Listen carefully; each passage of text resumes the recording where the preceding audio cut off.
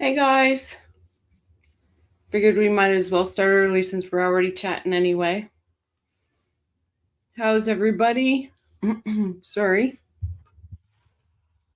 So I'm going to set the same goal for myself as I set every night, and I fail miserably. I'm going to try to not be on mute. Hi, Paul, Hugh, Sky Troop, Deborah. Look at everybody. Marie.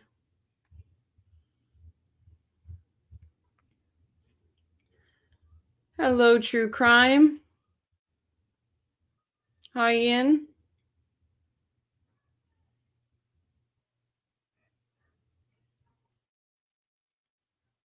No mute, no spell check. Can we do it, Hugh? Can we do it? Hi, Barbara. Welcome. Hi, Win. Welcome.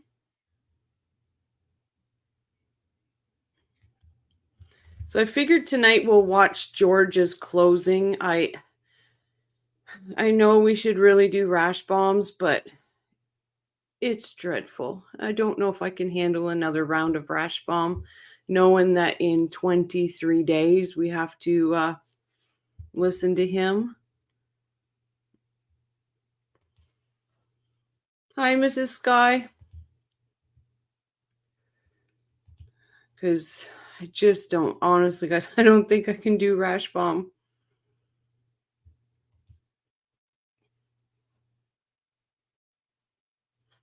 Hi, Angie. Thank you. Welcome, Manny. Thank you for coming in.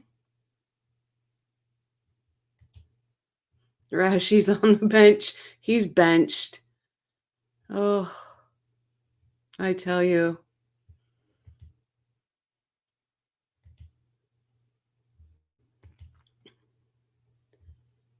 Because he just doesn't know how to stop talking at all. So we got 24 in here. We might as well get started with Georgia. Thank you so much, True Crime Wifey. It was so exciting. And you know, the funny thing is, the live last night, so we get 1,000 subs on it. The chat was just crazy. I couldn't keep up. And I got a strike on the video. So it was an all around, everything that could possibly go on YouTube went on. I have a question for you, Rochelle. My name here is Deborah Rockhill, but Deborah is formal. But when mentioning me out loud, can you use Deb in chat? Yep, absolutely, Deb. You got it.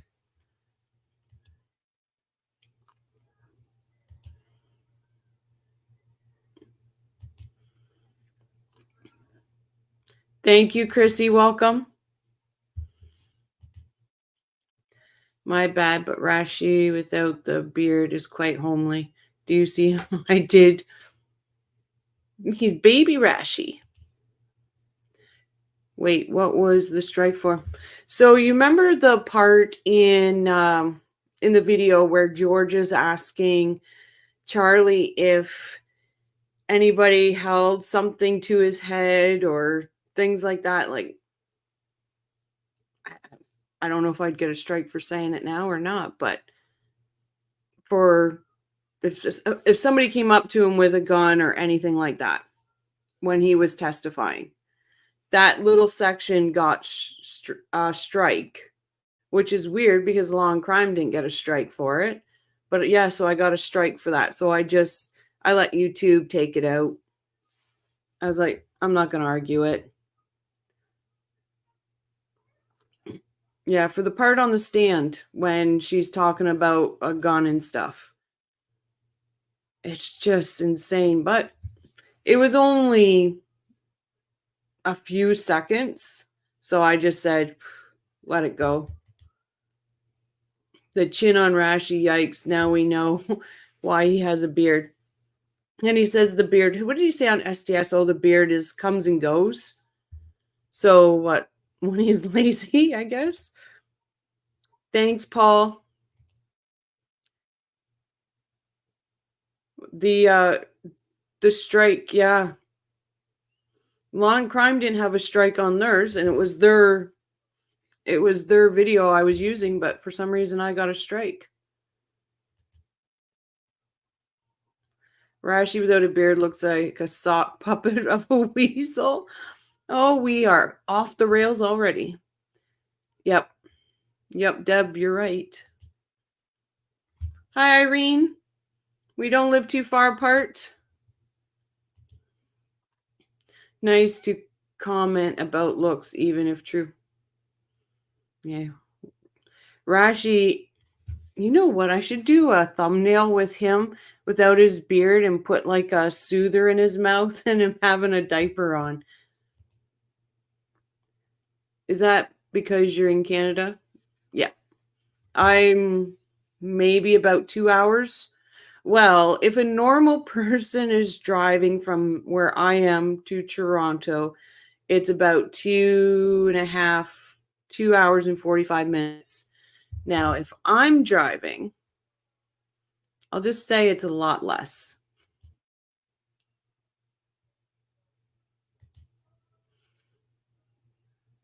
Did I miss?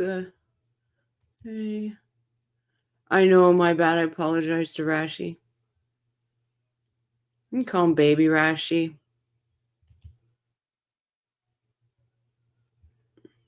Listen, he's a grown man. If he can't handle it, he's put it out. He's put himself out there, right? I'm putting myself out there. Somebody wants to say something about me. I'm a big girl. I can take it. But you know, when you're, I should do that though. That would be a funny thumbnail. Okay, we got 30 people in chat, so welcome everybody. Let's get on to Georgia here. And remember, if there's something that you guys point out or see that I miss, Cap, stop, and I'll stop and we'll discuss.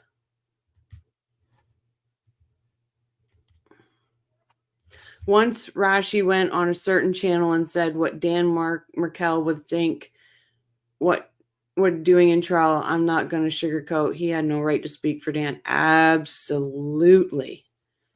Absolutely.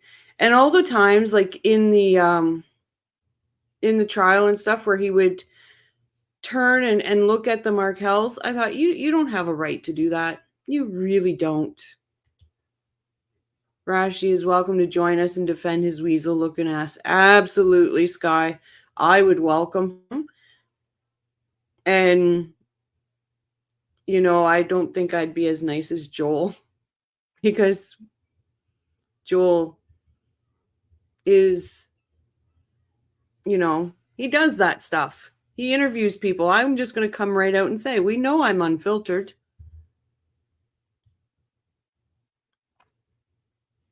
Thank you, Deb.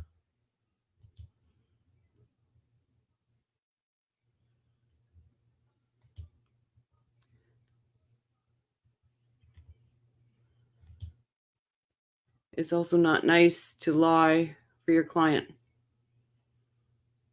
Yeah, I will, as much as I don't want to defend Rashi,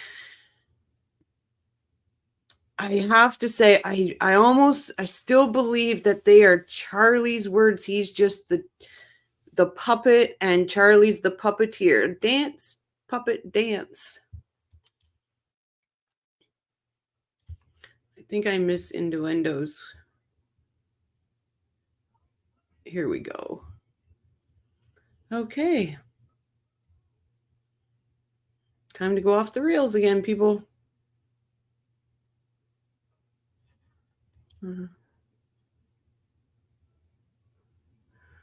Or tell them it's okay to flee the country, right? I don't know what you're talking about, innuendo. I think you're a sweet thing. No, I think the extortion defense was Rashi's. Really, Paul? You think that was Rashi's defense? That's interesting. I just don't see how any of it, like, I'd like to hear more why you think that, Paul.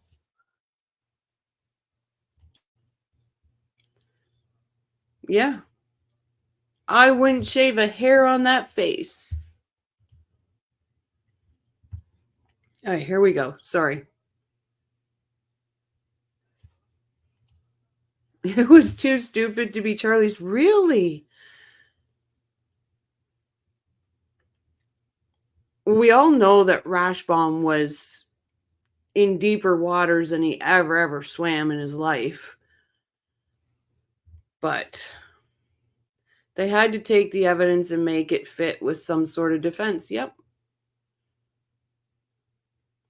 And I honestly think, True, that if he would have not had all those text messages after the fact, he might have been able to play it more.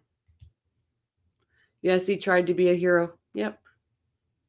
He tried to jump in an arena that he's never been in. He's actually handsome with his beard. There you go, Hugh.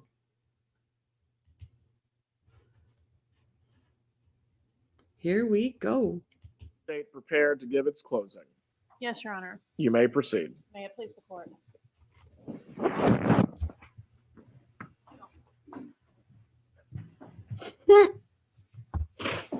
Sky.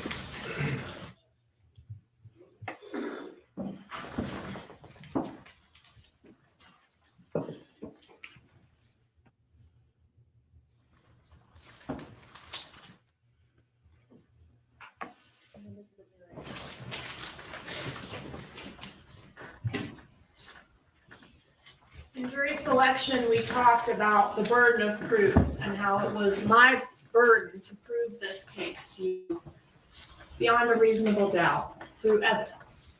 And generally speaking, the defense's job is to poke holes in the evidence and argue that it falls short of meeting that high burden. And we also learned at jury selection that the defense does not have to prove anything. But sometimes if the law enforcement investigation is so thorough and so compelling that there's really no way to poke holes in the evidence, he has to basically admit his own words, his own text messages. That stuff is undeniable, right? And those things prove that he was in cahoots with Catherine McVanois in 2013, through the murder in 2014, and all the way up until... Sorry, guys. Jane's, the colors that she's wearing are FSU school colors. She's making a point with these colors. That's why those colors. Danny is laughing all the way to the bank. Yep. Rashi making some bucks. Not Oprah money, but she wears out $100 bills. Thank you, Win. Until her arrest in October of 2016. He knows he can't deny that he paid the killers because of this bizarre practice he had of stapling his money. So sometimes when a defendant can't attack the facts or the law, they instead try to explain it away by saying, you can't trust what you're seeing. It's not what it appears to be. It's actually something else entirely. Often, as in this case, the individual explanation, so when you zoom in on one piece of evidence with its attached explanation, can be like, maybe. But when you zoom out and you add all these things together, this explanation, and this explanation, and this explanation, this coincidence, and this coincidence, and this coincidence, it starts making less and less sense. It starts being less and less reasonable. And when you zoom out from the defense's theory, it's really unreasonable, right? Because to find it reasonable, you have to buy a lot of things that he's selling. The most obvious of which is that because Sigfredo Garcia hated him, He and Rivera traveled to Tallahassee twice to kill someone he hated in hopes that he would give them money for it on the back end. Please think about that. To hit this defendant where it hurts, these two dudes with no connection at all to Dan Markel and without 2 nickels to rub together, rented a car and paid for gas to come to Tallahassee and stay in a hotel twice in order to kill someone that this defendant hated, to harm him. And for what? To maybe get money. Maybe he just turns him in for murder. Why not just kill and rob him if what you're after is money and there's no hired hit?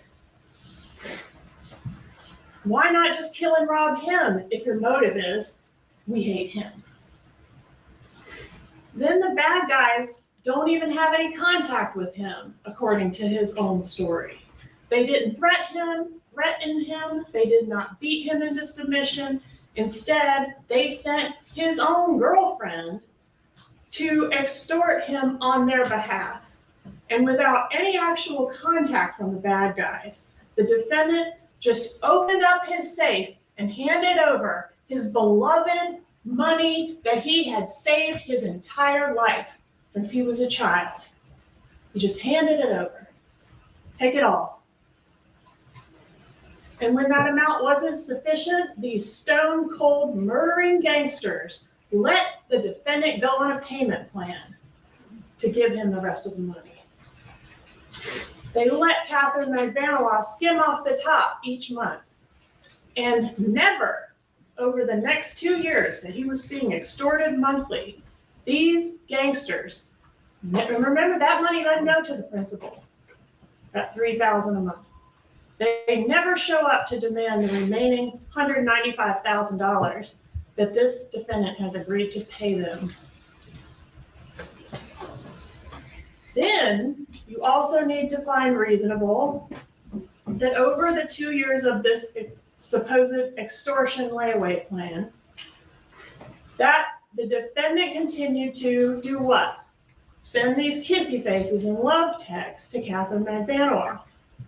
He's sending these messages to a woman who got him into this mess, and he says he didn't suspect she was involved. What? What do we know about this man? He didn't suspect she was involved. She's taking the money. He's never even heard from the bad guys. He didn't see it that way, that she got him into this mess. They grew closer after she began extorting him for $3,000 a month. Meanwhile, the defendant and Catherine Magbanua break up. She continues to maintain her direct and indirect contact with Sigfredo Garcia, the man who's extorting him, the man who murdered his former brother-in-law in cold blood. But he sees her as a friend. The kissy faces and the I love yous continue.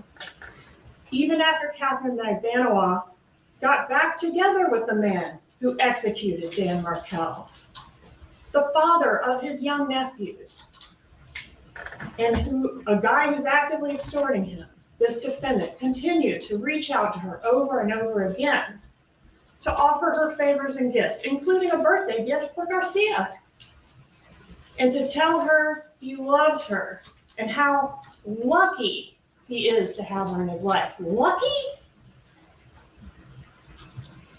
Next, to find a reasonable doubt here, you have to find it reasonable that the defendant never texted or talked about this first layer of extortion.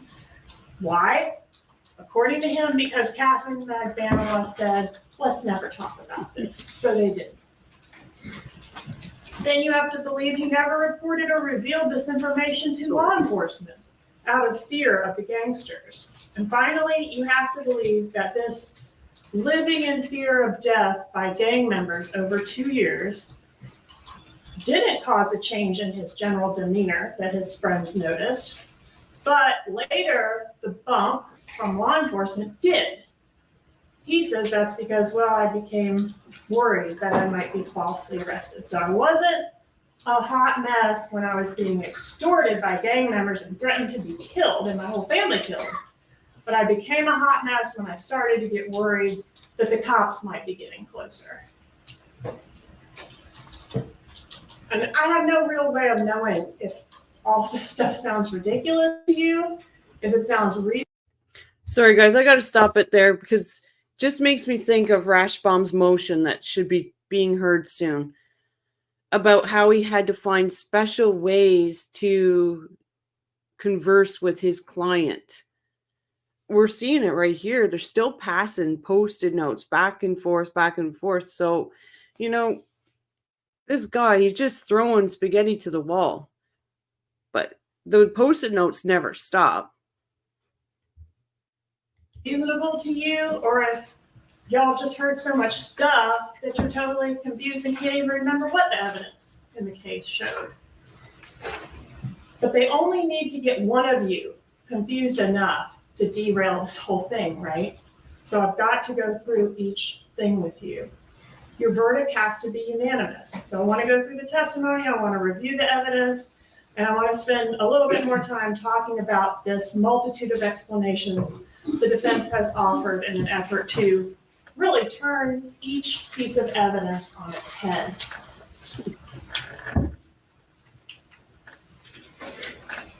This is Dan Markel. He is the victim in this case. A brilliant lawyer, a funny guy, a son, a colleague, a brother, a mentor, and a friend.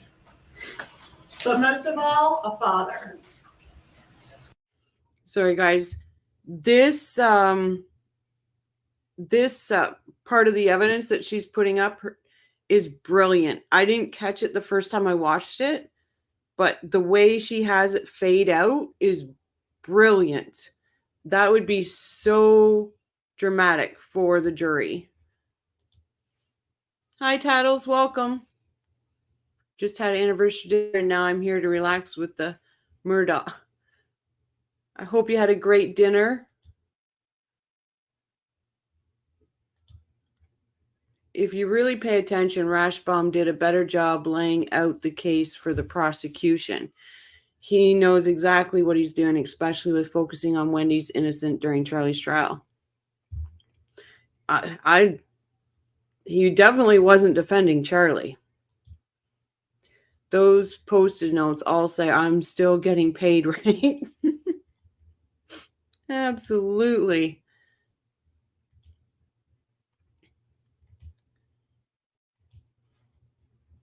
A dedicated and loving father whose downfall was brought about by the fact that his number one priority was maximizing his access to those two little boys in the wake of a bitter divorce from their mother.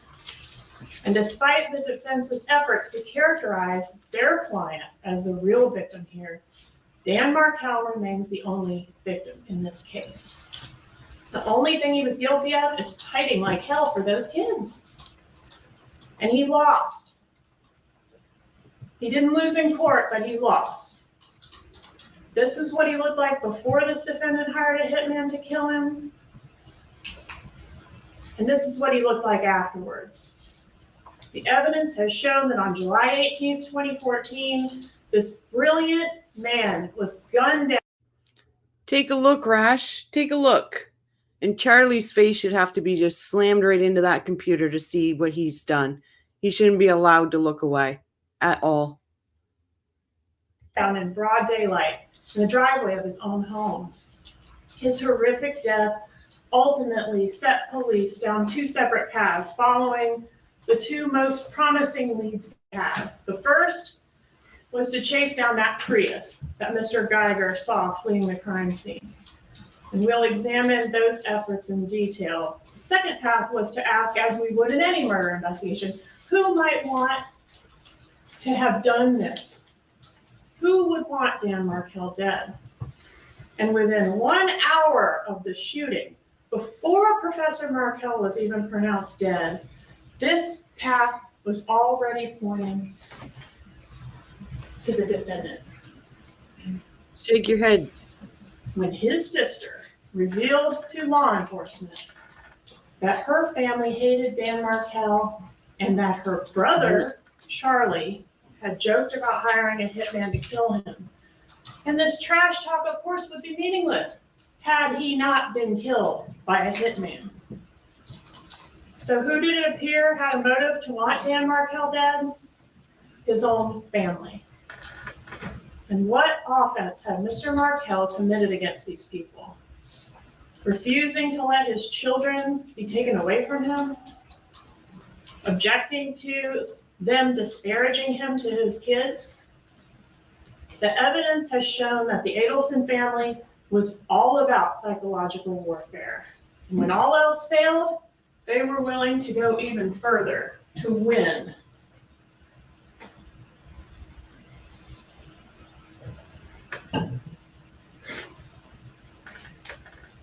I want to examine this motive in more detail and look at exactly how it's attributable to this defendant.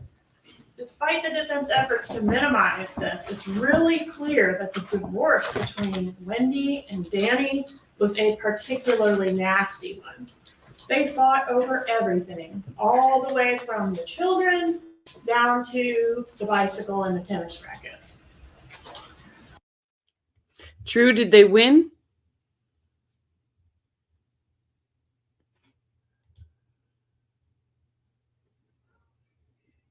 Aw, thank you, Hugh.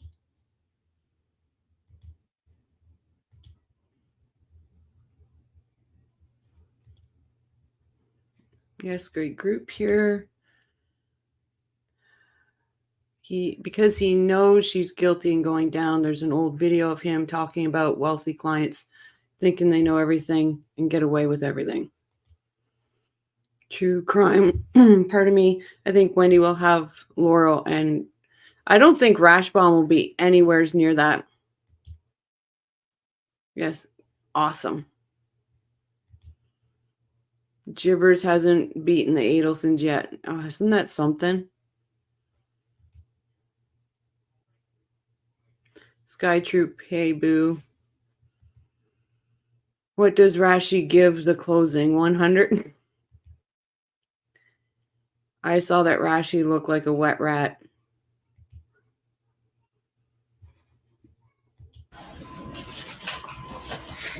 In January of 2013, Wendy Adelson filed a motion to allow her to relocate to South Florida with the kids. They were 2 and 3 at that time. As one basis for this request, Wendy cites the wife's parents reside in Coral Springs and the wife's brother resides 20 minutes away. The children are very close to the wife's parents. Wendy Adelson also alleges in this filing that the husband has also created a hostile work environment for the wife at FSU School of Law. Wendy Adelson viewed herself as stuck in Tallahassee, a characterization which she now denies, but one which was used to describe her situation by Jeffrey Lacasse on the witness stand and also in her own pleadings in these divorce filings. In Markel's answer on page 80, he seeks continued equal time sharing in Tallahassee. He seeks sole parental responsibility on issues related to the education, religion, and medical upbringing of the kids. Then we go to this May email from Donna Adelson to Wendy. These emails are offered as examples of how invested Donna Adelson was in this litigation and in Wendy's life in general. They reveal that relocation was a huge priority for Donna and that it was also a high priority for Wendy, Harvey, and the defendant as well. Wendy testified that her mom really wasn't that involved in her divorce proceedings. Again, these emails prove the opposite was true. On May 3rd, 2013, this email references Dan's divorce filing as, quote, his 23-page rant. She then crystallizes the importance of relocation, stating, the most important part of your divorce is relocation, in bold. I sincerely hope that your attorney understands this is your, all caps, non-negotiable. I have to stop it here because Ian, I did a mock t-shirt this morning, and it was an owl, and it was NFSU, because the owl, I guess, was one of her mascots in school. So I did it like an NFSU university type t-shirt. It actually looked pretty good. I was thinking about ordering it. She needs to hear from you how serious you are about this and how it will benefit the children with a close-knit family support system, as well as your significantly better paying job. But on June 21st, 2013, Wendy's motion to relocate was denied by the court, with the court finding that the wife has not met her burden of proof that a relocation is in the best interest of the minor children. Like the heroine in her book, Wendy and the boys were officially stuck in this small stop on the way to what we had previously known as civilization. Wendy worked hard to try to convince you that none of this was a very big deal to her, her mother, or her brother. And she said she was expecting to win everything in the divorce. She was expecting Danny to lose everything in the divorce. She was partly right.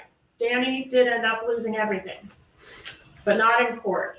She had already lost relocation, and her attorney had to get off the case as a result of whatever Danny was filing in court. And he was poised to really take. He looks like he's puckering up for a kiss. Like, you know, he wants a kiss before he's, you know.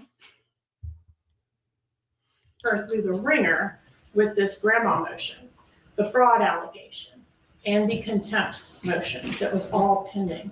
Even if he wasn't going to be successful, folks, it was going to be a very unpleasant ride for Wendy Adelson. But as we have learned, jibbers hadn't beaten the Adelson family yet.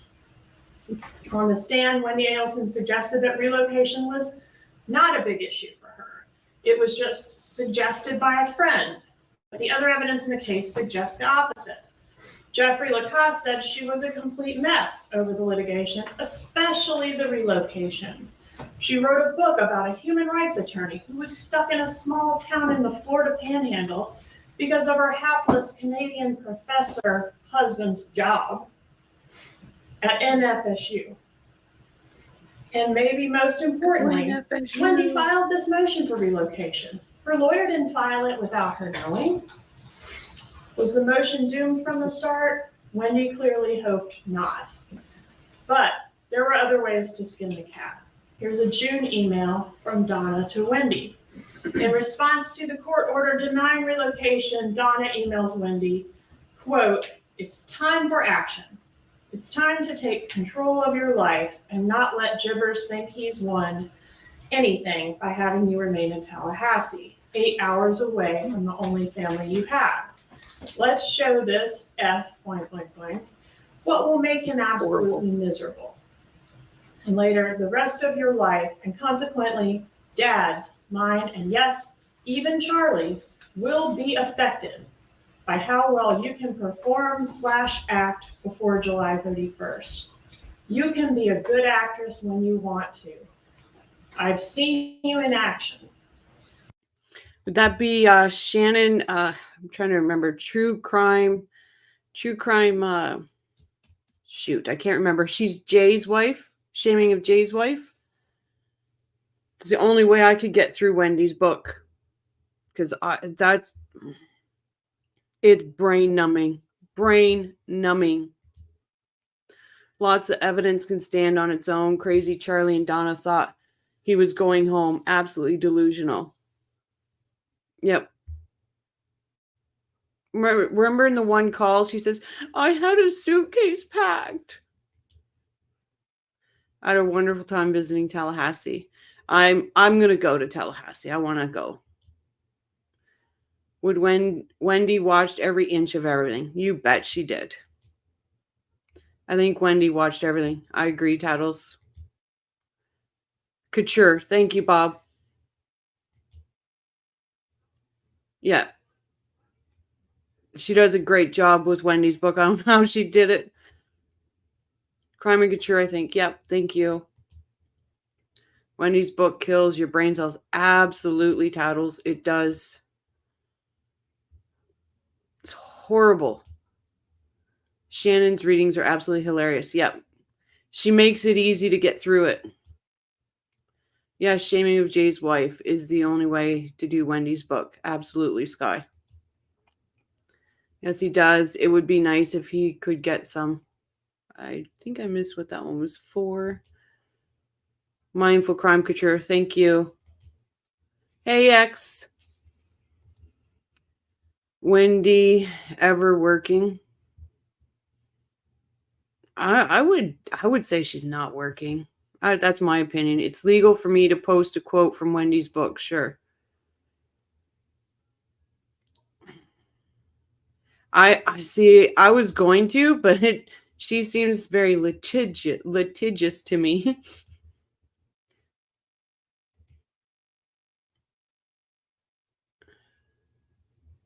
And then we got, so she is aware that Georgia's got her number. Absolutely, Marie. Absolutely. Yeah, so did I, Lou.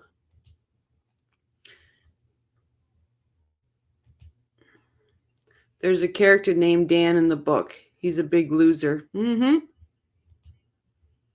Karen Reed didn't. I'm not sure. Okay, talk about Wendy. I need a martini now. There we go.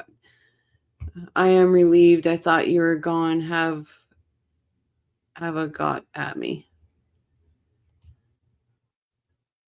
Hey, Lou. Okay, we'll get back to it. You need to put on the performance of your life. Jibbers hasn't beaten the Adelson family yet. Then on June 25th, this is continued, that same email, we get a plan of action. Take a photo of the boys dressed nicely, standing at the front door by the sign of the Tallahassee church. They're Jewish, remember? Then change your Facebook status to this one so everyone will see this.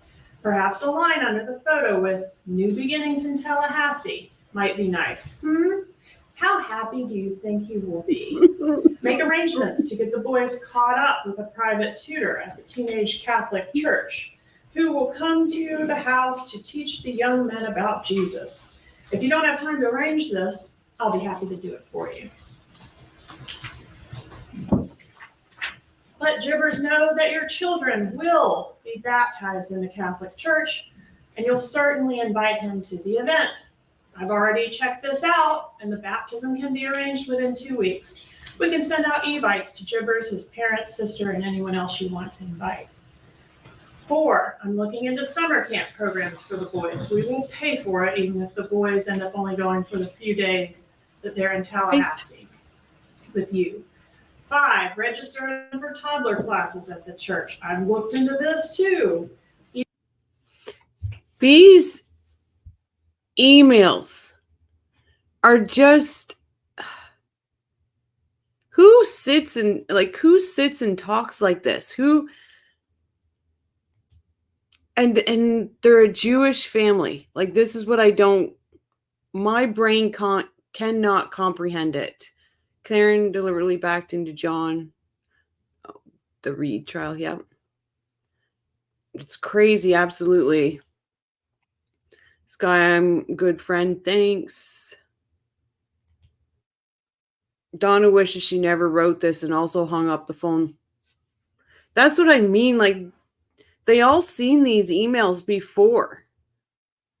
Did they not think any of this stuff was going to be pointing an arrow right at them? Those emails are unhinged, absolutely. No Catholic church is baptizing any old kid she wants. Yeah.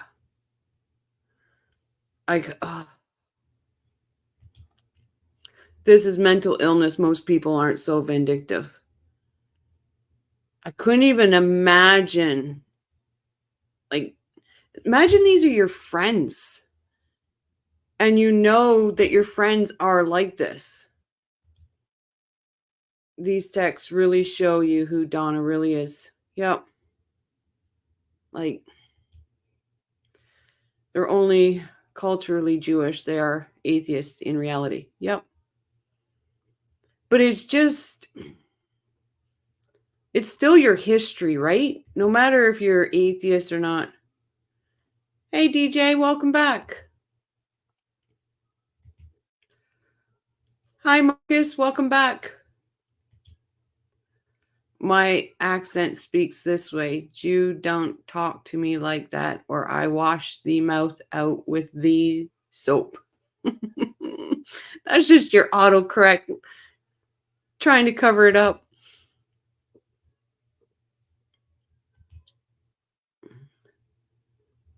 Mummy Monster, absolutely. My Spanish accent.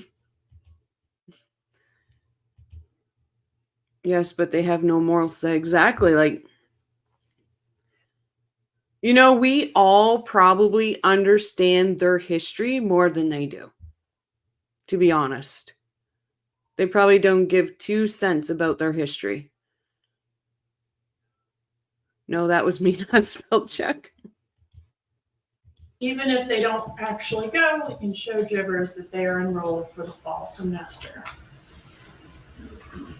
And Yep. You cannot tell anyone this is an act. Take control from him. Get to him psychologically. He's going to want you to stop this. You have one final opportunity to make him angry. We want him ticked off so he realizes that he could lose control over his kids. That drive to the crime scene, and you can tell by the way Charlie keeps going on and on and on about it, he knows that drive did him in. It was one of the pieces of evidence that done him in.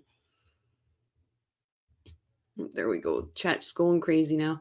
The paella is on Hugh. Hi, Amy. Welcome. Donna expected her kids to marry Jewish spouses. The oldest kid broke up with the love of his life and reunited with after ditching this family.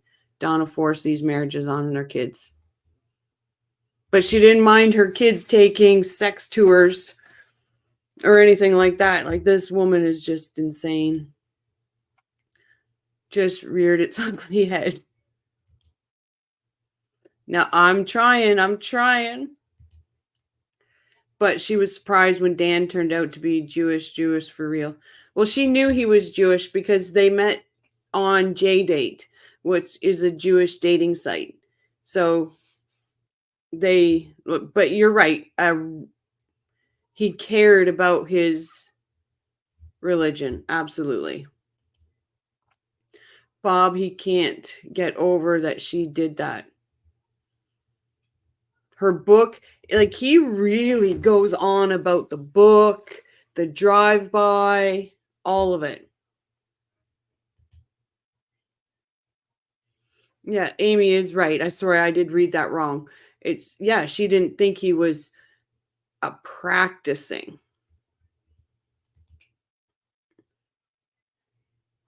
Tony Montana. Not gonna. Oh, you guys are doing this on purpose to me. This is all pretty normal mom stuff, right?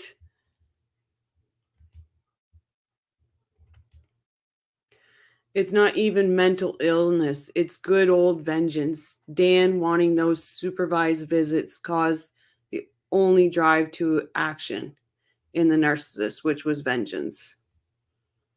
And the money, he was going after Wendy big time.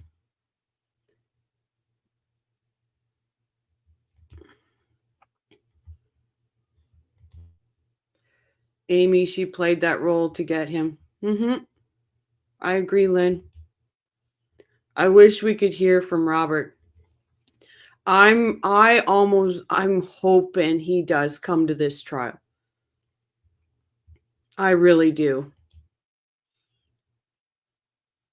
She couldn't help herself. Charlie rattles this on and on during those jail calls after his conviction. Yep.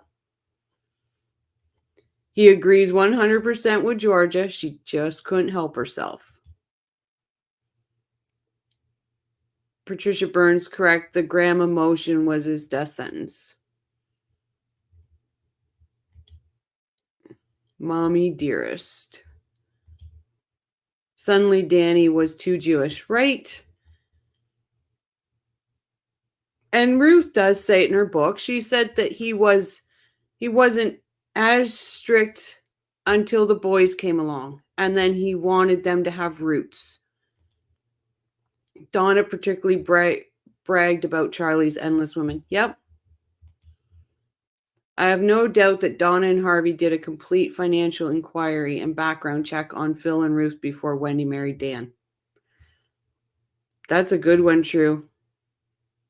I have to agree 100% with you. Yeah, the drive wasn't part of the plan. Wendy went rogue. Didn't care if it would implicate her family, as she was going to throw them under the bus anyway. But again, I still think she wanted to be the one to find him. Poor Robert. Absolutely. I love when Wendy said Monroe instead of Centerville, and she said Mosaic, Monroe. That's where the killer stayed. It was on her mind and slipped out. Yeah, she said Monroe instead of, what was it? That one road off Trescott. Why is it slipping my brain right now? I'll think of it. Hi, Rabbit. Welcome. We're imitating a Spanish accent. Wendy said she thought there was an electrical storm, and I live in Florida and haven't seen that. I'd love to live in Florida. You can tell it's getting close to cold season in Canada. Yes, Paul, she slipped. Yep. Liar, pants on fire. And what's X have? By the way, look at Rashi's back. They're listening to his closing. He knows this is just putting the nail in Charlie's coffin. And his closing was trash. Right? His closing was horrible. But you hear Donna and all that, and even Charlie say, oh, he's the closer. And he said, don't worry, I'm the closer. And ugh.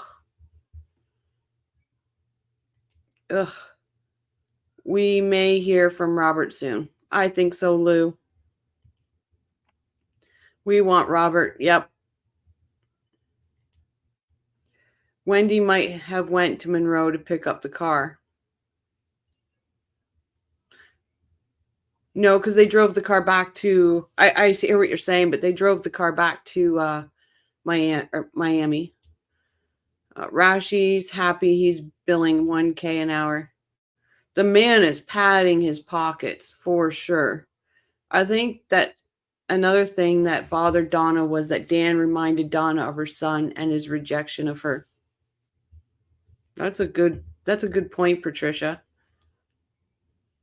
Can you see it on his face right here? Yeah, there's like, he knows he's cooked. He's done. Nobles testified that some lady was going to pick up the car. Yeah, but I don't understand that, because the fact is they did drive that car back to Miami. I remember hearing that too. I just don't understand it. True crime, yes, complete background check. Wow, I'm really far behind chat. Okay, so let me see here. Thomasville.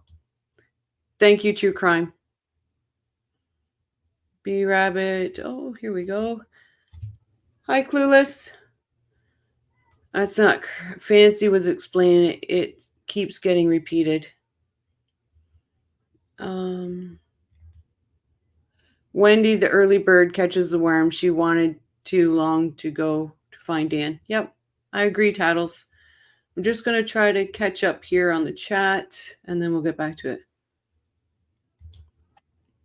I do think we hear from Robert, yes, but I truly sympathize with him. I mean, after all, this is his family. Donna's his mother. Exactly X. It's going to be just a horrible thing all around for him. But I do believe him letting the jurors know how his mom is with them and the relationships. I think that's important. Okay, Mai just came in. Hi, Mai. Welcome back. I thought I saw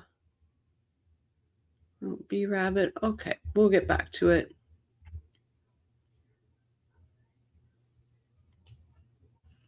Chat's hopping like the rabbits. Yes, it is. I agree with you, Amy. She wasn't expecting the neighbor to find him. 100%. I agree with that. And I see I got B-Rabbit. Okay, I'll get back to him. Sorry, I just want to make sure we're all discussing too. Oh, it's true crime. Chat hopping. Yep. Okay, back at it. Sorry, guys. We plan to make a financial offer to him to allow this relocation. You need to work this plan and we'll help you through it so that it may affect how much we offer him. Sorry. Do you guys think Robert knew right away his family did this? Because I do. Yep.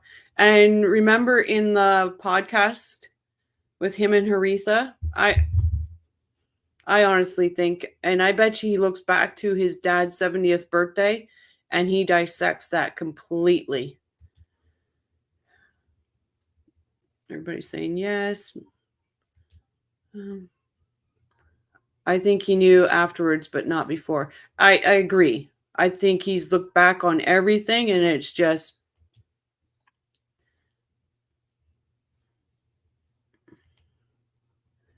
yes, the bright ones involved figure this out right away. Yep.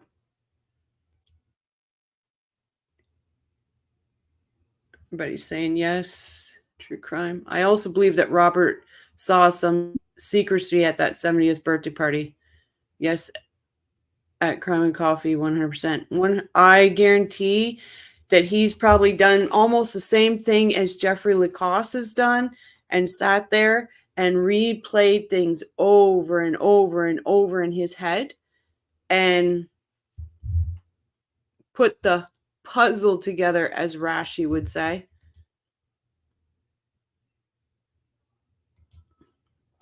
Michigan is a beautiful state. So you guys are on the Great Lakes too. Love the Great Lakes. Maybe he's willing to let you relocate if he knew his children could attend this private Hebrew academy. Or perhaps he'd like them to invite him to a Christmas party at their other Sunday school. Let's get this going now. I know you would never want to think that you didn't do absolutely everything you could to come down to your family. Dad and I have changed our lives this year to support you and assist you and the boys in every possible way.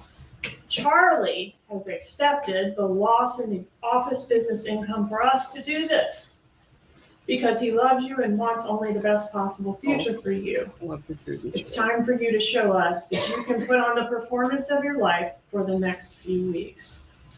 And then on June 27th, she follows up with another email along the same lines, criticizing the judge and Wendy's attorney and adding, obviously the court isn't out to help you. It's clear since Judge Hobbs' last ruling that she could care less about anything you have to say on your behalf. You need so off topic, guys. And this is going to tell you exactly how typical Canadian I am, because we don't have a lot of term breaks and things like that. But I decided I was going to go on a road trip down to New York City. So I jumped in the car and I went. Then I decided when I was down there, I was going to go over to Jersey Shore. Well, this girl went on the turnpike, everything through the toll booth, gave them my money, the bit of American I had on me. I went through the same toll booth 3 times. I kept getting turned around, and then all of a sudden, the guy in the booth the third time, he's like, "Ma'am, go up the road here and take your first left, or sorry, your first right. Take your first right." And I said, "Can I use my card because I'm out of American money?" He goes, "I'm just gonna let you go through. Just don't come back." You need to help yourself. You know, Wendy, most of the wars that have been fought for the last couple of thousand years have been fought over religion. These emails are such telling glimpses into the family dynamics behind this murder. This email is just an example of how relentless Donna Adelson was. And it's clear from these emails that she's conferring with the defendant on these plans that she's proposing. Charlie brought up a good point when he said that Americans were dropped behind enemy lines during World War II wearing Nazi uniforms to get what they wanted. They had a job to get done, and they did what they needed to accomplish it. You have a job to get done in a very short time frame to accomplish it. If you dressed kids up in Hitler youth uniforms and brought them down here, I could care less if it was an act of defiance that would show Givers that he's not in control. Why not stand up to this fucker? Why not fight? That's all this is, Wendy, an act of defiance that will put a scare into this jackass. It will infuriate him. You need to see the big picture. You need to look into the future of what a life without your only family nearby teaching in Tallahassee with Danny always in the picture will give you.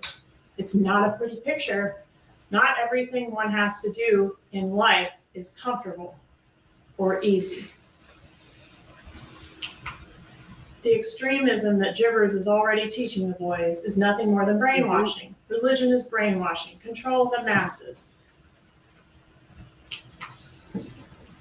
I don't think you realize the type of offer we're considering.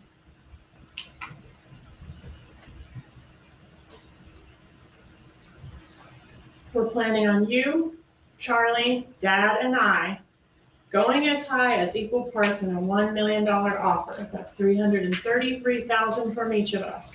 We're a team. We can't do this without your help. You've already lost relocation according to the legal system.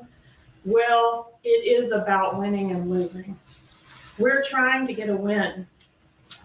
You deserve it. You deserve so much more than a life without family teaching in Tallahassee. Even though the divorce was final on July 3rd. You deserve it. You deserve it. You deserve so much more than a life without family teaching in Tallahassee. Teaching was real. Was she? Did they not say she was a school teacher? She has a real big issue with people being teachers or professors. Like, this is just... Donna keeps talking about how Wendy is being kept from her entire family, but never once cared that she was trying to remove Dan's entire family from him, right? I was thinking that too, Donna thought... Hi, Jane. Donna thought she could buy her grandsons from their father. Yep. Closing for Donna will be this plus all financials. Right, Marie?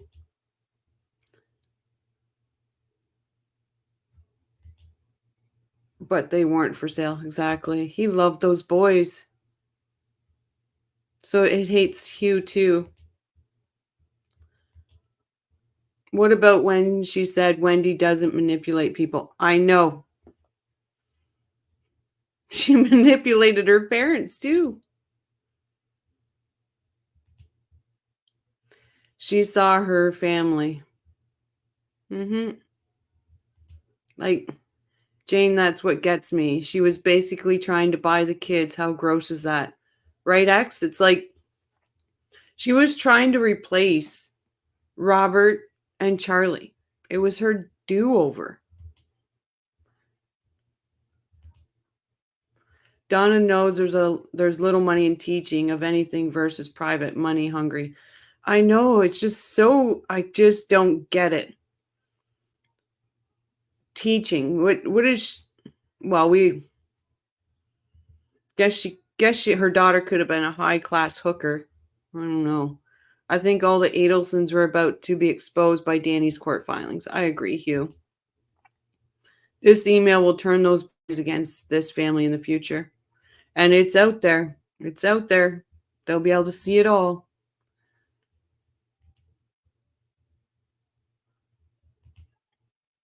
Who else do you go along with? Murder.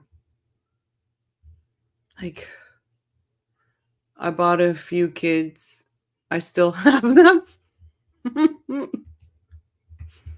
After watching Gersh, I'm thinking this is much larger tangled web than we've heard so far. I agree, Bob. I agree. They all were going to go down financially. Yep. And Danny had the receipts. Danny had the receipts. I'm sure of it.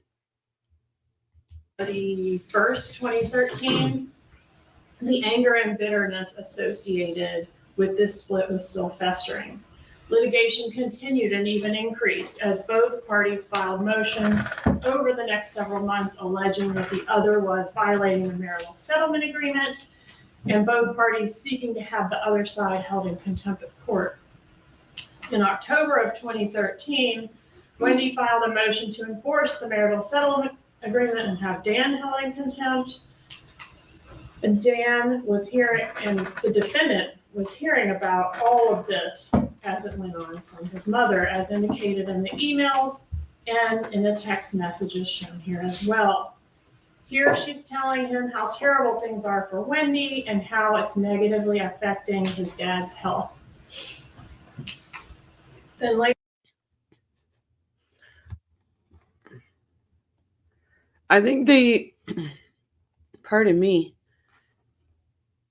I think it all has to do with making sure every I was dotted, every T was crossed.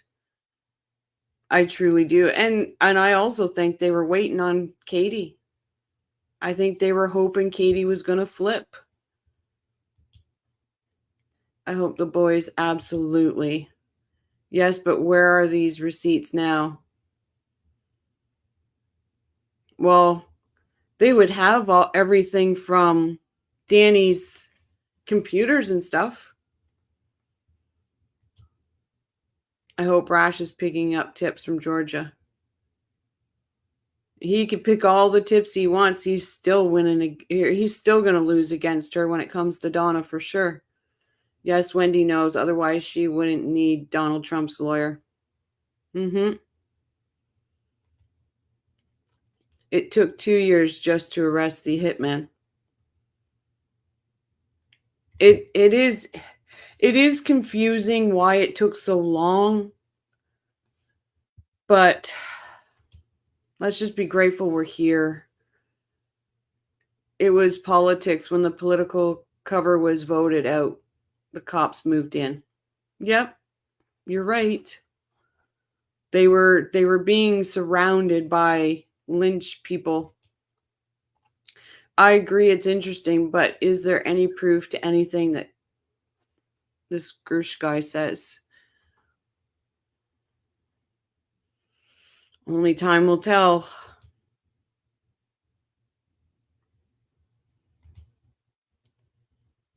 That's Carl Steinbeck's take on it. No, I agree with Carl. I think Carl's great.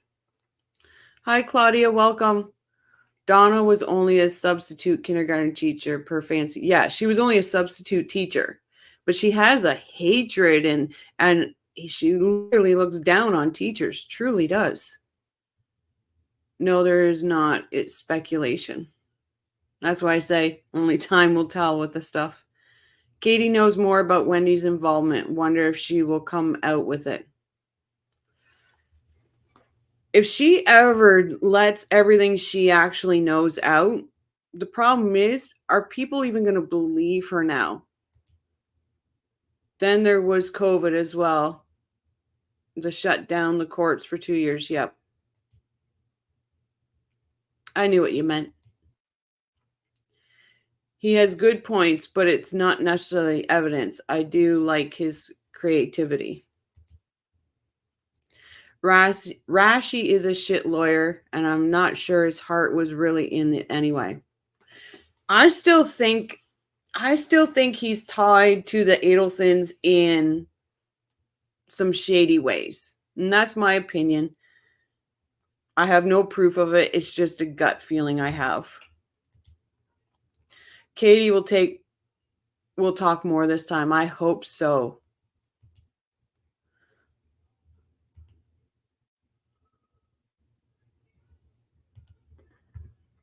Carl is smart, has integrity and trial experience. And he doesn't sugarcoat nothing. He just says it right out. Carl Steinbeck is intelligent and so calm. I like how he presents everything, and he's absolutely credible. I agree, True. 100%. I love listening to Carl. And he actually, when he cracks a smile and chuckles, it's kind of funny. He's got a cute chuckle. She is a pathological liar, and that's what I'm afraid. Like, if she does say something, how much weight does her words actually have? He poses some interesting timelines and events, but it's speculation in part. Yeah, he does. Got to be careful with that. Yep. There are tons of details we'll never know. I bet the main players don't even know everything. Right, Tattles? I agree with that one. Friends, Katie is absolutely the stupidest person. Have you heard her? Listening to her is like drilling screws into your eyeballs. It is. I've watched her so many interviews, everything, and it's just like, come on.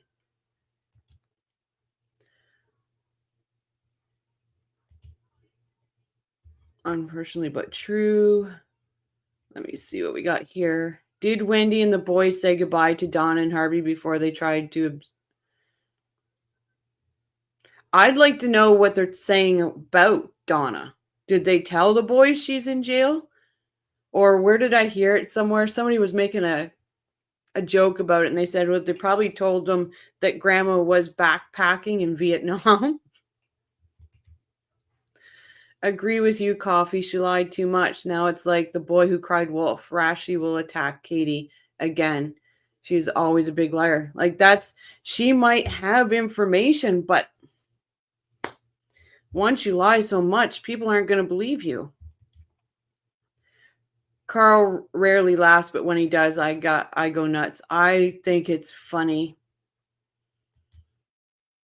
I like Carl too. I tend to lurk in Carl's chats and try to put a joke in there once in a while just to see if you can get him to laugh. I don't, nothing malicious about it. I just like to see him laugh.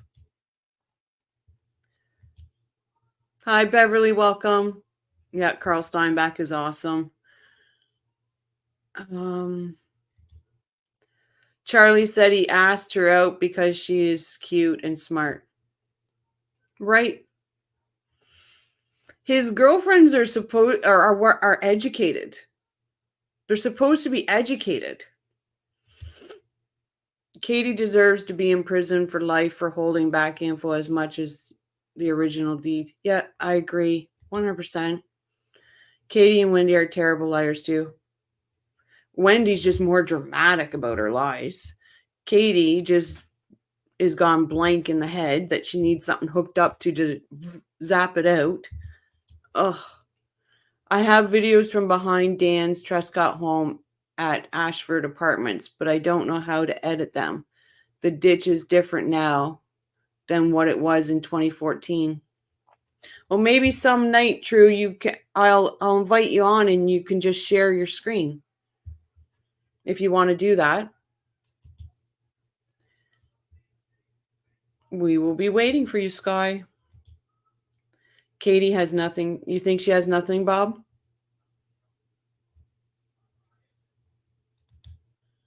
June has more brains than Katie. Honestly, when she testified in Charlie's trial, the first thing I come in my head is somebody's paid her.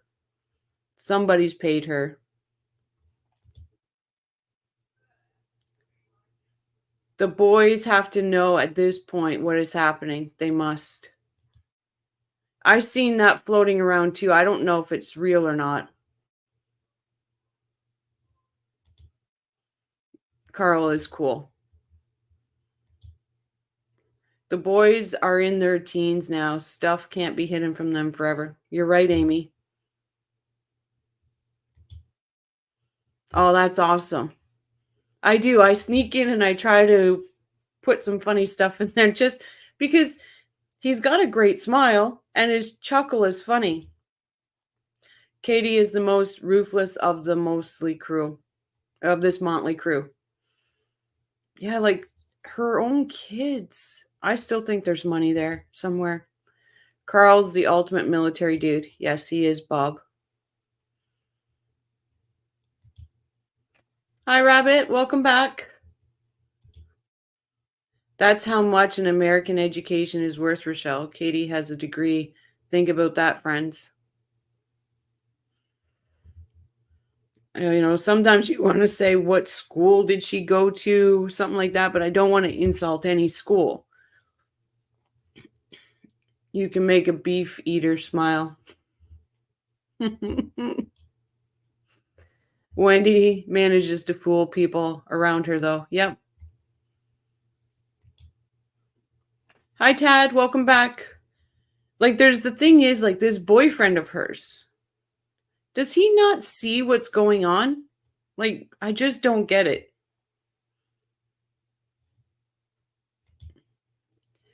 For a while, anyway, until they wake up and get wise to her. Yeah. I think once they get their distance, right? Once she's in jail and they get over the fact that their mom's in jail and they start having that space, that distance, it's just like having being in a narcissistic relationship. At first, it's really hard, that separation, but the more distance you have from them, the more clarity you start seeing. Katie has nothing in the way of looks, brains, or charm. You're right. I never watched that movie. I avoid stuff like that. No horror movies ever. Katie is brain damaged from excessive exam. Yep. Use, in my informed opinion, Katie is the most gangster of all. Yes. Especially, you know, this is the same girl that said in her one meeting that she tried to keep Sigfredo out of trouble. But she's the one that gets him to do this. Carl's microphone wasn't working, and I commented, this microphone's going to be about 5. Sorry, I've fallen way behind here. I wonder how many of her friends are scared of her. Folk like Wendy have a knack of collecting receipts and secrets.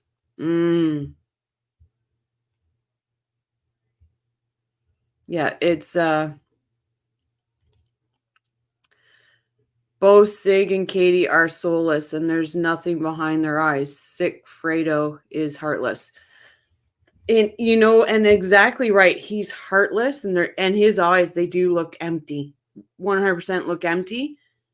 But you can tell, and I hate to say this, but you can tell how much he loved Katie. Because he wanted her to flip on them all.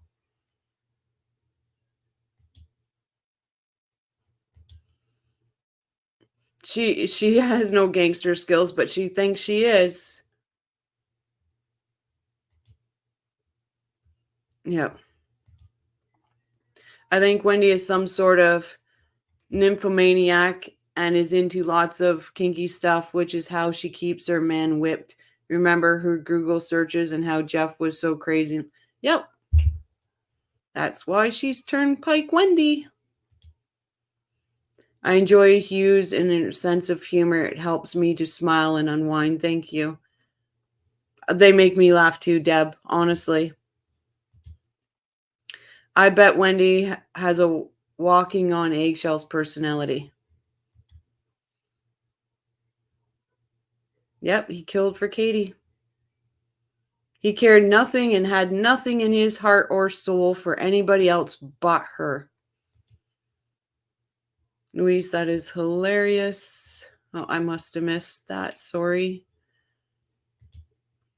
Sig's an idiot. His lawyer was begging him to cooperate, and he ignored them repeatedly. Yep. Because he was trying to protect Katie, and Katie wouldn't protect herself. What is nice on here? Oh, that love letter that Sigfredo wrote Katie from jail is very telling. Exactly true. Exactly. The tracks with certain personality disorders that might suit her. Just want to get everybody here happy. Welcome, Happy. They were all drug addicts. There's no limit to what they thought was perfectly fine to do. Absolutely. Katie didn't want to be known as a killer. She couldn't flip. Right?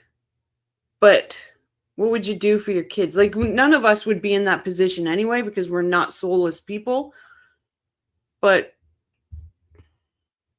would you not own it for your kids unless there's money? That's all I'm going to have to say about that.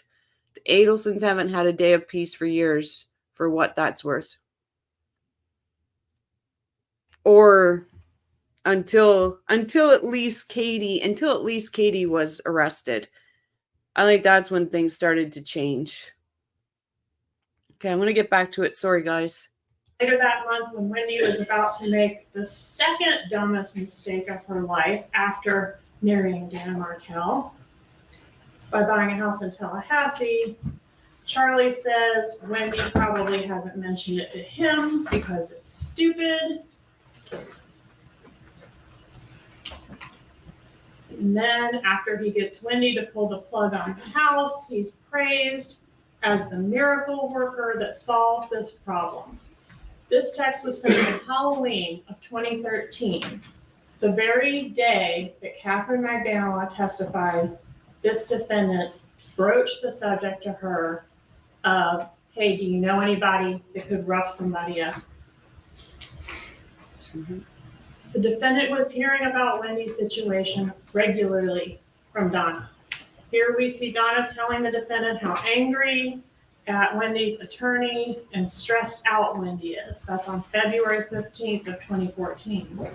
And here's another text from Donna Adelson to Charlie Adelson 4 days later, discussing the details of Danny's actions and expressing how much she hates him.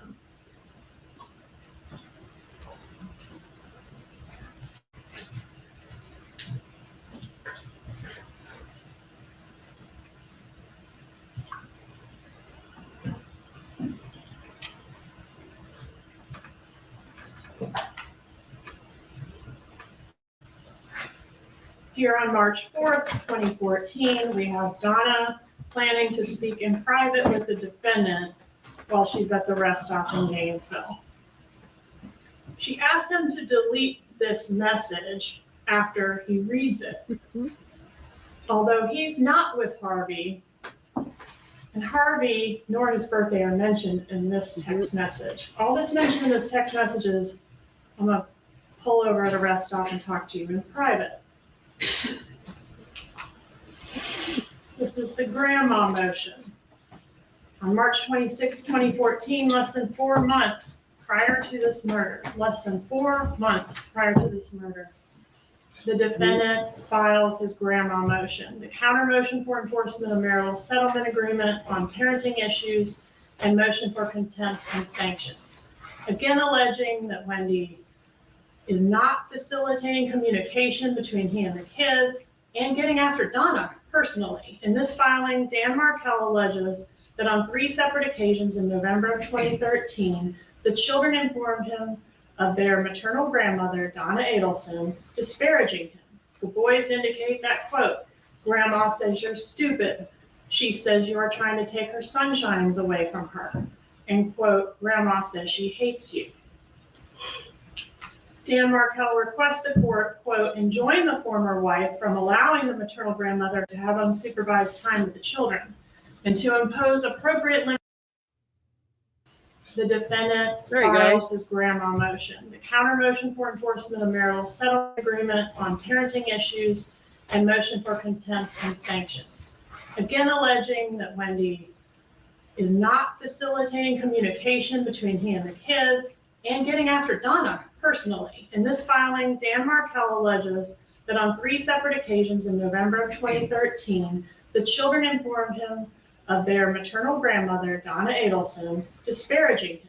The boys indicate that, quote, "Grandma says you're stupid. She says you are trying to take her sunshines away from her." And, quote, "Grandma says she hates you." Dan Markel requests the court, quote, "enjoin the former wife from allowing the maternal grandmother to have unsupervised time with the children and to impose appropriate limitations to safeguard the children from being subjected to disparaging comments about their father." Contrary to what Wendy Adelson told us, we learned this issue was taken seriously by both sides, and that Dan Markel was particularly hot at the time of his death because of some recent issues that were going on. So to the extent that there was any banana bread peace offering made, it apparently fell short of diffusing the issues within this family. This situation was a pressure cooker, and it was about to blow. As we learned, this grandma motion was never decided by the court because Dan Markel was murdered before it could be heard. Whether or not that is a coincidence in timing is up to you all to decide. Wendy told you that she and Dan were getting along pretty well at the time leading up, or the weeks leading up to his murder. But this assertion does not fit with the rest of the evidence in this case. In fact, her own court filings are completely contrary to that assertion. In addition, her boyfriend at the time, Jeffrey Lacaste, told you all that she took all of this very seriously, that she became upset every time there was a filing, and that her behavior became increasingly emotional and erratic as the time led closer and closer up to what ultimately was the murder day. According to Lacaste, she was especially concerned about the relocation issue. And Stephen Webster, he was Professor Markel's attorney, testified, told us that Markel was irate at the time of his death over 2 issues. The first being Wendy enrolling one of the kids in a school without consulting him, and the second one being him overhearing Donna Adelson refer to him as stupid on a recent Skype visit that he had with the boys. So this was far from the peaceful situation that Wendy was trying to sell you. Why was she trying to sell you that? Was she trying to protect her brother? She even told law enforcement at her interview on the day of the murder that she wanted everyone held accountable for this to the fullest extent of the law, unless it was her family. The defense seems to be telling you the litigation between Danny and Wendy was not a very big deal because minimizing the litigation minimizes the motive for the Adelson family to want Dan Markel dead. They even called Wendy's attorney to tell you that relocation was a lost cause. But what she actually said was, yes, I lose most of these motions, but in this case, I actually thought there was a chance because of some of the surrounding circumstances. Actually, Patty had a great thing today where because she's so good at looking up people and stuff, she honestly thinks that Wendy hasn't left Miami, which is an interesting thought, actually. And yes, Patty, I love your rhymes or riddles with lyrics. There was once a man from Nantucket. That's about all I got, too. Sickening how they use those boys as fair game in their evil behavior. And she was saying how Dan was trying to take her sunshines away. She took her own sunshines away.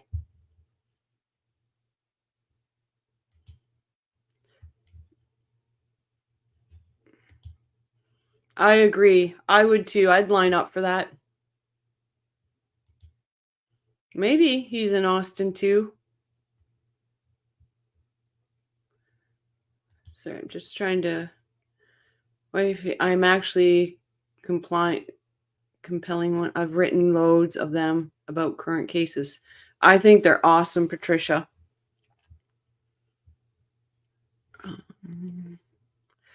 There's a man in the gallery behind the older white-haired man. Is he an Adelson cousin from Texas? He keeps catching my attention. The one with the glasses. Oh.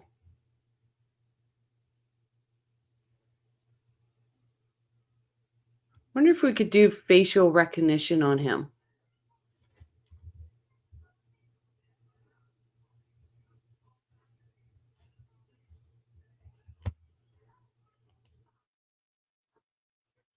We see you, X.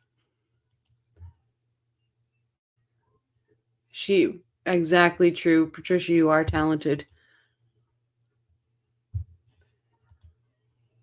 She's dropped them sunshines like hot potatoes when it was time to run. Mm-hmm. She didn't think about them when she had to get out of there, did she? Yeah, dark suit, jacket, white dress shirt, no tie. I do know one Adelson relative was at the closing. I wonder if that was him. He's got the chin.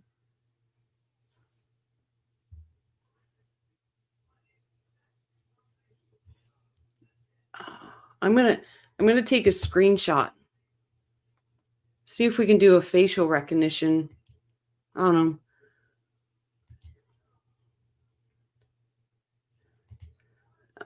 Whatever happened to Dave, everyone loved him. He got the hell out of Dodge. Was that Michael Mintz? I'm wondering. Also lurking. Hope I'm just having a good night. Hey, Young.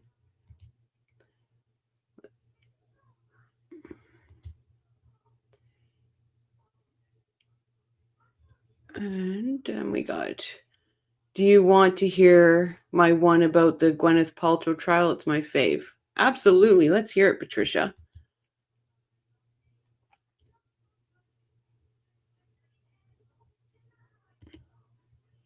Dave dodged a bullet. Yep. I think that dude has a look of Donna. Like if you look at the rounding face of Charlie here and the rounding face of him.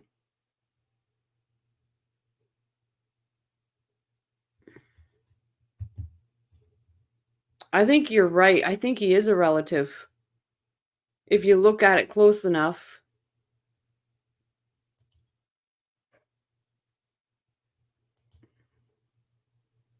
Has he got the horse neck? Does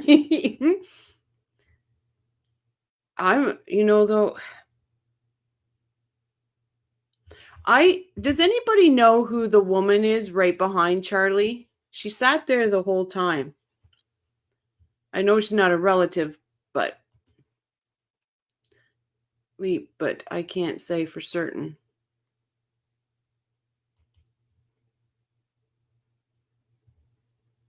Now we're all staring at it, aren't we? We're all staring at the screen like,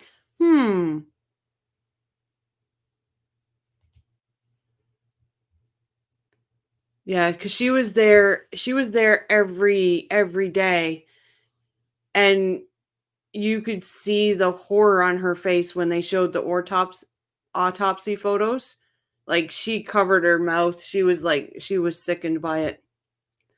I need to go find a different device somewhere in my house because I am missing the highly intelligent and hilarious chatters with all of your cleverness.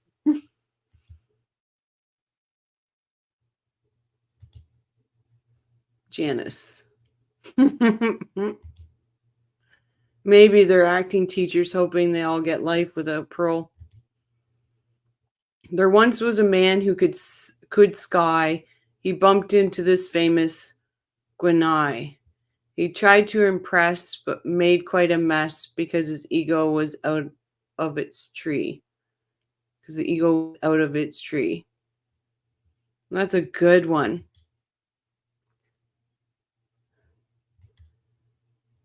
Katie is no Latino. Hi, Belle. Welcome. Is she a YouTuber or true crime podcaster? I don't, well, she may be, Lou. I just haven't seen her. Like, I haven't came across her, so it's possible, but she was never taking notes, never doing nothing. Janice doesn't have anywhere to go now. Thank you, Win.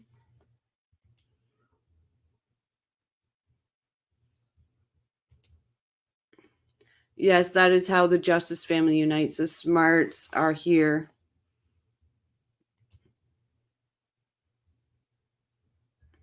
I thought it was great. I'm right on board with True. I'd buy the book 100%. That's the Canadian pronunciation of sky, I reckon. Of ski, sorry.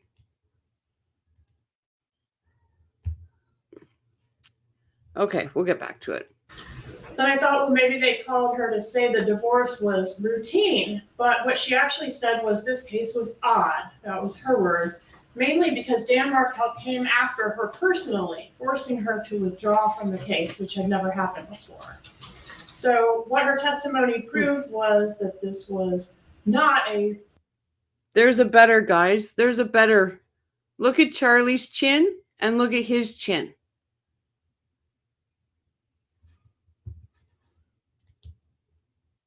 I love the older lady who worked for Harvey on the stand. She didn't give an inch. She gave 0. Yep, she did.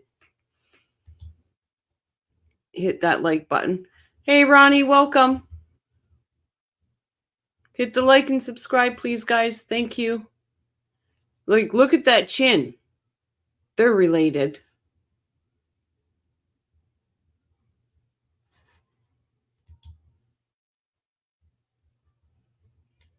Clarissa say something I missed? Routine, run-of-the-mill divorce proceeding. It was one of her more difficult cases. And she didn't even have Donna in her ear like the defendant did. So the motive was clearly there.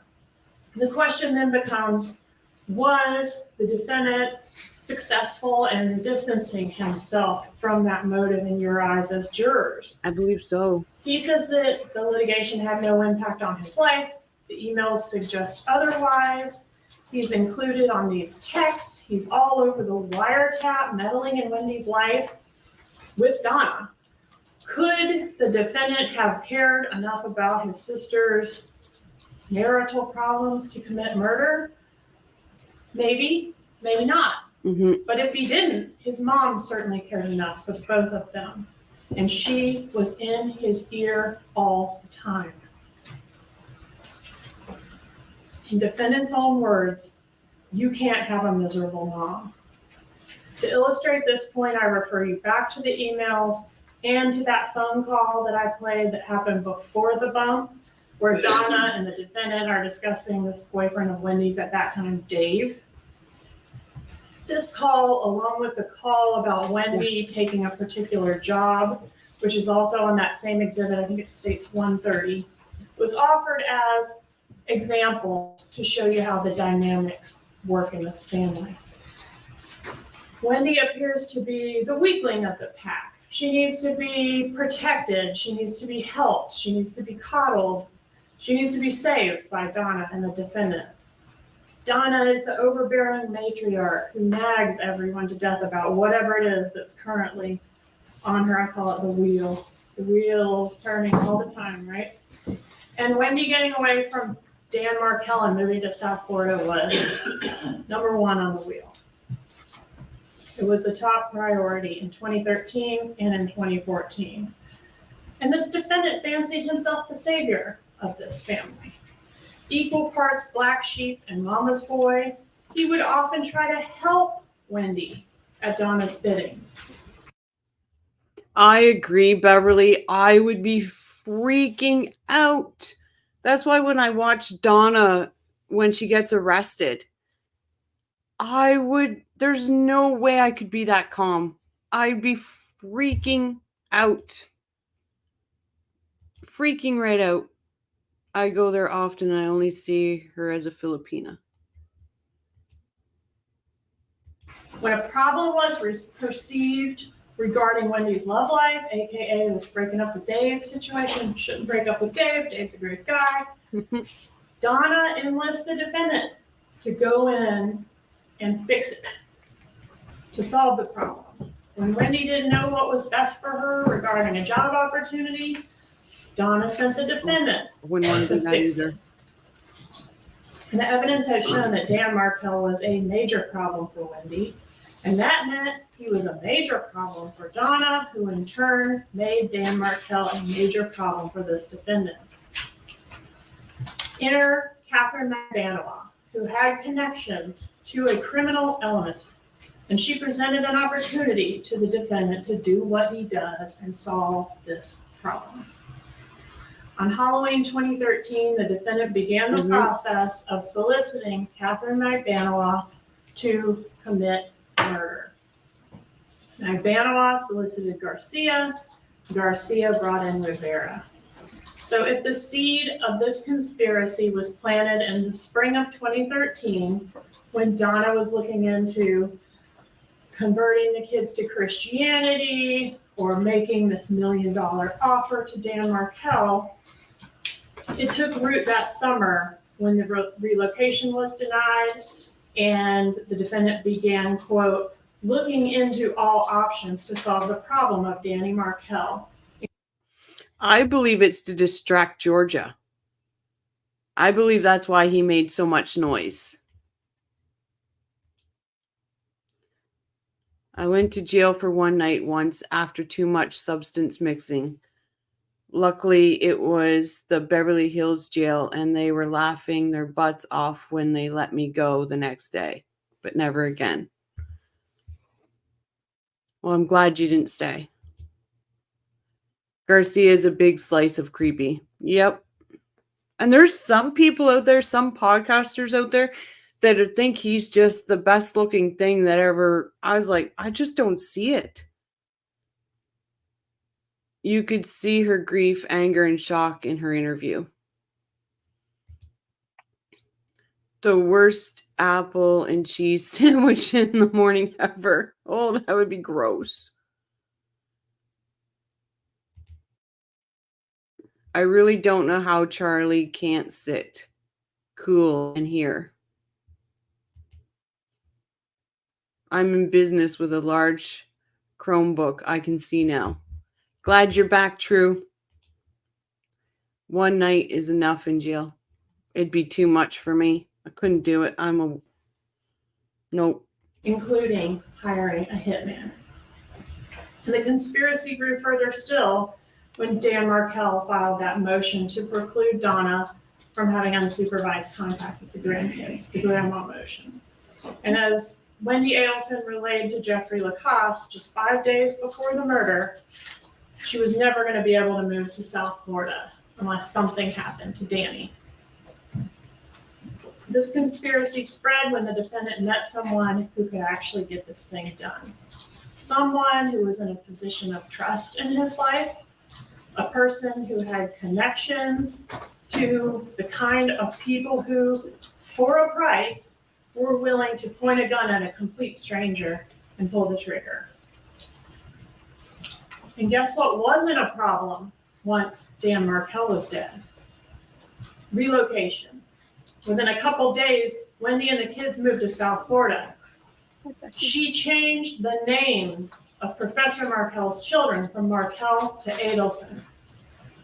And just like that, their father was erased. No more squabbles over kosher diets or visitation. Status as a felon and a gang member are definitely. That is so powerful. Watching his picture fade out as she's saying, changed their names, and just like that, their dad was erased. I found that personally very powerful. I could just imagine the effect that had on the jury.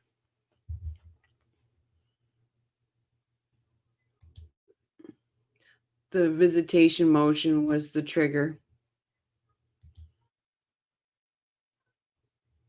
I just found that so powerful.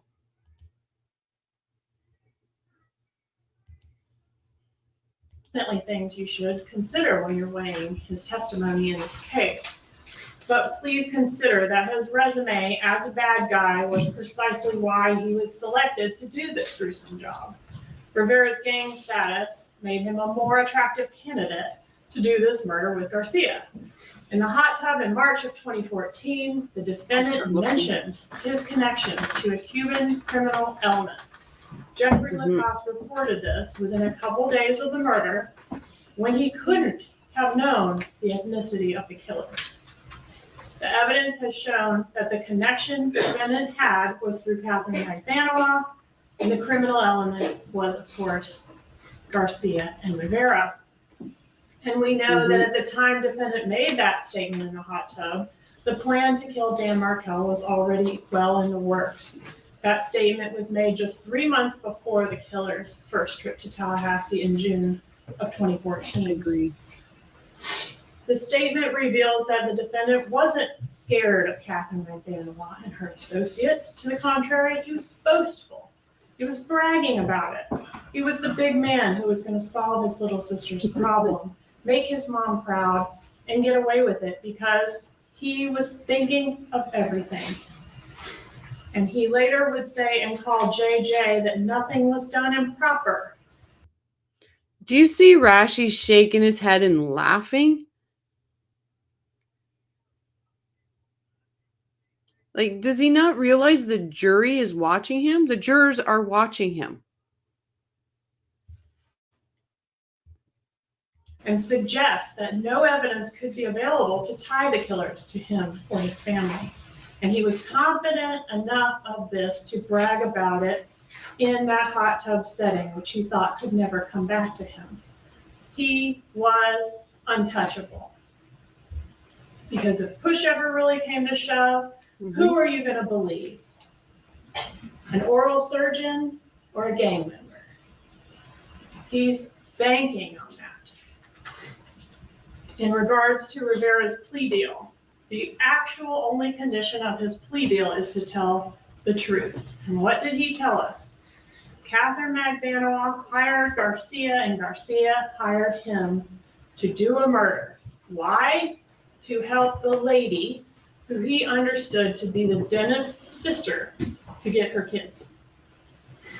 Aside from fitting with the other evidence in the case, there were a few things that independently corroborated Rivera's testimony. One is that accidental discharge that he told us took place in a rented Prius. This was a fact we didn't know before and were able to confirm upon reinspection of the vehicle.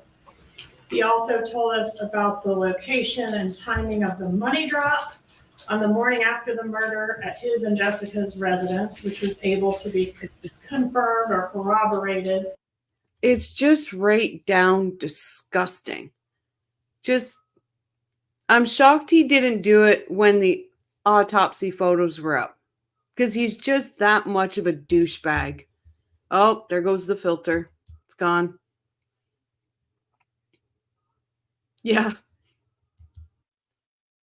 Can anyone count more than 0.33 seconds of them staying still in the corner? Right?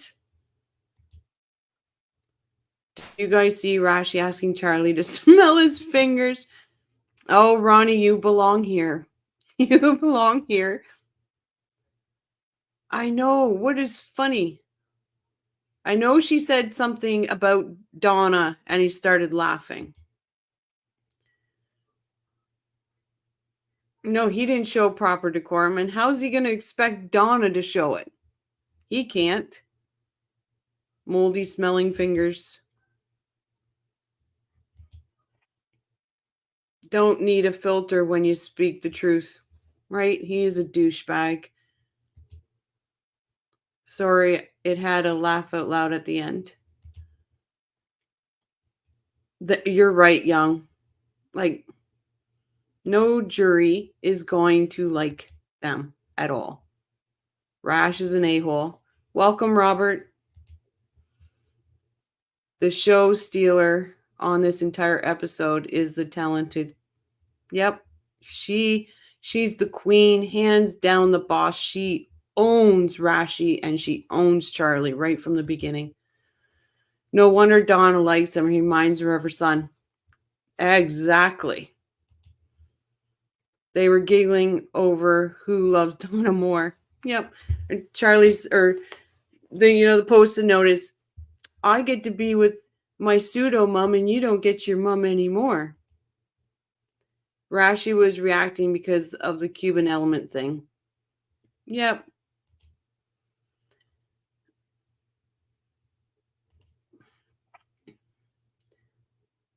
Is it the 333 that would be a third of a million, right?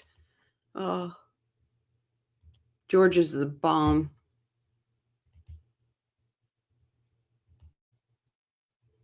She made this entire case on exciting one. Yep. Oh, because Rashi will put you to sleep. Guilty Granny's boys. She lost Robert and gained a person that also knows how to play people. I sing that all the time now. Oh yeah, Georgia. Yeah. She owns the whole courtroom out of the great judge. Absolutely, Marie. Queen Georgia, slayer of murderous dental professionals. Sigfredo has a Cuban country tattoo.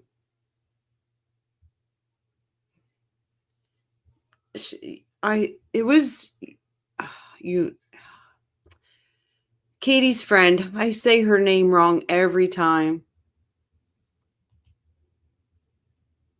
She said that too. I had prison food. I heard prison food has no seasoning. I can't imagine. Really? I know, right? True crime wifey. Absolutely. I'll never let that go. They had the money to do anything illegal. That is how they played their entire lives. But buy out their lies. Absolutely. They love Dan Cash Bomb because he acts out like they do. Yeah. I'm just doing a background check on Donna. Thank you, Patricia.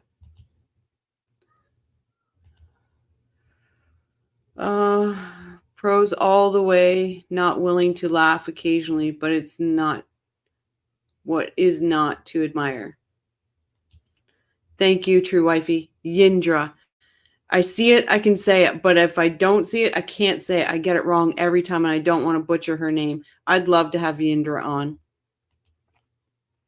I hope Wendy likes peanut butter sandwiches.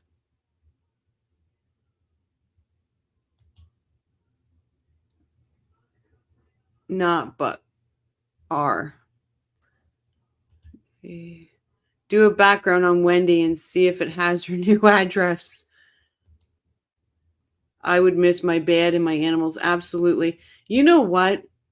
I just wish, and I remember the one time that Everett said something about the red velvet cake that somebody had brought in for the jurors. I wish he would once, especially for Wendy, just allow people to bring in all their favorite foods and just sit there and let that smell waft by her, because she'll never get it again. How can Rashi not know he looks like an idiot with his fingers touching his nostrils? Right, Claudia? Like peanut butter, mayonnaise, and fresh tomatoes on a toasted bread is the bomb. Really?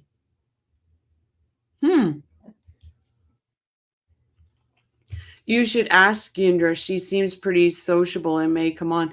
I would love to have Yindra on. I'm going to try to track her down and see if she will. Sky Troop, for a second, I thought you were doing a Jody Vale. Okay. Red velvet cake is so, I know. I love red velvet cake. It's, but it was, I love that moment with Everett. There better be a piece. Happy that is my Joe Biden impression. Okay, sorry guys. I will, let me see. Y'all not sure if it would be a deterrent or a reason to triple snitch, but no quality food. I'll rat you out. That's right. I'm telling you, coffee crew, don't include me in anything. Don't tell me any of that stuff, because if it comes between me or food, and I'm going to snitch you out over food any day. Just letting you know. It's out there. That Tellus guy with the hand on the chin, pretty weird. Mm-hmm. Do you think they will arrest Wendy after her mother is found guilty? In my opinion, they're arresting her as soon as she's done testifying. That's my opinion. Red velvet cake tastes bitter to me. Oh, it's nice with a nice glass of milk. And I don't like milk, but I love it with red velvet cake. You are not a criminal. Oh, but I'll drive that bus, I tell you, right over. I come here for the crime commentary, but I stay for the sandwich recommendations. Is Wendy on the list of witnesses? Yes, she is. State witness, again. Great show tonight. So many delicious trivia details revealed. Ronnie, my cousin eats that. I don't like pickles, so. On toast has always been my weakness. Really? Never. Look, we've just gone off the rails. Having worked as a food service coordinator in Ohio prisons, Donna will probably be praying for a peanut butter sandwich. See, and people, yeah, I guess I only know one person in prison right now, and I wouldn't, obviously, I'm not asking. Greek seasoning and butter on corn is amazing. Yes, that is. I'll agree with that. Okay, everybody, you're making me hungry.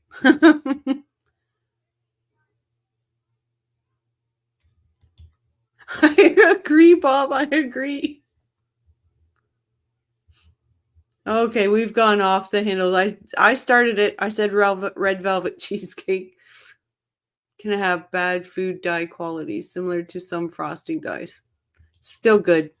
Okay, we'll go back. We'll get back on track. Initially by phone records and now also by Catherine McDaniel's testimony.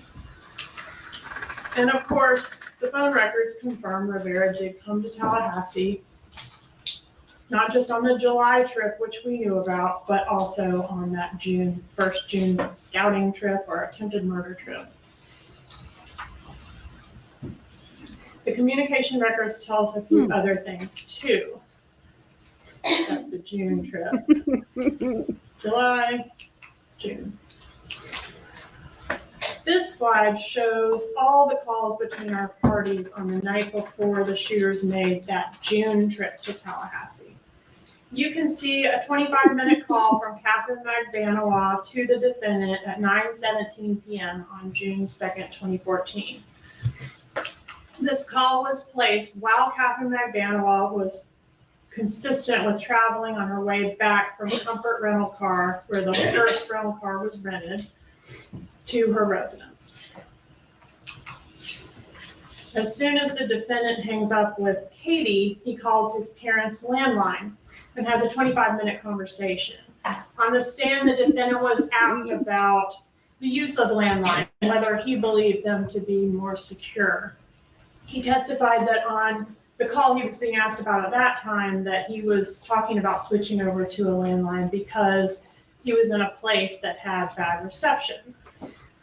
If there's bad reception in South Florida at a dental office, what about all the other mentions of using a landline that we hear on the wire? Surely he wasn't in a place with bad reception for all those calls. And why call the parents on the landline? Surely they have reception in their South Beach high-rise.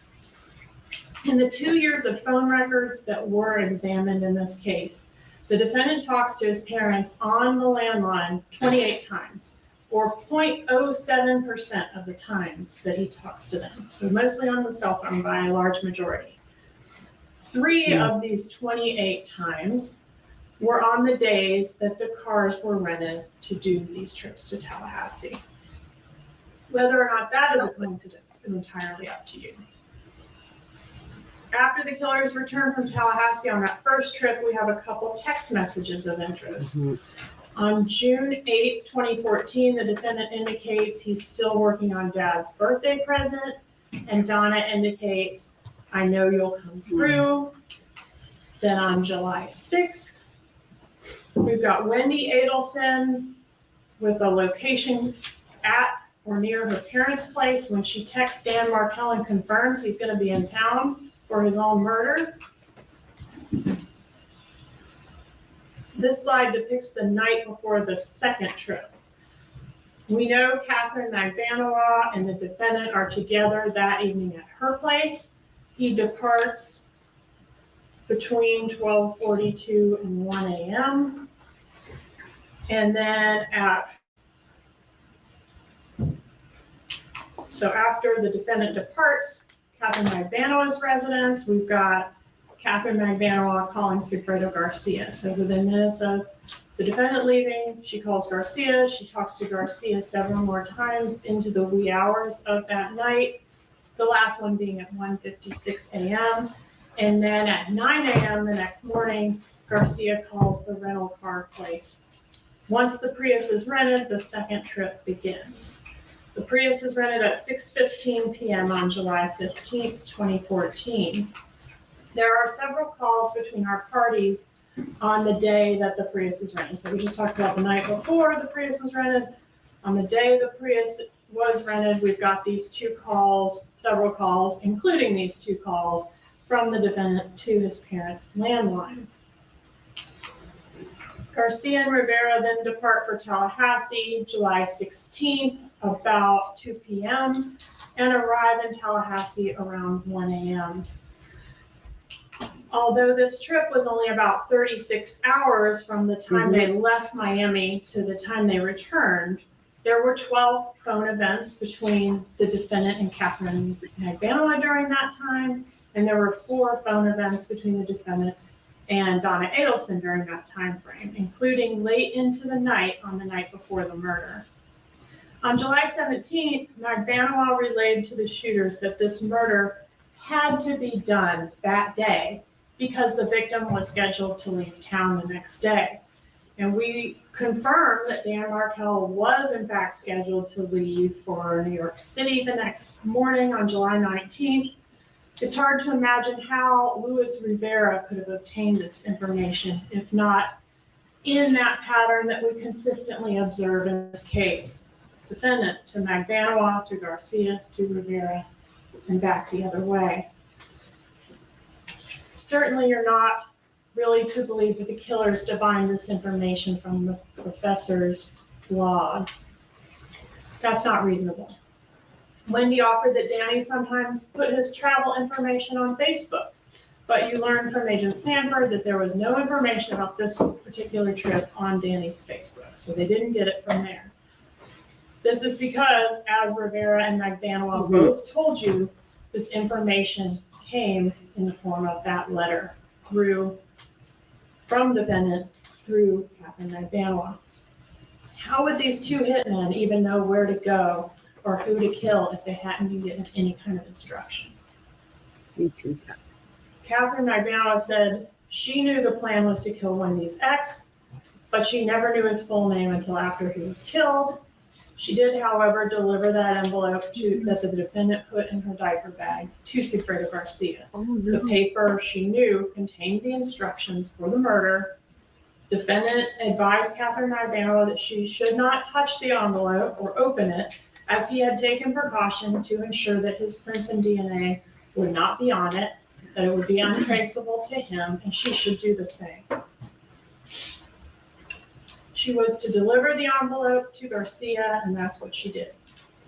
This is corroborated by Rivera, who says Garcia had a paper with him on the first trip, and it contained a picture of Dan Markel and a printed address. On the day of the murder, we have communications between our parties as listed here, with the red line representing the time of the murder. This flurry of calls between our persons of interest demonstrates the usual call pattern that we're seeing. Donna to the defendant, to Catherine Ivanova, to Garcia, and back. We have Wendy getting a text message on the day of the murder about her TV repair appointment from her mother, Donna Adelson. It indicates that Best Buy is on their way over to help you with the TV sets in your living room. Maybe she didn't remember which TV was broken. At 8:20, on the day of the murder, Wendy texts the defendant, "This is so sweet." That text was deleted. What does it mean? What do we think that text meant? This is so sweet. Anybody? Because I think that she knows the hitmen are there, on their way. But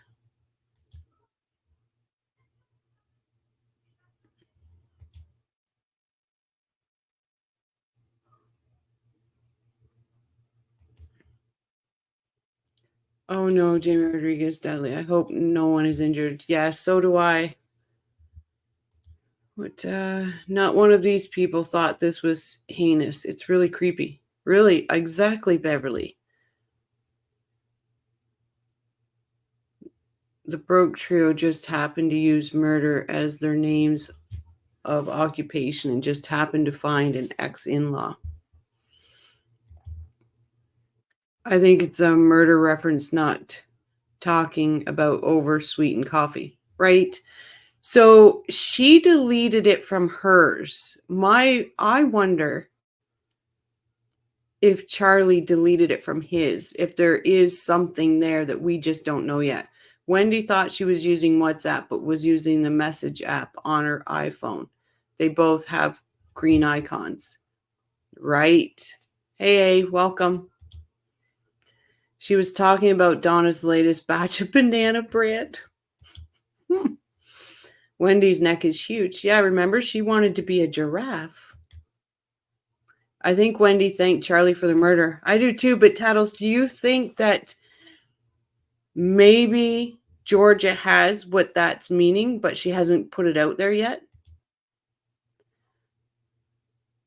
That you have completed the task that we set forth over a year ago, and it is happening now. This is so sweet. Sky is the missus here today. True crime wifey bingo. Oh, interesting. Yep. That was interesting. Everything in the cloud. Georgia knows everything. Wouldn't that be something? She'll be holding that for her. She'll honestly. I hope so too, Tattles. I truly do. She just finished her side hustle and will likely log on soon.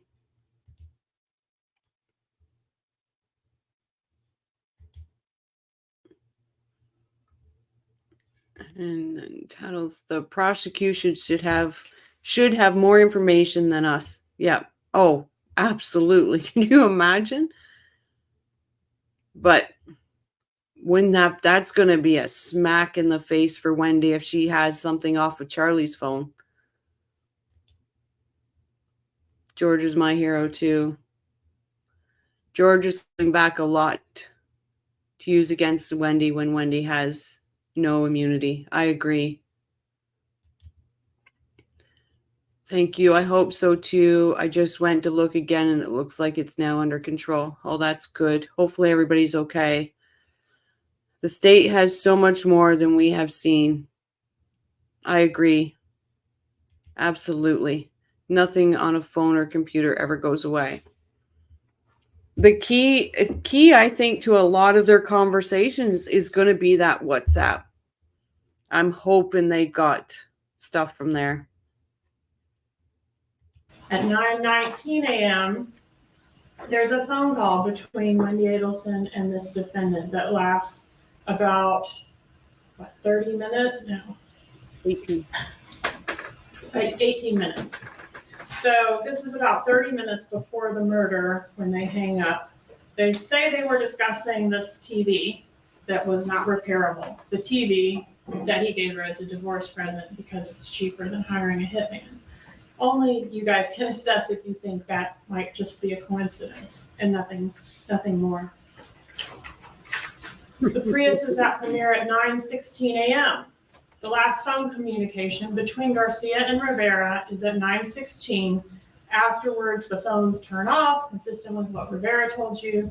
We turned our phones off because we knew we were about to commit the murder, and they don't pop back up until, I think, about 12:30. The bus video catches them turning onto Benton Road to do the murder at 10:51 a.m., whereby they pull up right behind Professor Markel in his driveway. Sigfredo Garcia gets out of the Prius, approaches the driver's window, pointed his gun, and fired.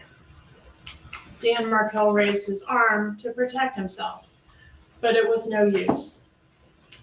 Professor Markel was executed at close range, whereby Garcia got back in the Prius and Rivera drove them away. Markel was left there to suffer and die. If not for James Geiger, there's no telling how many hours he might have suffered there alone and unaided. He fought for his life for 14 long hours before he finally succumbed to his injuries. The autopsy confirmed that he was shot twice at close range with a .38 caliber revolver, consistent with what Rivera said they brought as the murder weapon. Next, he was stripped, x-rayed, photographed, and dissected because he had become a piece of evidence. When Garcia and Rivera get back on the road, they're on a second bus video, leaving town at 10:55. That narrows the time of this shooting down to a 4-minute window between 10:51 when they're seen turning on to Benton and 10:55 when they're caught fleeing the scene. And then we've got the 911 call from Mr. Geiger at 11:01 a.m. The first phone call that either Garcia or Rivera make after turning off their phones to do the murder. So first call after that is at 12:30, and it's Garcia to Catherine Magbanawa. Magbanawa assures them that they'll get their money the next day. This is the same time frame, roughly, that Wendy Adelson was visiting the crime scene. Wendy indicated that she went to turn onto Trescott from Centerville Road, observed a roadblock, and then turned around. But we learned that what she said happened could not have happened. Instead, the roadblock was all the way down here by the blue dot. I've got two blue dots. The one at the top left of the page there is where the roadblock was, that yellow line, 3 to 5 houses down from the scene. Trescott and Centerville is all the way down where the other yellow bar is. I absolutely agree, Beverly.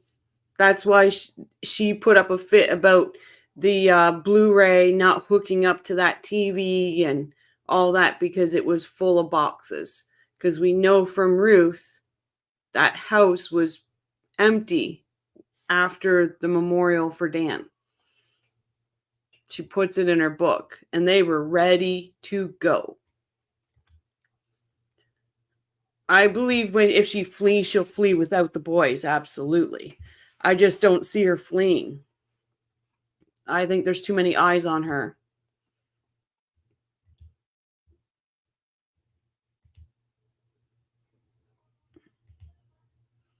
It takes time to pack up a house. Yep. And I believe that's what the whole her locking herself out of her house was about, is because she didn't want him coming over and seeing it.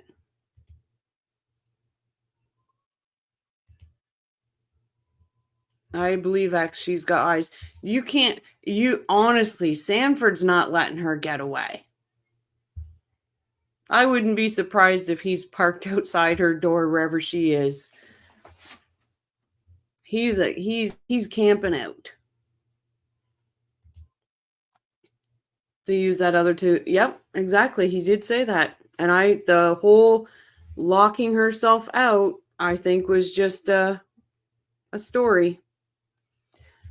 Their FSU friends said that DM was getting that academic love. I bet Wendy was burning up. How dare he get chicks while I'm planning hate eventually. Yep.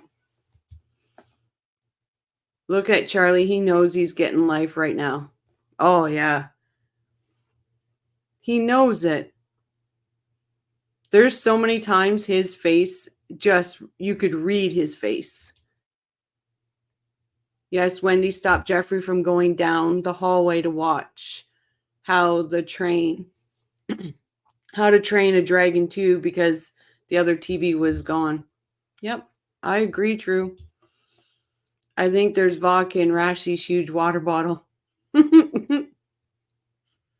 It's the Adelson Kool-Aid in the water bottle. I got addicted to this crime last year. I've been following it 3.5 years now. I wonder if Wendy's sons will be abandoned when they no longer serve a purpose for her. The same way Donna used Robert and Charlie. The same way Wendy dumped the rest of her family. And you know what, Lou? I agree with that. She has no access to their money, right? She's got to ask permission for money. She's got a boyfriend that's got all kinds of money. She doesn't need any of it now. I agree. She dumped them on Donna the minute she got to Miami, right? She told Isom that she made lots of copies of her key to give all her neighbors in case she got locked out again. Again, could be that she did. I'd like to see those neighbors, and if they got keys, or friends and they got keys, but she could have done that just, who knows how she thinks. Wendy will get paid someone to watch them while she plans her flee. Her person-to-person lying is better with her following. I have kids and know the gang mentality teen years, but as a parent, I would flip in less than a heartbeat to be with my kids. Absolutely. I just don't understand Katie for that. I don't. And yes, now her babysitters is no longer available. Yep, she can't just. But the boys are older now. So are the boys being left alone while she goes and does her thing? It's a possibility. Beverly, I've watched this since 2014. Google feed total addict. Feed total addict. I think she loves the boys. But you think she loves the boys, but you think she would abandon them to flee, though. Harvey and Donna rented a vehicle on Saturday, July 12th. According to Wendy, it was a U-Haul.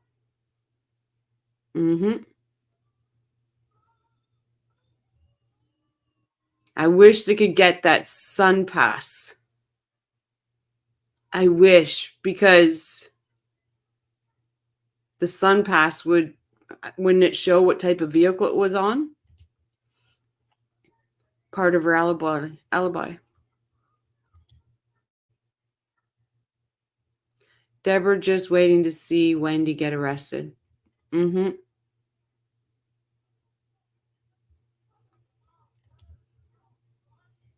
That is good.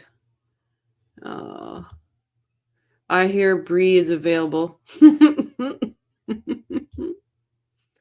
She has at least a dozen people still following her. Little I didn't have anything to do with it. Garbage. Yeah. The kids are probably of legal age to stay home alone. Well, exactly. Because Donna said it. Now that the boys are older, she doesn't need grandma and grandpa no more. She says it. Donna complained about the boys not needing her anymore. Yep. Amy and I are right together here. The new babysitters club. B just turned 15 and L will be 14 in October. Yep. They can hang out with friends' houses, things, all that stuff. Love doesn't murder a caring father. It hurts the boys. Exactly. My opinion, W is not capable of loving anyone. I agree, Tad. Okay. My full comment was to say that Harvey will come later and bring the boys. I could see that, but she's not, the thing, I just don't believe she's going to get away. I just don't see it happening. If you love your kids, you don't murder their dad. Right there. 100 years ago, we got our true crime in a dime magazine and enjoyed it mostly alone. Today, we get together from around the globe and share thoughts. What an amazing time to be alive. Absolutely, Sky. Absolutely. Used to let inmates watch the Food Channel to torture them. Maricopa County, home of Jodi Arias. Let me see. They could have taken a different car. That might be why Cash in Ration claims that SunPass would have been the one piece of doubt to set her free. It's possible. Just going to catch up with the chat here. Love is twisted. Yep. I cannot understand why I'm the only person in my huge life that has ever heard of this case, the Karen Reed case and now Sandra B case.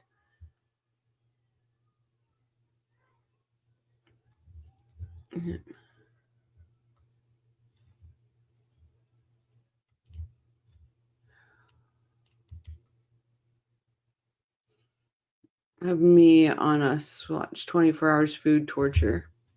Okay, sorry guys, we'll get back to it. Visible from the roadblock that she approached and was observed doing so by Officer Brannon were multiple law enforcement vehicles, marked vehicles. There was crime scene tape up. There was a marked vehicle with an officer stationed at the perimeter. It was visible from that position that there was something going on at her kid's house, the house where they lived with their father. And what did Wendy Adelson do upon encountering this roadblock and observing that the police were present on the street where her kids lived? She turned around and proceeded to the liquor store to pick up her bullet bourbon. And the defendant says, well, this is another coincidence because she was asked to bring it to a party. Well, maybe. But the timing of the purchase and the fact that she went out of her way to go by the crime scene on her way to get the bullet bourbon should raise an eyebrow. But the best part of that map is even though Sigfredo and Luis had their cell phone on going to Tallahassee and all that, they at least had the smarts to turn their cell phones off. And Wendy, she needed to keep that cell phone going. She needed to be talking. At least they knew to turn it off.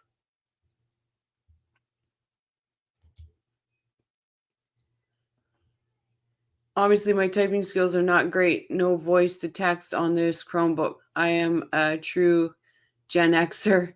I never took typing because acquired more appealing in high school. Oh, what does dog say? Oh, MG, me too. I have a lot of friends and family. None has heard of this case too. Feel so lucky to have podcasts like yours that I can see other people's opinions. I feel strongly. And that's why I like it. We get to bounce our opinions and off of each other. It's the, and that's why I stop and I talk and we talk and discuss things, because I just don't want it to be my view. I want everybody's view. With the internet and the wide information on DM murder, do you think these boys aren't looking at their mom with side eye? Depends on how much she's controlling them, right? But if they're going to their friends' houses, like, they've got to be hearing it.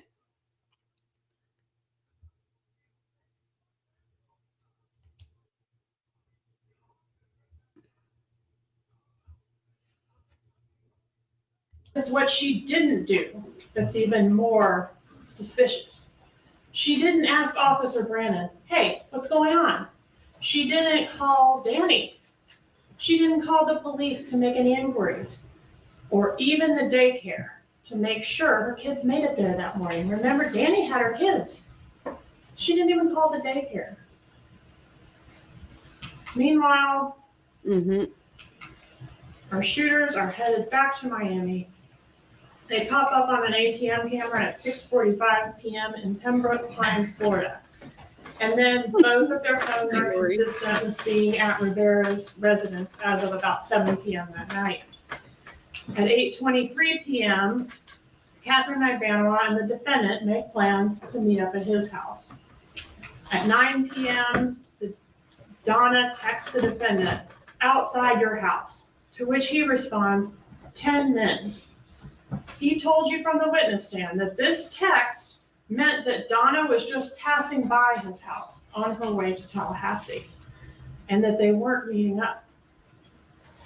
But Catherine Ivanova testified that when she arrived at defendant's house, the defendant advised her that his parents had just been there, and then he thought his mom had physically washed the money, which was damp when Catherine Ivanova received it.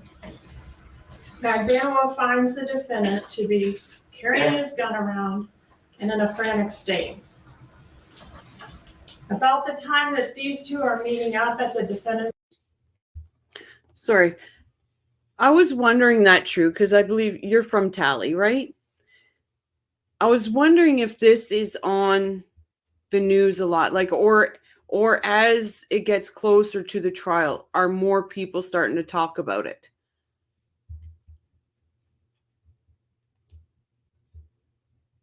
Yes, welcome, Lori. 10 years goes by fast. It's almost September. This year has flown by. Absolutely. Absolutely has. But I guarantee for the Markels, it hasn't went fast. Cannot rejoice more when Georgia whips out the layers of perp move from them. So you were going to just go against the order to stay and not tell DM? Of course that was the plan, because she lied, right?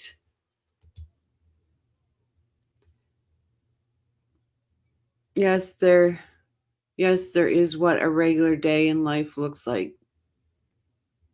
In sketchy days. No one texts outside your house when passing by.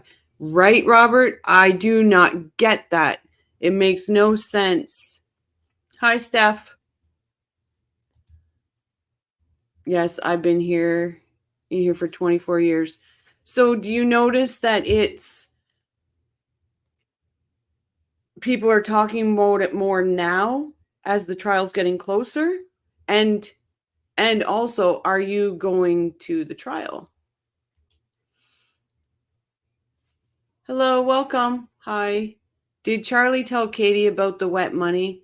I saw where she found it in a bag and asked Sig about it. Charlie didn't tell her, but That's not something somebody's just going to make up, right? I believe her 100% about the moldy money. Did I miss something from Sky? Okay. So true. Grief is hard enough. Pardon me. But a murdered child would be unbearable. I can't even imagine. I don't want to. I do. Steph was willing to be a moderator when she came in. So I figured out how to do it today. And if anybody else is willing to be a moderator, let me know. I move frequently, and you can't tell me there wasn't something in writing that she knew July would be her move out time, right? I agree. Totally don't get that text I'm outside. What WTH, that means I'm here. Exactly. Like, it just means they're passing by. No, it doesn't. They're outside your house.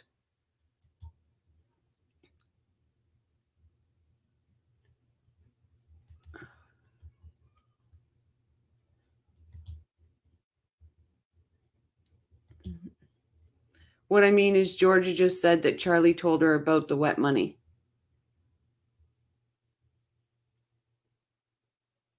I can't remember. She just, well, we'll rewind. I'll listen. I can't remember that. Sorry. I know, well, I do know Katie gave two stories. First, she said she called Charlie and said, "Why is the money wet?" And then in another story, she said to Sigfredo, and Sigfredo told her to use the blow dryer. Katie told two stories, so maybe George had picked the better one. Hi, Mrs. Sky. They came up with fantasy scripts. Outside your house meant they were in Vietnam already. Oh, yes, that's what it meant. I would love to be a mod, but I can't stay awake for the whole show. I can still make you one, Deb. And that way, at least while you're here, outside style. Cannot wait to see how she's going to explain that. Right, Anne?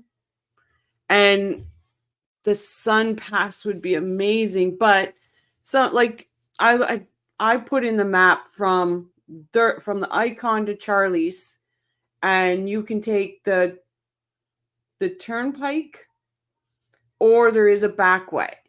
So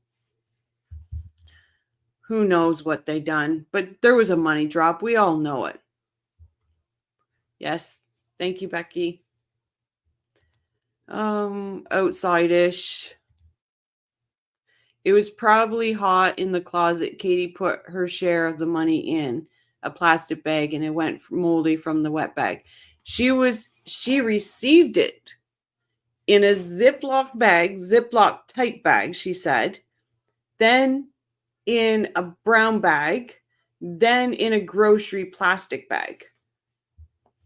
The 3 layers. Do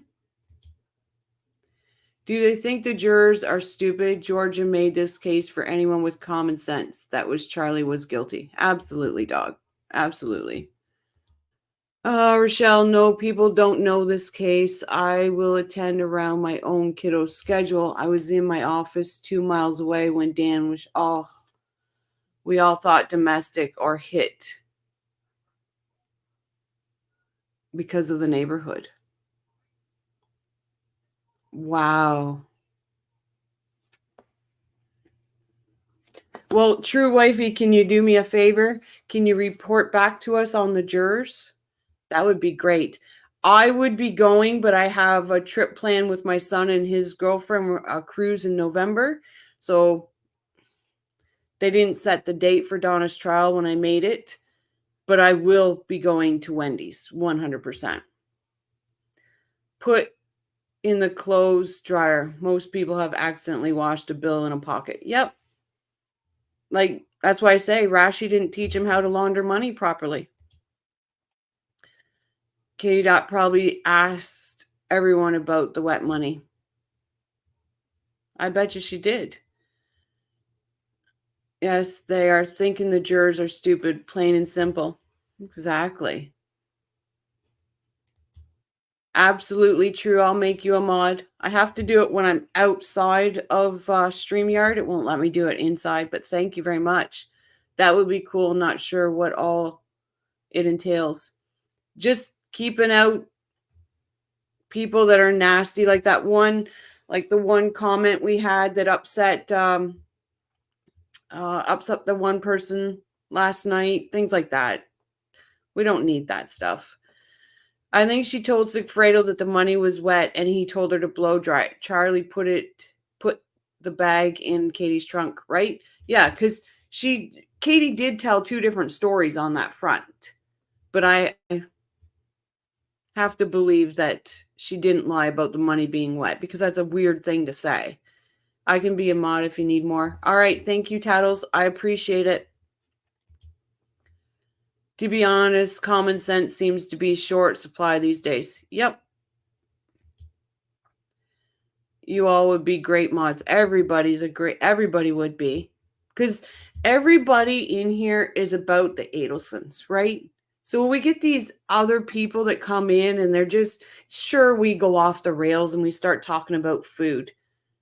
You know, that happens. Wendy brought it up. She started with banana bread. But we come back to it.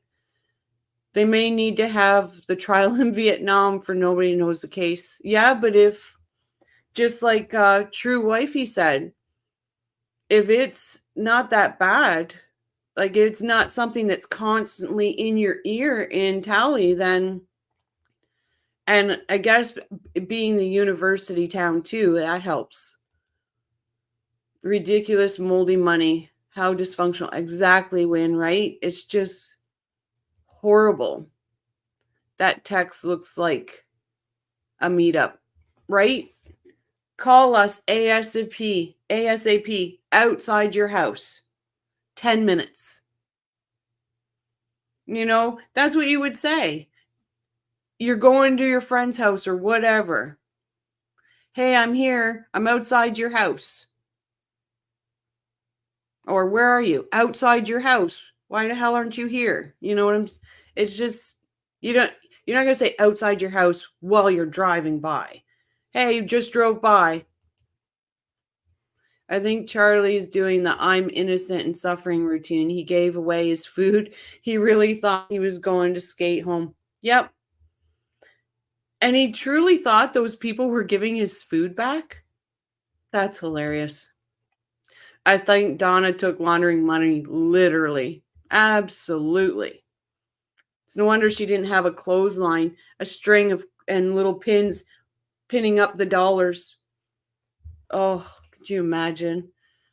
I have lots of time to mod. Always loved the term. Not sure I fit the criteria and need to understand the role. If so, love to do it. Thank you, Deborah. All it is just keeping out the whack jobs. That's it. Sometimes we can let one of the Wendy people come in because it's nice to tell them exactly what I think. I remember that Wendy told Jeff that Dan had so many enemies. You will never know who did this. Yep. And she truly had Jeff believing that he was so abusive.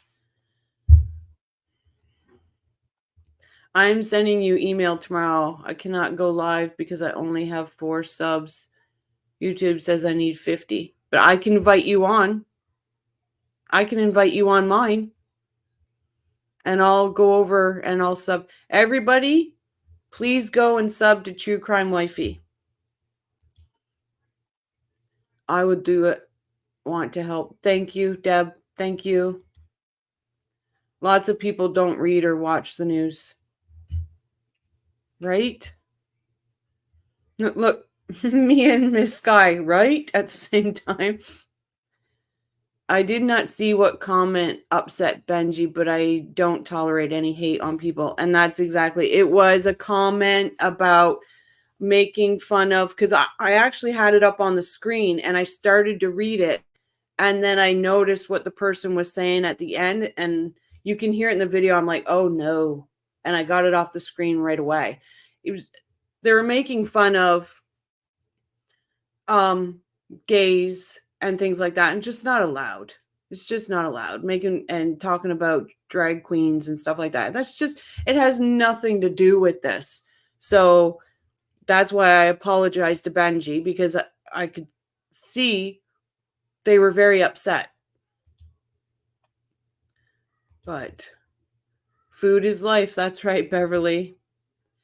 I know kind of want to make banana bread. Anyone hungry? Jamie, I'm telling you, even the gross stuff that was being said, it made me hungry.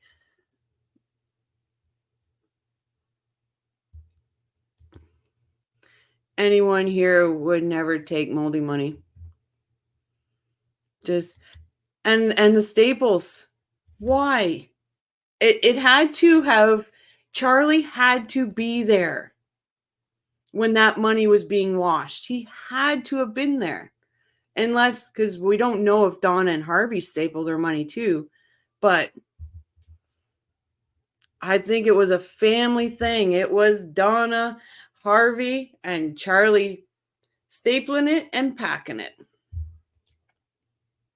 Cash dollars plus humidity equals moldy money. Yep. Sorry, guys. I'm so far behind on the chat. You guys are all so far ahead of me.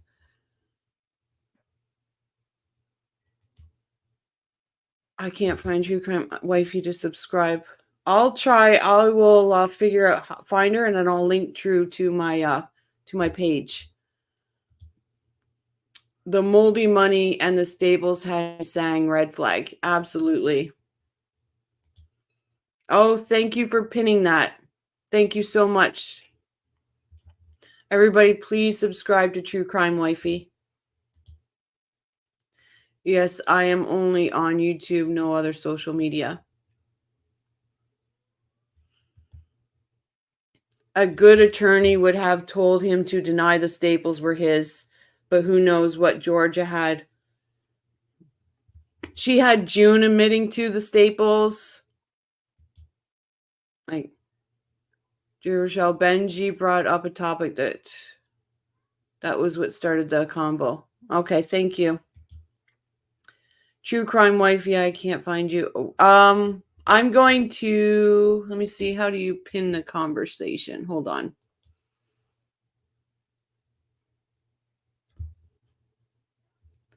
I started, so I'm hoping, hopefully I can figure out how to pin that in chat.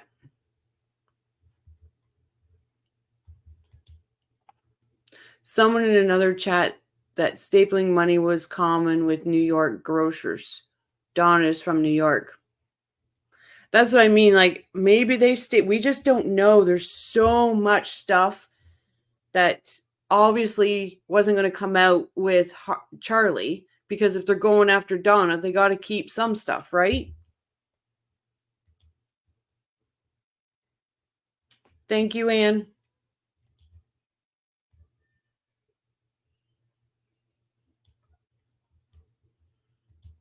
Hey, Jibs, welcome.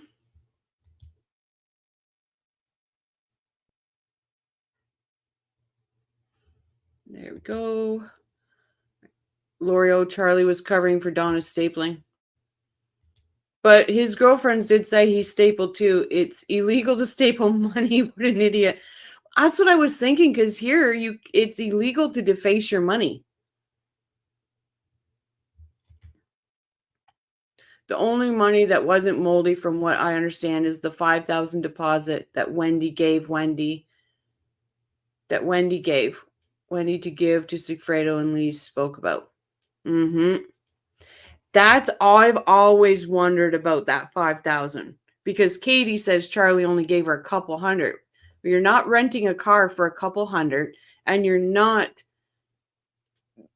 paying for gas, and you're not getting a hotel. Just makes no sense. If you ever decide to look into the anatomy of crime scene, I can help you. Okay, let's do it, Jibs. Absolutely, Jibs. I'm in for that. Can I ask for subs? Because I have a theory on the wet money I want to make a video for, please. Go right ahead. We're a family here. Subscribe. Steph Sells Seashells also has a great channel for vintage. Yep. I am not you. If you guys want to promote yourselves on here, you go right ahead, because that's what I feel this community is. We're here to help each other. Thank you, Deb. If everyone stapled money, it would fall apart and get hung up in cash registers. Yep. I sent you an email. Thank you, Jamie. I will check it. How are you today? Sorry, guys. I know we're off the rails. We've gone off the rails. Wendy has private messages Fredo on a burner. They figured out Katie was skimming money from the travel money and deposit. It seems to be afraid to go after the wealthy. Absolutely legal, a defense currency. I am so far behind. Let's just catch up. Thank you. Welcome. Wendy slipped up and mentioned the street the motel was on where the person stayed. Yes, she did. Thank you so much, everyone. My hubby gave me his Chromebook because I have eyesight issues. And listen, we're all small channels, and I'm here to help everybody. So we've gone off the rails because we are on the crazy train. Yes, we are. I'm sorry we totally have gone off the rails. I'm just making sure any of this. Yeah, I don't mind people promoting themselves. And listen, if you're about the Adelsons, anything like that, true crime, whatever. But if you're a Wendy or a Rash Bomb, I will find you.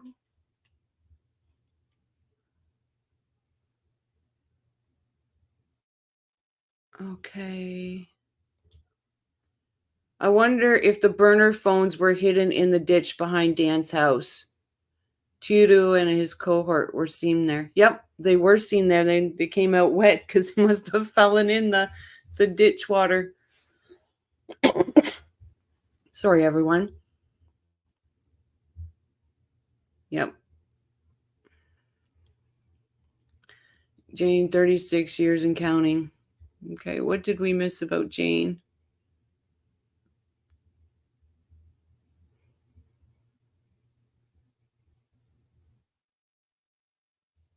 Okay, we'll get back to it. I think I've caught up.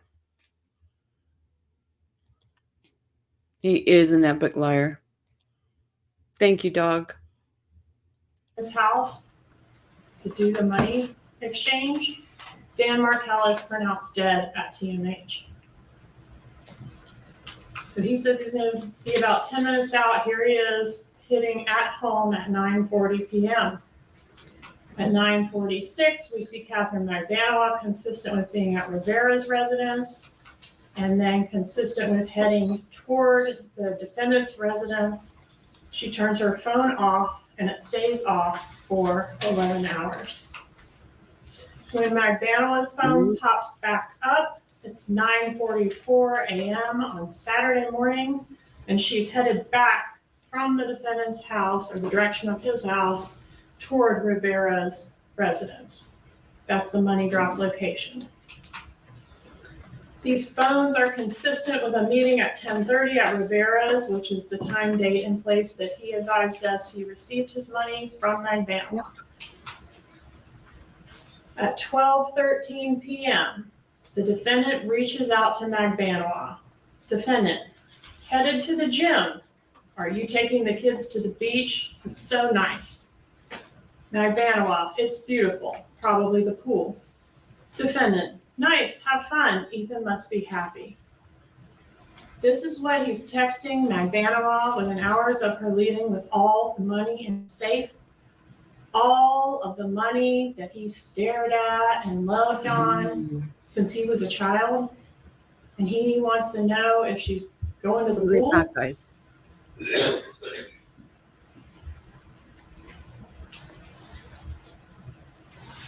This might be a good time to remind you that the jury room is not a place to check your common sense. We want you to bring it in there.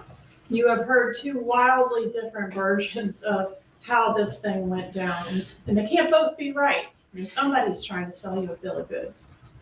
You were selected with the belief that you would be able to cut through the garbage and make sense of the evidence in this case and render a verdict that speaks the truth. A major problem for the defense theory is the idea that the defendant and Magbanua broke up after the murder, but then grew closer together over the next 2 years as she was collecting his monthly extortion payments. This is one of the more unreasonable parts of the defendant's testimony, well, it's definitely in the top 4, along with Latin King extortion payment plans, hitmen that hire themselves to kill someone that their intended future extortion victim hates. And most unreasonable of all is probably that Charlie Adelson, the guy that talks so tough in the hot tub about his unsavory connections, an arrogant man of extraordinary resources, a prize fighter of verbosity, would just lay down and take this in silence. Let's review some of these love texts. We got that one. Then we've got July 22nd. They're talking about the weather. They're talking about prescription shampoo. On October 6th, the defendant says, "I love you. It makes me feel good that you care about me. I'm very lucky to have you as a part of my life." What? Lucky? Lucky. He says, "I love you" again on 2/24/15. According to him, he's now been making payments for 7 months. He's had her on the payroll for 6 months. No Latin Kings have contacted him in any way about collecting his outstanding debt of $195,000. Yet he continues to pay and love on Catherine Magbanua without reservation and without the slightest suspicion that she might be in on this, and without the slightest concern for helping solve the murder of who killed his brother-in-law. Defendant says he believed Catherine Magbanua wasn't taking any of the money even after he put her on the payroll. Checks are going to her because she seemed broke. Defendant's explanation for all the love texts with Catherine Magbanua is that he felt sorry for her. He felt she was in the same position that he was in, being manipulated in the same way that he was. But the fact remains, folks, that she's taking his money. She's connected to the guy that's extorting him. She's connected to the guy that killed his brother-in-law. Mm-hmm. It defies logic that he would then proceed to grow closer with her. But he has to say that because he can't. There's no other way around these texts. It also defies reason based on what we know of this man, that he would take her for her word and just empty his safe into her purse and then keep paying, presumably forever, without asking any questions, talking about it all, or reporting anything to the police. Magbanua began getting checks from Adelson Institute 2 months after Markel's murder. The witness, Miss Parks, said Hermitage, but mile or so from Trescott is the road north of the lake. Heritage is far away, and she would have never been able to see. I even learned a certain way when someone is coming up with a tell. I would probably be very grossed out to know where my money has been. I'm just glad I got Canadian money and not American because I'd be afraid it was Charlie Adelson's. I can see right through people. I do have and often predict things before they happen. Awful lawyer, and we have to hear him again. Does anybody think he'll make it shorter? He won't be as long and dragged out and dreadful? Rashi, stop petting your beard. Charlie's phone calls, she was very immature and profane.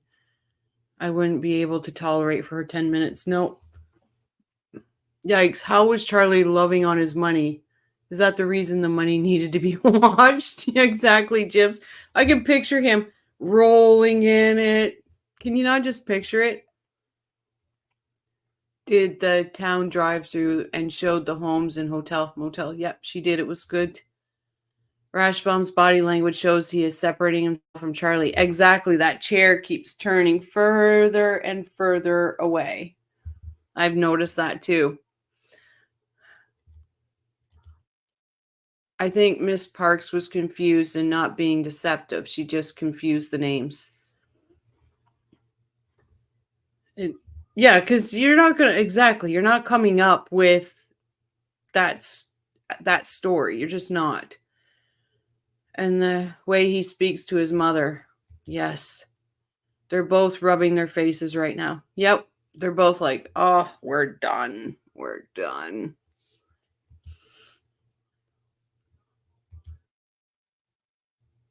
Here's to collect the Adelson's cash. Self-soothing. Yep. Rash will be playing second fiddle to the other attorney in Donna's trial. Do you think, I don't see Donna letting Morris take the lead. I just don't. She's got too much faith in Rashbaum, which is stupid, but I hope so because every one of us wanted to mute him when he was talking boring questions. He was he cleared out the gallery. He sure did rake in the cash. Yes, he did.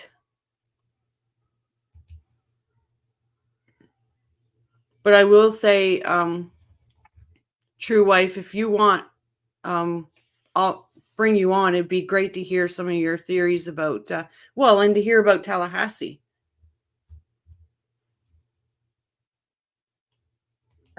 And she continued receiving checks from that time frame up until the bump. The checks stopped happening at the time of the bump, and you should be asking yourself. So, talking today about it, it is going to be Patty from Patty's Playhouse. We're just trying to hash out the time and date, but she will be coming on to discuss. So any questions you have, just email them. That way we can make sure they get asked. So what that means. Why did the checks stop happening? Right, everyone left that day. You would reasonably figure they stopped happening because the parties got spooked, because law enforcement, they suspected the bump could be law enforcement. Law enforcement might be getting closer, take her off the payroll. And if the defendant was being extorted, as he told you on the witness stand, right, true. Why would the payment stop? Why would the extortionist care if other extortionists had jumped on the bandwagon? Why would the bump impact the defendant's existing obligations to the original Latin Kings? The defendant said he put her on the payroll at Adelson Institute at her request to help her get insurance for her kids, with the understanding that the money was being funneled through her to someone else and she wasn't actually getting any of the proceeds. She was just going to use that paycheck to assist her with getting subsidized housing or insurance, I think it was, for her kids. But you can see from this slide, which is dated June 24th, 2014, that she's texting him about getting on the payroll prior to this alleged first extortion effort. He says no problem at that time. This is between the first and second trips. She's asking to be on the payroll. So the explanation from defendant about why she's on the payroll does not fit with the other evidence. Sorry, Carol. If you go, sorry, everyone, sorry. Oh, I'm such a Canadian. If you go to Crime and Coffee's homepage on YouTube, click on more, and it'll say show email. Click on that. That gives you my email address. And it's very easy. It's crimeandcoffee1976@gmail.com. In this case. So we've got all this evidence that points to the defendant. The motive points to him. When we follow the money, it leads to him. The Prius eventually leads back to him through these conspirators. And each time we have a big event in this case, we see these call flurries where all the parties are calling each other in that structure that I talked about. It goes from this one to this one to this one. But as the defense points out, these folks had independent relationships with each other that could explain those communication patterns. So without knowing the content, how could we know if they're really talking about the murder or if these call flurries around these key events are just a coincidence? A conspiracy can be shaped like a cluster with everybody talking to everybody. It can be shaped like a wheel with one central hub talking to all the different spokes. Or it can be shaped like a train car, which is what we have here, where one person talks to only the car in front of them and the car behind them. Law enforcement was asking these same questions. How is this conspiracy shaped? How does it work? How does information flow through it?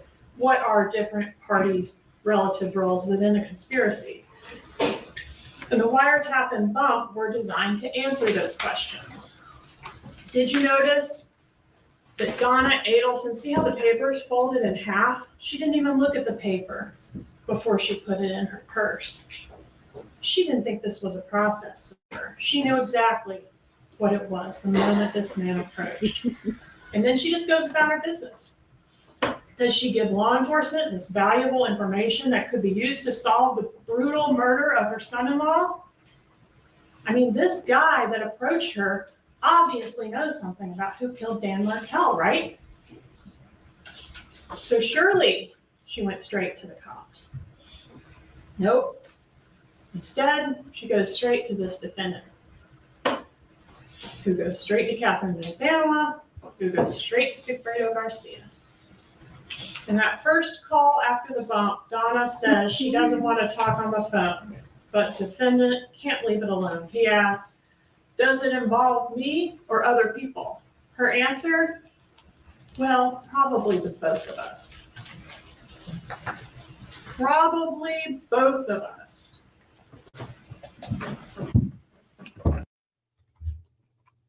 And that right there, just that right there convicts her.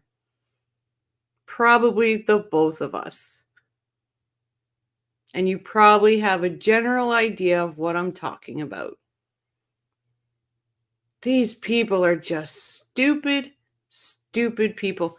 And that, when the bump video, how she just puts that in her purse and then just strolls on into the school to pick those two boys up. He says, what's that? Probably the two of us. So you probably have a general idea what I'm talking about. He doesn't say, no, I have no general idea what you're talking about. He says, all right. He absolutely does have a general idea what she's talking about. And if they were innocent, as the defendant has claimed, and this was in fact a second extortion attempt, there is not a reason in the world why they wouldn't just say that. I got approached by another one. One came and paid me a visit today. It's happening again. Not good optics at all. In call B, the defendant asked Donna to take a picture of the bump letter and send it to him, and she refuses. Why? Are the Latin Kings going to see the text? Do you think someone is trying to blackmail you? Maybe. Could be. I don't know. No. That's crazy. Right. That's his response. And I'm not adding the emphasis on that syllable. I would be freaking out if some big guy like that came up to me and said, because of your problem up north was taken care of, and I would be freaking out. I would probably have, well, cell phone. We all have cell phones. You can't tell me Donna doesn't have a cell phone. It should be friggin' stitched to her ear. But at least go to the school, go into the office and say, listen, I don't feel safe. There's some guy, he's handing me paperwork. I don't have my cell phone. I left it up in the apartment. I'm not taking my grandkids out there until I'm safe. I need to call the police. Like, it just makes no sense. In the bag is a northern saying, isn't it? Doesn't mean you have been drinking. No. Got it in the bag means it's you won, you did. Yeah, it doesn't mean drinking. Donna and Charlie thinking it's safer to talk on a hard line is hysterical. I guess Donna forgot that the wiretaps began on hard lines. Yeah. I know. Crazy. Trashy and Charlie are both worried now, as they should be. Absolutely, Becky. Donna and Charlie, that they would talk later. Charlie could not shut up. Absolutely true. It's crazy. It's crazy.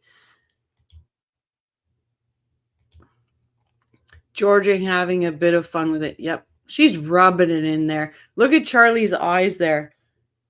He's side-eyeing the jury like, oh no. That's actually a good picture right there. Donna to bump guy. It's not me. It isn't me. Calls Charlie. It's about the two of us. Titles. Yeah, I wouldn't even have taken that paperwork from the man. If you're innocent, you're going to walk around the guy and go, thanks, but no thanks, and keep on stepping. Right? Like, even if he was forcing that, I would touch it by the corner and I would hold it like that and not touch it anywhere else. And then I would hand it to the police and say, he didn't have gloves on. His print should be on this. I'd be freaking out. Oh my God, I would pee in my pants right there. I would never have taken it, grabbed the kids and wait for the police. But yeah, exactly. I wish the bump cameras were still rolling to see how calm she was when she came out of that school with those boys.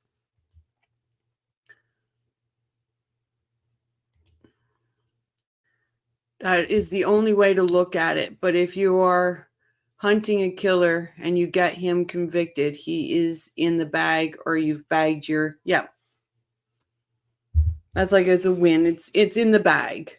Like, here, sports teams or whatever, and they're going up against another sports team that's not that great. You're like, it's in the bag. In the bag means secured. Yeah. Both to and TV, who knew these could result in the prison motel for them both, and the two eating ramen, having a good I had a momentary lapse of reason. In the bag means it's done. It's in the bag. Yeah. My mind took a walk. Wow, that is so crazy. She's guilty as all get up. Yep, absolutely. Their eyes, script nonsense are, I got paid, age, I'm done. They're like Charlie's side eye here that must be hurting because it's like almost back in his head. Mrs. and I are sober tonight, but the last two nights we were certainly bagged, or as Canadians would say, pissed. We do say pissed. Donna was the only one with enough guts to actually call the phone number. Props to her gangsta self. Yeah, but Charlie called it after, right? But he called it after his mom did. And he sounded just like a little pussy on there. Wicked. I plead the fifth. The ball's on her. Yep. I like to say it's called chesticles. When we're talking about that with women, it's chesticles. Hey, arrest. Oh, Charlie called first. Okay. I knew, but I wasn't. They don't call Donna Grandma Gotti for nothing. That's right, Lori. Kahunas. And Guilt Granny will not be okay on the stand. She might get up and fight. She's going to be against Georgia. She's going to be like a lit firecracker. She hates Georgia so much that she's going to want to be better than Georgia. Oh, it's going to be a popcorn. DA called with arrogance, thinking she could fool anyone. Yeah. I knew Charlie called, but he was a pansy. He was a little. Donna may be worn down after almost a year, but she might want to come out just battling. I want Georgia to be my sorority sister. Yeah, absolutely. Okay. He says it like that. That's crazy. How is it crazy? You're already being extorted by Lion King members. Remember, doctor? It's because he hasn't come up with that part yet. In call C, defendant calls back again to tell Donna not to talk about things in the apartment or any place. Why? Latin Kings aren't in there. And she doesn't ask why, because it's obvious. She says, oh, obviously. Why? Because they might be under surveillance? Well, who cares if they have nothing to hide? Here we see the first use of code on the wire. People don't talk in code if they've done nothing wrong. People do not talk in code if they haven't done anything wrong. Defendant knows. He knows that fact, and that's why he told you we didn't talk in code on the wire. We spoke carefully. What does that mean? I don't think she'll be able to help herself, Jamie. I truly don't think she'll be able to help herself. She's the domestic coordinator. I think she thinks she'll be able to turn the script on Georgia. Like I said before, the only one that I think that will not take the stand is Wendy. But guaranteed she's taking the stand. Guilty Granny needs to push the swing for cash and ration. He just can't remain. Georgia's going to celebrate after all are locked up. She deserves a year-long vacation. 100%. I would actually serve Donna's sentence for her if she just told the truth about Wendy setting them all up. Wow. I would do that. You're a better person than me. I know I saw a picture of Donna in a wheelchair with an oxygen tank today. I think it was photoshopped, honestly. Because I've seen it too. Donna's not worn down. She looked good. Georgia will get her goat, though, with her quiet, snide remarks. Yep. And Donna won't be able to control herself. She's going to be a firecracker. Now he's licking his fingers. Yep. It's disgusting. That's what she calls herself. She called herself that on Wheel of Fortune. When she was on Wheel of Fortune, she was the domestic coordinator.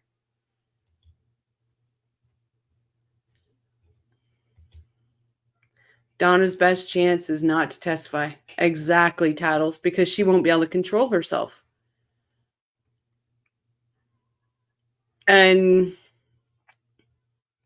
she's going to go up there and try to be better than what Charlie was. Georgia has got to be the next Barbie. Yep, I agree. Anyone old enough to remember the Triton cigarette commercial? I'd rather fight than switch. I see Donna at the defendant's table with a broken cigarette in her mouth. Oh, that's a good one. Georgia declined a judge's position to go after the Adelsons and Walter Rayborn. She would be an amazing judge, though, wouldn't she? Charlie and Donna should have used Pig Latin. Oh, we used to talk Pig Latin around my mom all the time just so we could get away with stuff. She couldn't understand it. How about screaming out with her Jersey accent, "I'm innocent." Mm-hmm. 2 different cases. She's a workhorse. What witness will she have? There's witnesses on the list. I don't know. I know they put Charlie on his list, on her list too, and he's a state. I think Robert State. Welcome back. I bet you it's going to be the same as Charlie. She'll be the only witness. Yes, from her hateful words after his conviction and her endless calendar of lawsuit desires, she wants to get in the ring. But for sure, she has a better chance if not. Yep, absolutely. Done it with a broken cigarette and Rosh with 2 broken fingers. Arrest Willie Maggs for malicious. Yep, that guy. Donna was. Oh, I already hit that one. Sorry. Charlie would be on the wire asking, "Is it Ewa for wee wee mum?" Will Wendy wear the same outfit? That is the question. I think everybody's waiting to see what Wendy's going to wear. She'll definitely be coming in with darker hair because it's been stated that she's been pictured with darker hair. Good day, good day. I spot another Aussie in the chat. Hi, Carol. Welcome. Sorry, guys. We'll get back to it. Careful of what? Defendant also told you under oath that he regrets that his mom randomly used the word TV in this call as part of her careful talk. The defendant got Wendy Adelson a TV as a divorce present as a cheaper alternative to hiring a hitman. Dan Markel was killed by a hitman. Then the same TV is Wendy's alibi for the murder, a service appointment that her mother set up for her from South Florida. And then on the wire, Donna says, quote, "This TV is going to cost about $5." Does the defendant say, "What TV? What are you talking about?" since you inserted a random object into this careful talk conversation? No, he doesn't need to ask what TV because he knows exactly what she's talking about. And it's a good chance he's still stuck in the Miami airport. Because Donna did say, how's he going to get home? He's 80. How's he going to go home? This is just horrible. Carrots it back. They asked you for $5,000. The defendant has advised you that this TV stuff is a coincidence. Is it a coincidence, or is it obvious they're referring to their conspiracy and this murder? Only you can decide which explanation is credible. The players in this case are smart. They've given a lot of thought to their preparations before this and to their explanations after. We know the seed was planted in early 2013, and it took over 1 year to come to fruition. And they really thought of almost everything. A clever TV-related alibi for Wendy, a frame job for Lacasse, and they insulated themselves by hiring Catherine McVanois as a middleman, walling themselves off like those train cars, only communicating with the one in front and the one behind, and having no connection to the one further down the line. It's also important to note that in these first few calls, A, B, and C, that Donna Adelson describes the bump to the defendant, and she says the person that approached her mentioned an ex-girlfriend, but she does not say the name Katie or Catherine. Then, with only this very limited information, defendant calls only one of his many ex-girlfriends, Catherine McVanois. In call D, defendant tells McVanois that he thinks that this undercover, the would-be extortionist, said her name. We know this is true. The undercover did say Katie, but Donna had not yet told the defendant that. They only communicated in calls A, B, and C. And the only communication on those calls was that the person mentioned ex-girlfriend. On the wire, the defendant says he just called Katie, Catherine McVanois, because she was his most recent ex-girlfriend. Well, we know that's not true because there's at least one woman that defendant will admit meets that definition between McVanois and the bump, and that's Whitney Kick. I have to thank you all because I have noticed Rashi and his fingers and all this, but now I can't stop noticing it. So I have to thank you all for that.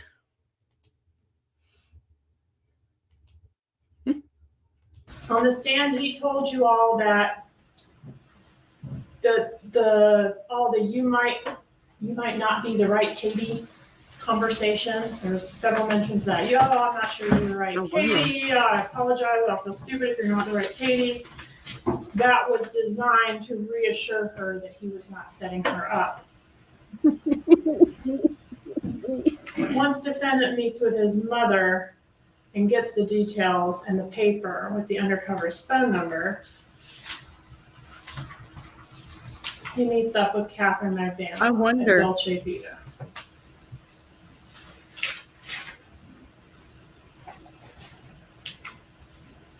If they had any evidence, we'd have already gone to the airport. Does that sound like an innocent man? Even if they bug your phone, you're still not talking about any of this. Talking about what? The cops would only bug your phone to get information about the murder. And if you don't have any, then there's nothing to not talk about. The cops aren't going to be doing a wiretap to investigate him getting extorted, which he hasn't even reported to law enforcement. So, not talk about what? Defendant discusses how he's going. Exactly, Jamie. I'm sorry. I have a Samsung frame and it didn't cost $5,000. So, and I live in Canada, so we pay more for our stuff than you do down there. But, like, the TV thing is just the stupidest thing ever. Absolutely Wendy used them all. The only one-eyed of her book cover and the owl shirt on the day of the murder. Yep. Donna will wear the Markel heirloom and claim to be could you imagine?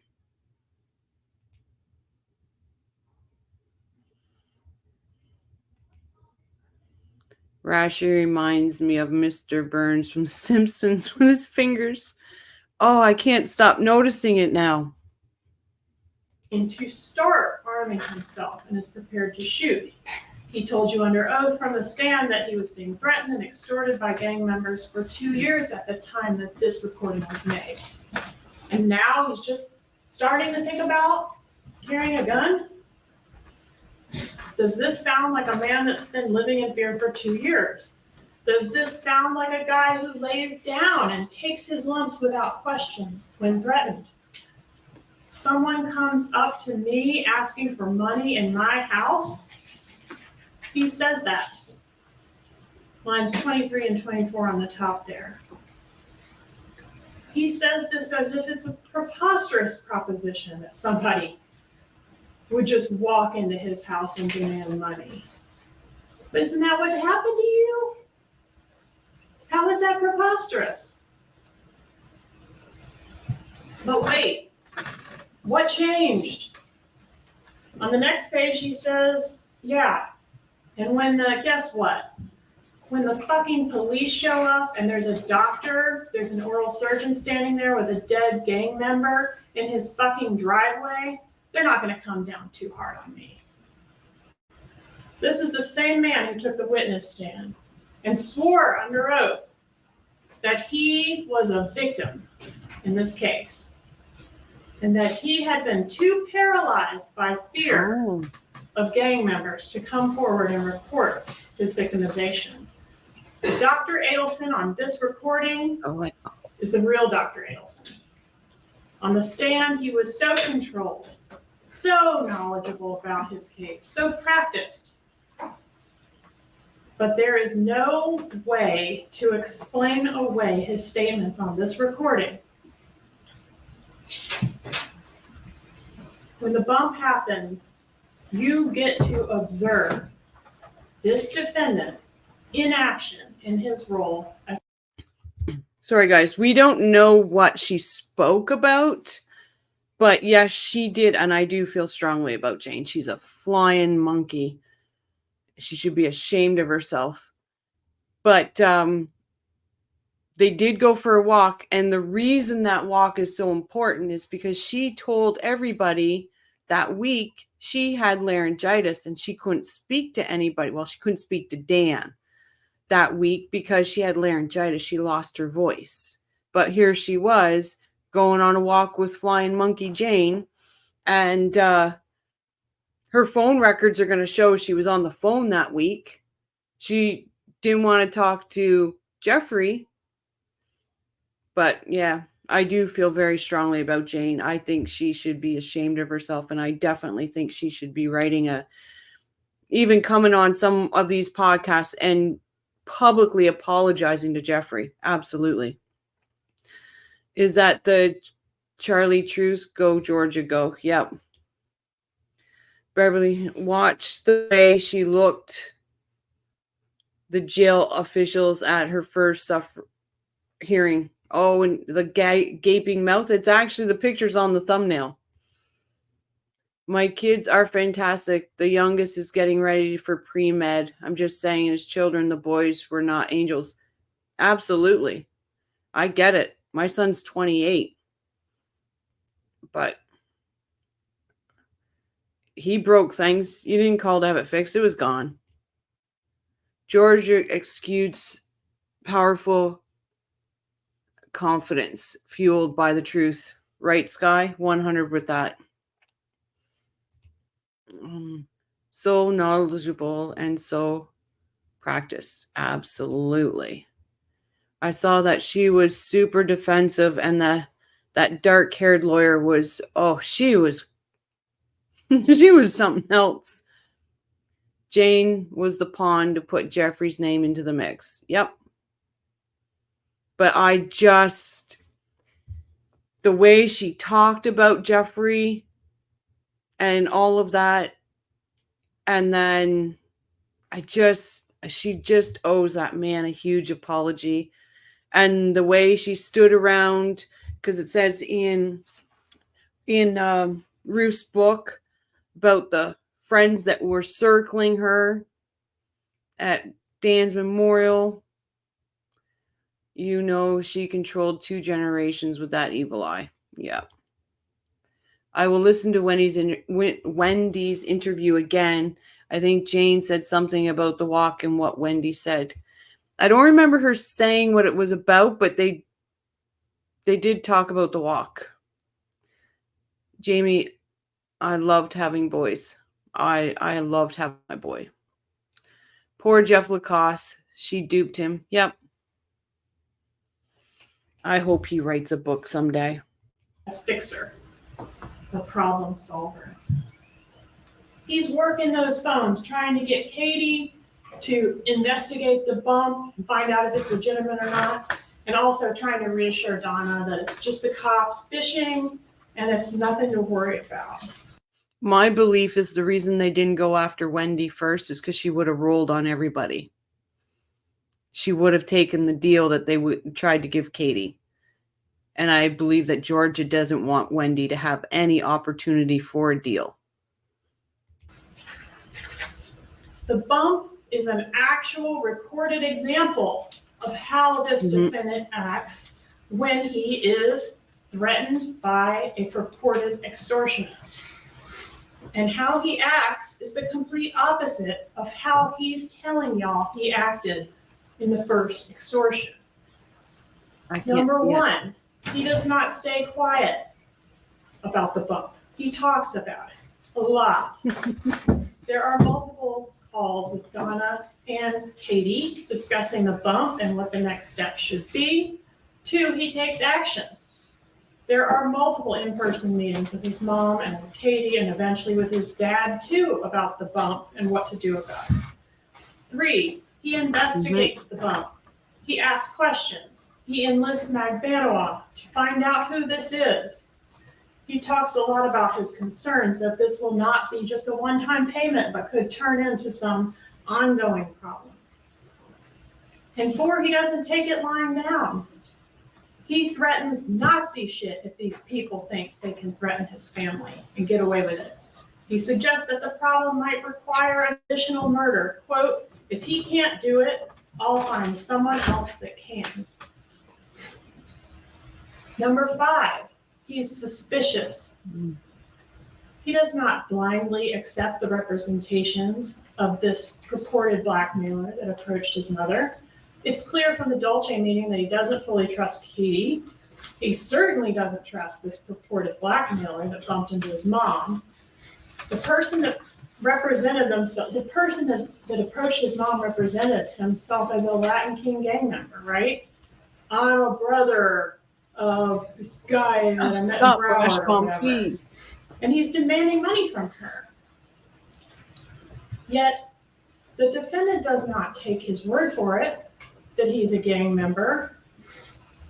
He's not so in fear for his mother's life that he opens the safe and gets $5,000 more out and gives it to Katie. A pittance compared to the amount he's telling you he handed out to the first layer of extortion. Number six, he doesn't pay. He doesn't bring the $5,000 to Dolce and give it to Katie and say, go pay it. Because that's what I do when I'm threatened, I pay. He doesn't pay, he doesn't ever pay. And it's only $5,000. Instead, he analyzes and thinks through and talks about every possible scenario. Defendant says it's one of two things or one of two scenarios. One being the cops, two being someone actually trying to blackmail his family about this murder. According to him now, he's been blackmailed for 2 years. And he's talking to Catherine Magbanua. He's talking to the person that's been collecting his money all those months. But at no point does he acknowledge the first extortion. That's the thing, Tattles. I think it'll open up more for everybody to believe that Wendy will be arrested with the stuff that comes out from Donna and the WhatsApp. I think that's what's gonna really show people. Yes, good night, Hugh. Steph sells stuff by the seashore. I love that name. Oh yeah, it's a good name. Good night, Hugh. Hugh's getting the love. Wendy's 10 steps ahead of everybody. She's adept at embroiling others' innocence into her web of deceit. Absolutely. And I will say that Jane could be, but when you've been around a narcissist and you see what are actually called flying monkeys are. Jane is a flying monkey. I would bet she's still in contact with Wendy.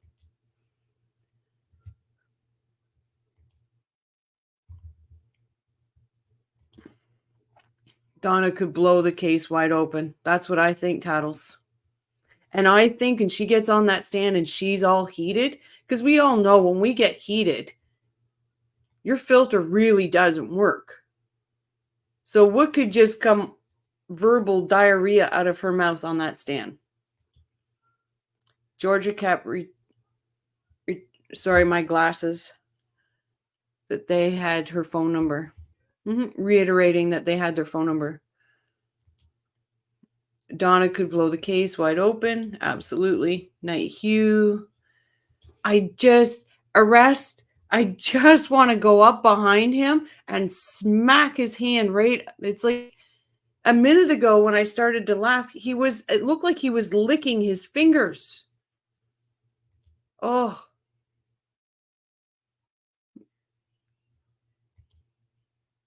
Good night, everyone. Night, dog. Wendy may be a few steps behind Georgia. I think so. Thanks. But I do hope, let me see what Tattle says, but I do hope that all guilty are convicted 100%. Yes, each trial keeps building on to the next. I believe that. And I can't wait for her to get charged and her trial date to be set, because I'll be meeting you for coffee, True. Wheelchair Donna pictures next on my feed. Yeah, because I'm in StreamYard, I can't see what you're seeing, Beverly.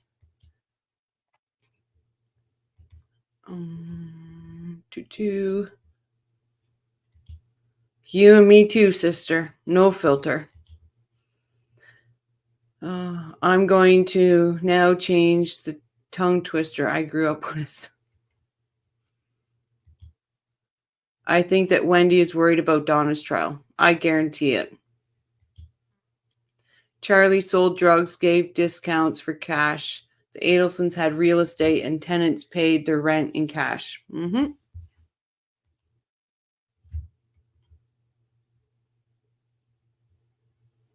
And I bet Diaper Rash Bomb picked his nose and wiped it on the wall when he was a kid. I don't think Jane is still loyal to Wendy. When Jeff admitted I found out Dan was a great guy, I think Jane become enlightened too. I would hope so. Like I said, if she was to come out in public and literally apologize to Jeffrey and definitely apologize to the Markels for what the nasty things she said about Dan, like in the interview. When I heard about it, I just thought it was a domestic, I just thought he was being abusive to you. She needs to do a huge apology, public apology, and own her shit. That's what she needs to do. Rashi might have a mole or an ingrown hair underneath his mustache that he's playing with. Maybe, but it's disgusting. I believe everything is out now. Didn't reach our side of the street, or I wouldn't be snarky on here. Oh, that's good. I'm glad, Jamie, that everything's out and you're safe. Like Amber, unheard of. What if he is somehow using cocaine? As she was throwing up on the table. Thank you, Charlie. I love you. It wouldn't surprise me. Like, I understand that calling Jane out on her shit, and some people get upset with that, and that's fine. But I've dealt with these type of people, and they're nasty human beings.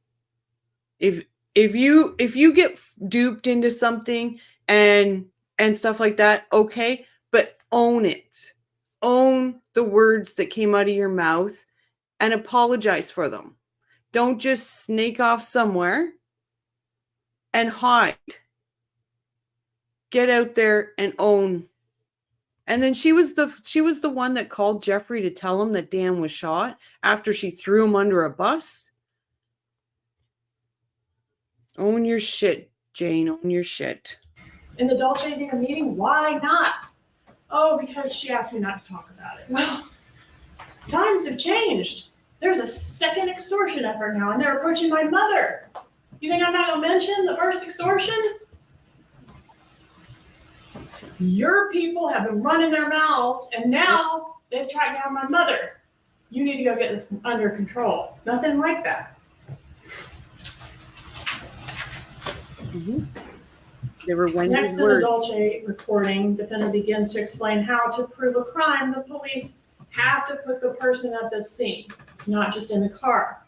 He's reassuring her that even if we, law enforcement, can tie her or the shooters to the Prius, that we'll never be able to charge them.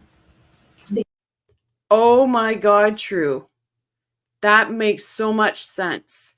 Because I've been thinking about that. Like, what could actually make her that sick? Did he explain what Dan looked like? Did he do any of this? I think you're right about him saying they found the car. That would, yep, that makes so much sense. Thank you for that, True. Because they didn't come to Tallahassee, they didn't shoot anyone, they didn't do anything wrong, and therefore they can't be held accountable. But that is not the law as the judge has instructed you. Everyone who wanted this done and did some act toward accomplishing it is guilty as the one that pulled the trigger.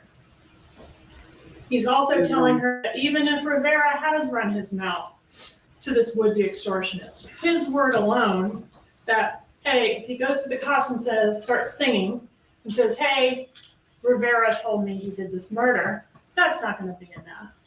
Basically, he didn't use the word hearsay, but that's not going to be enough to proceed on an arrest in this case. Sorry, it's taking me a minute to answer because I'm trying to remember her name. I'm horrible with names. I am absolutely horrible with them. Tamara Danko. Yep.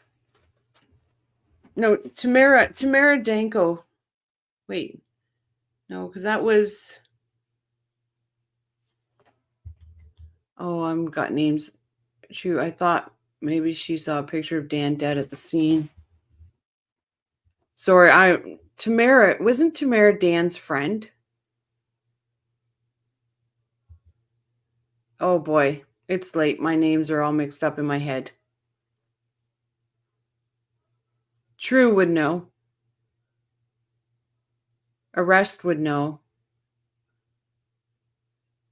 Why is the name? I am the worst with names. Like when Deb said, call me Deb, I wrote it down beside me. Okay, Tamara was Dan's friend, so she wasn't the one that called and left that message on Wendy's phone.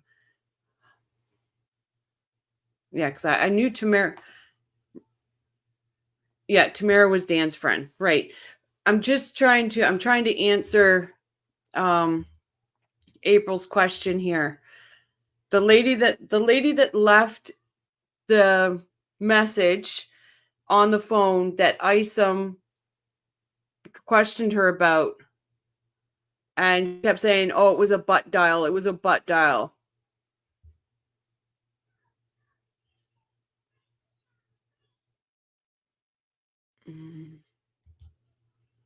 Carol was half of a couple that was friends with Wendy and Dan. She was a very good friend with Dan and interviewed with Isom. Yeah. But the one that said that she didn't call Wendy, it was a butt dial. I can't remember that girl's name. Friends with both. Lisa Carey, the real estate agent, was the voicemail. Okay, thank you, True. I would love to speak to Tamara. She seems like an amazing person. That was not notified. No, the message from the real estate agent. That's it. Thank you, Jeannie. The butt dial. Yep. And she kept lying about it, and they knew about it. Like, I just don't get it. Tamara was a close friend that knew both of them. Yep. That was one of the friends she had lunch with, I think. Yep. And was hurt by not being notified. Yeah.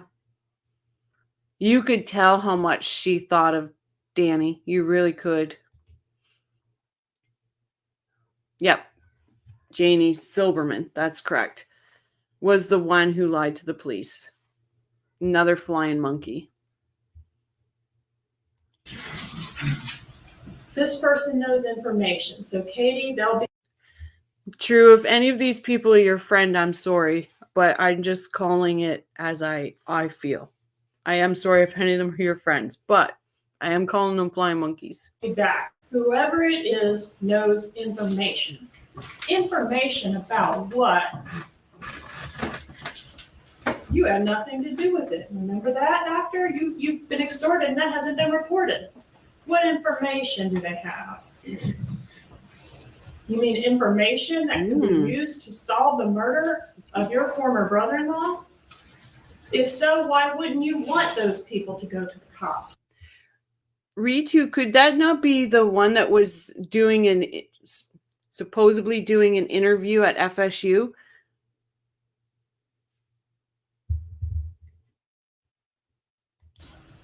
Why wouldn't you want them to come forward with that information? Then the guilty parties will be held accountable. Right. Your extortionists will be jailed without you having to do or risk anything. Next defendant talks about what will happen if the would-be extortionist, the undercover, is picked up by law enforcement. I will. Next thing you know, this person is singing. Other people start singing. As soon as they have him, he starts calling your name out. And then there's going to be police at your door and at my door. If you're innocent of this murder, why are you worried about the extortionist telling law enforcement whatever it is he knows about the murder of Dan Markel? Defendant says he wants to pay the money. Oh, got ahead of myself. He wants to pay the money, but he's explaining to her the problem with paying is that people might keep coming back or tell their friends who will jump on board as well. He's explaining to her the problems with paying a potential extortionist. What he doesn't say, which is what you would expect if he'd been getting extorted for 2 years, is Garcia or whoever you've been giving my money to has obviously been running their mouths and now they are messing with my mother.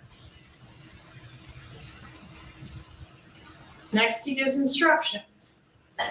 Say my friends have no idea what you're talking about. Charlie keeps getting paler and paler. Frankly, I don't know what you're talking about, but the name sounds familiar of who's incarcerated. So I'm going to give you something as charity to help the less fortunate. But do not contact these people again or they're going to the police. The whole time you're talking, just say, I don't know what's going on. Only use the words help and charity. This isn't the guy described in this first extortion who just rolled over when threatened. He's in control. He's giving the orders. He's giving instructions. Why would you have to give instructions to a blackmailer about how to handle a blackmailer? Next, the defendant says, now he's fucking with his wife and he's fucking with him and you fuck with the king himself, you better kill him because he's going to be a big problem. And he knows who you are. If he can't do it, I'll have someone else do it. Defendant testified that this means the only way to stop Garcia is to kill him. He's not talking about killing him. He's just saying he's a really bad dude, and that's the only way to kill him. The evidence shows that he's saying if Garcia can't handle the undercover, he'll get somebody else to do it. Then he says, and so help me God, they fuck with my family, it's gonna be fucking Nazi shit because this will be done. I mean, Katie, I don't care what I spend, okay? I swear to God. Defendant and I went back and forth on the stand about what Nazi shit might include, and I think we ultimately agreed that that would be killing. And then he says, I don't care what I have to spend. If you're struggling to figure out who this man is, that's a good clue right there. He's going to buy a solution to this problem exactly how he paid for a solution to the problem of Danny Markel. Here he wants to know if Garcia has any bad feelings toward him, meaning, is Garcia willing to look into this and handle this for me? Or does he still hate me because I used to date you? If defendant had really been getting extorted all along, surely he'd say something like, I've been paying all this money, I've been compliant with everything.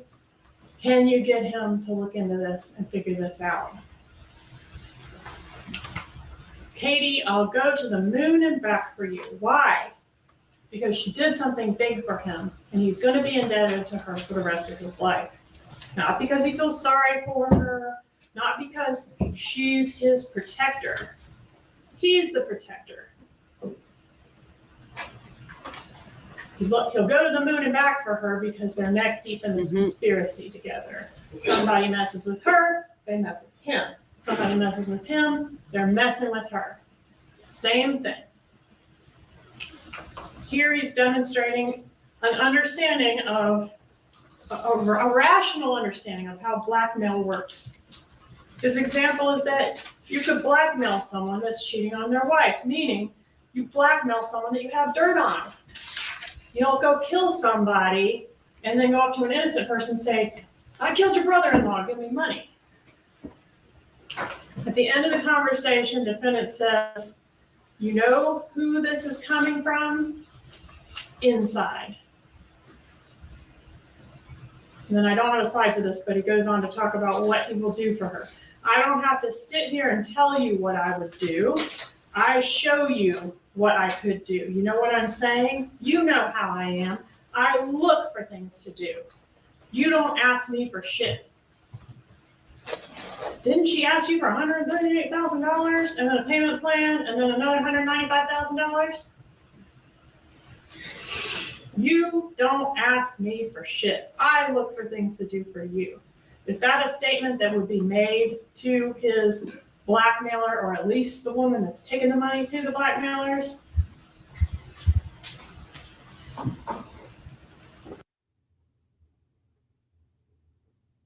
Charlie's face here is priceless. You don't ask me for shit. I look for things to do for you. Is that a statement that would be made to his blackmailer? Yeah, that is priceless. Shakes his head, and in the hands it goes. Good night, X. It cannot be easy for Robert at all. I feel badly for him. Absolutely. But he's got to be able to put his head down on his pillow and go, thank God I got away.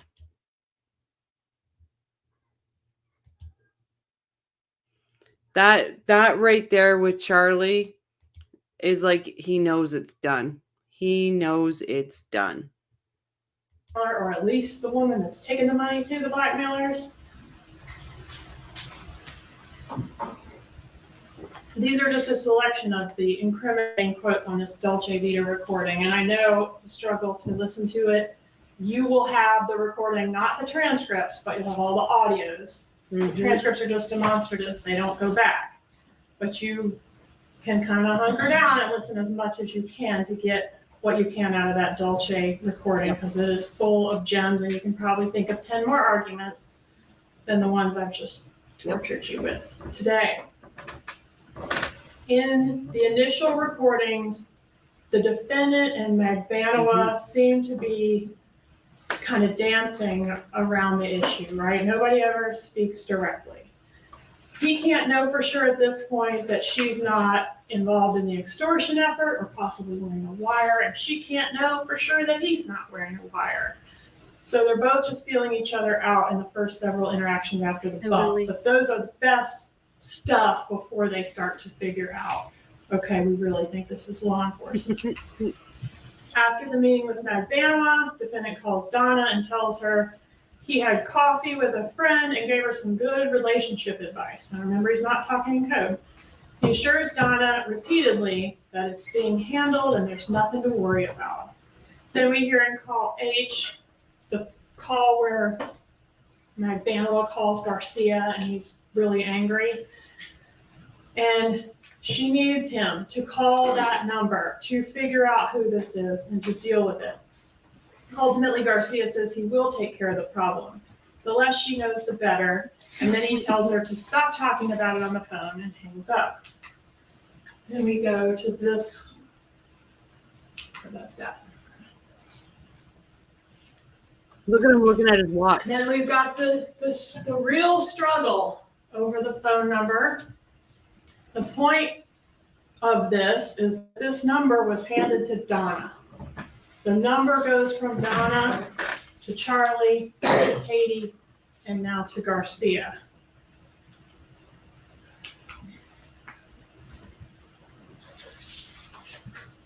Here in call J, we hear the reference to investment as code for the $5,000 extortion payment.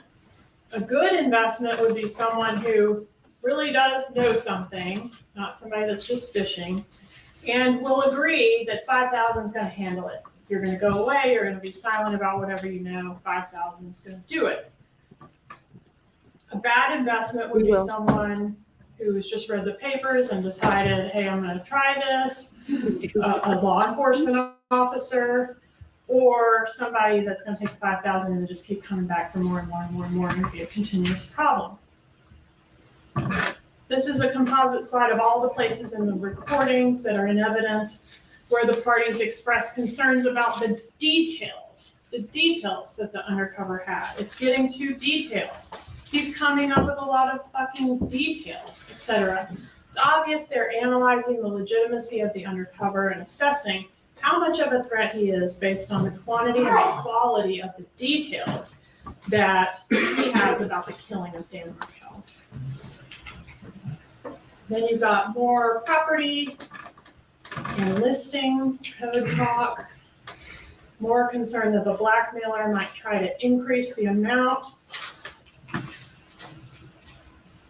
Here's a composite slide illustrating all the different calls where the defendant expresses concern that if he pays, that might not be the end of it. And the reason why I think this is so important is because you've been paying for 2 years. Why are you analyzing how blackmail goes or might go so much? You're supposedly an expert in it. Here, defendant gets stern with Captain Magbanua, telling her to find out who the F it is and stop playing their games. Again, for a guy that's living in mortal fear of Latin King gang members, he's pretty cool. He was in on He's it. pretty in control. Recall that in this one call, she basically says, I can't, she's really furious in this call. She's like, I can't do all this code anymore. I can't talk in code. Remember, defendant told you he didn't talk in code on the wire. So she breaks character here in this call BB. Then defendant later says to her the quote I already gave you about how they're in this together. They're one and the same. And I couldn't agree more with that statement. This slide is a composite of all the places where defendant says if he had information about the murder, he would collect the reward money. First of all, whichever side of this case, whichever theory you're finding credible, both sides agree that the defendant knew the whole time who killed Dan Markel, or close to the whole time. So definitely could have gone and gotten the reward money, although it's hard to imagine he would collect reward money for information about the death of his own loved one. Defendant claims he doesn't go to the police, period. And he offers an example of I had a jet ski stolen and I didn't go to the police. Well, maybe the insurance was worth more than the trouble with the cops. I don't know. But he has gone to the police before. There was evidence of that. Guys. And the evidence shows that when somebody messes with him, he comes at them with everything he has. on the lawsuit with Ryan Fitzpatrick, the incident with his child's mother, incident with an old roommate, incident with a former female employee. Some of those included reports to law enforcement. Some of them included use of other resources. In the last case with the female employee, he sent a letter that said, you know, he accused her of trying to shake him down. So she's trying to extort him. And it states that he would never pay her a dime. In fact, I'm going to get attorney's fees. He's a guy with considerable resources, and he's not a shrinking violet. He is not afraid to use those resources to his advantage. If some street thug was trying to push him around, do you think he'd lay down and take that without doing one thing about it? This slide is a composite of some of the occasions defendant mentions the option of going to the police. And these quotes are specifically in reference to him saying, if you're threatened, you go to the police. If you're threatened, you go to the police. And he has done that before, but he did not go to the police in this case. He didn't go to the police in 2014, not out of fear, as he would have you believe, but because he did this crime. He believed he had gotten away with this crime. He didn't go in 2015 because he was busy that year having the best year of his life. Financially, got in a serious relationship with a new girl, June Umchinda, cruised the intercoastal in his boat. This dude had solved the problem. Everyone was happy. Wendy and the boys were back in South Florida where they belonged. Mom was happy. He was making money hand over fist. June described the beginning of their relationship. June Umchinda described the beginning of her relationship with this defendant in October of 15 as a fairy tale. He is not sweating anything, folks. And that continued until the time of the bump in this case in April 2016, whereby the defendant became agitated, angry, and anxious. This was before the report concerning him was leaked. At the time of the bump, his behavior changed noticeably. June noticed it, and Ryan Fitzpatrick noticed it as well. He was erratic. Now, why on earth would he be more stressed out after his extortionists were arrested? He seemed perfectly fine to these witnesses when he would have you believe he was in fear for his life. And then he further told you that he was more nervous after the arrest because he feared he'd be falsely arrested. Why? You didn't do anything wrong, you're not going to get arrested. Now, yeah, after the report gets leaked, okay, but why are you so nervous before that? The old man's cheeks, I think of Alvin and the Chipmunks. Honestly. He's like, just arrest the guy. Just be done, or just convict him. Be done with it. He's checking how deep the shit he stepped in smells. Absolutely nothing. His fingers, I don't know. Ian, I've never noticed that. Are you sure?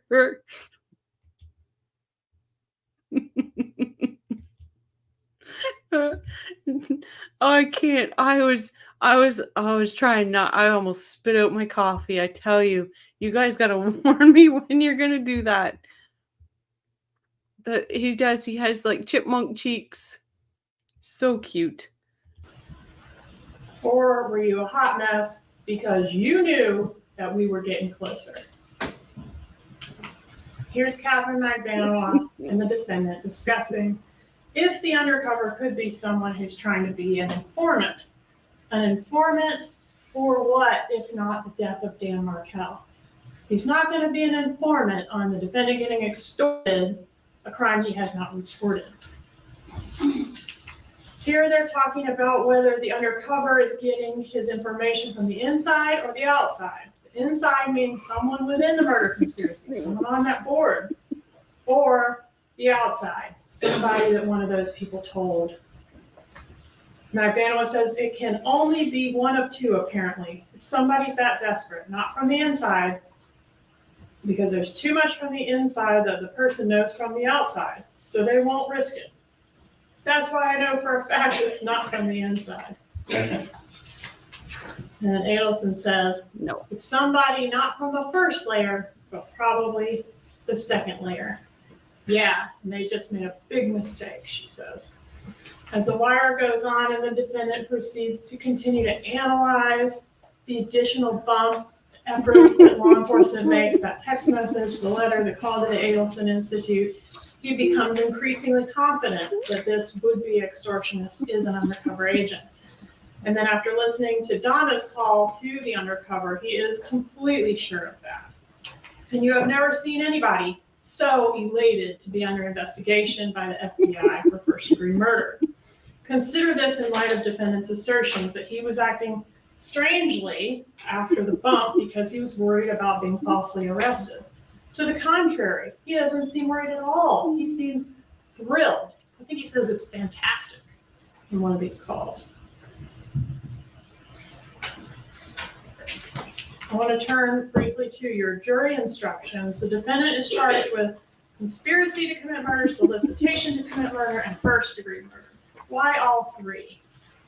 Because it's like there's a magnet. It's like there's a freaking magnet from his fingers to his nose. It's horrible. defendant didn't just ask Catherine Magdalene to do this and promise her money. He didn't just set a plan of action in place toward doing it. It got done. It got done. And that's what makes it a murder. That's the difference between just conspiring. You didn't just conspire. It got done. This is the difference between just soliciting or just conspiring and being a principal to first-degree murder. To prove the crime of first-degree murder, I must prove to you that this was premeditated. Premeditation is defined as killing after consciously intending to do so. This murder, consciously deciding to do so. All right, so this murder was in the works for over a year. It began with the failed relocation efforts.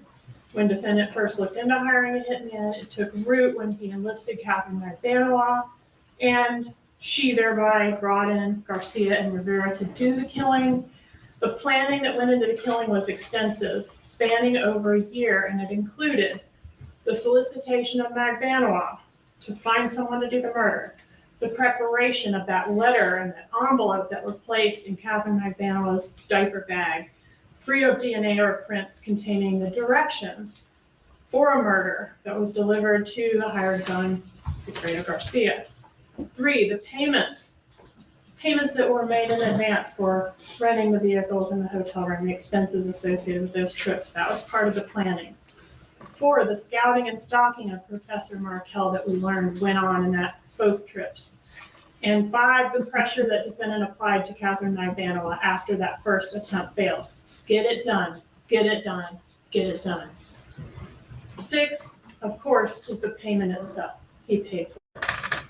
All the planning, all the meetings, all the precautions were coming to fruition when that hired gun fired those 2 shots that devastated so many lives on July 18th, 2014. When you think about how this case was proven, we started at a single point, the crime scene, and we went in 2 totally different directions. We chased the Prius and we chased the motive, the bad blood of the in-laws. And the investigation could have stalled if either of these leads had resulted in a dead end. But all the little breadcrumbs led to the same place. The Prius led to Garcia and Rivera, which led to Magdalene. The bad blood and the divorce led to the Adelson family.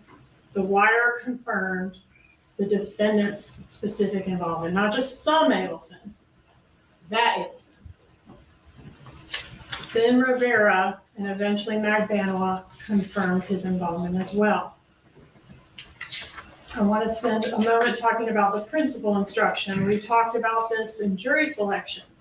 The defendant didn't pull the trigger, but that doesn't mean he isn't just as responsible as the person who did.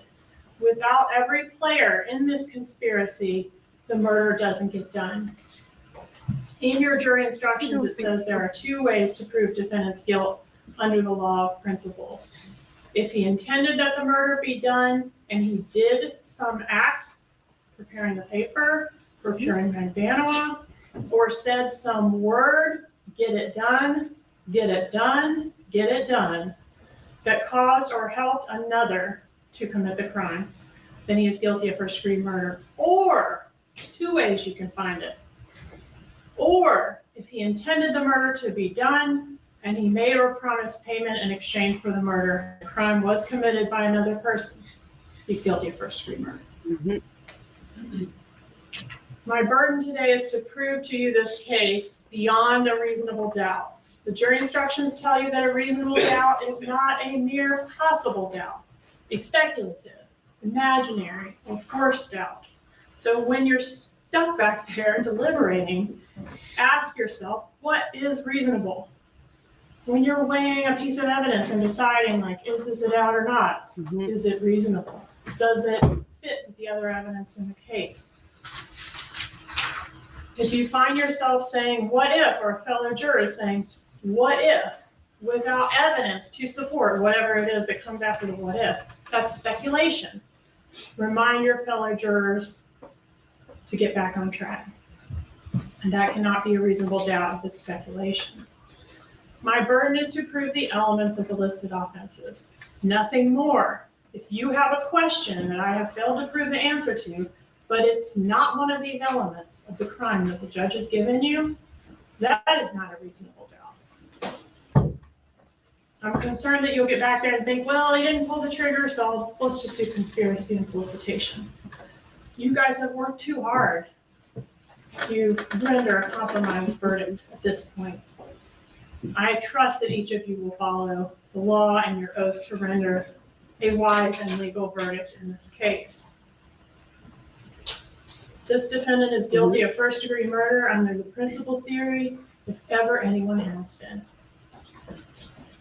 So the efforts to distract you from this case and what it's really about, including these clear links in this conspiracy and all the evidence that establishes them, the text, the calls, the records, the testimony of Rivera, testimony of Agbano, all those things together.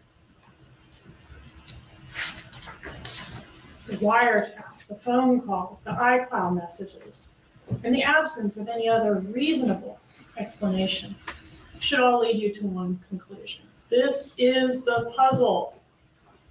This is the puzzle. The image is clear. When I confronted Rivera with the defense theory that he and Garcia acted alone to kill Markel and then extorted money out of the dentist through Magbanoa, he found it laughable.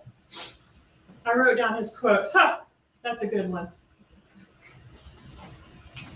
It came out in this trial that in Garcia's trial, Rivera was portrayed as the sole killer, the bad guy. He conspired directly with Charlie Adelson, according to Garcia, to commit the murder through WhatsApp or some kind of way. Garcia's lawyers said this was all done without the knowledge and participation of Garcia. Then we learned in Magbanoa's trial, Garcia supposedly conspired directly. Your Honor. Now, here we are in the trial of Charlie Adelson, and the truth has been revealed. Once again, the state got this almost right. That's what you heard in the opening from Mr. Rashbaum. We understandably thought that his client, Mr. Adelson, was the hirer of this murder, but there's a twist. Nothing is as it appears to be. The defendant is really the second victim in all of this.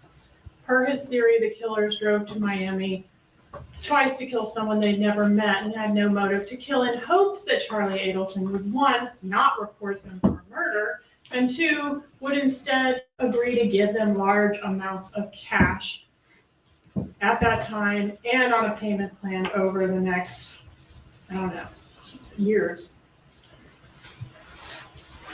Other than failing the smell test, there are a few specific problems with the defense theory. One, how would the killer...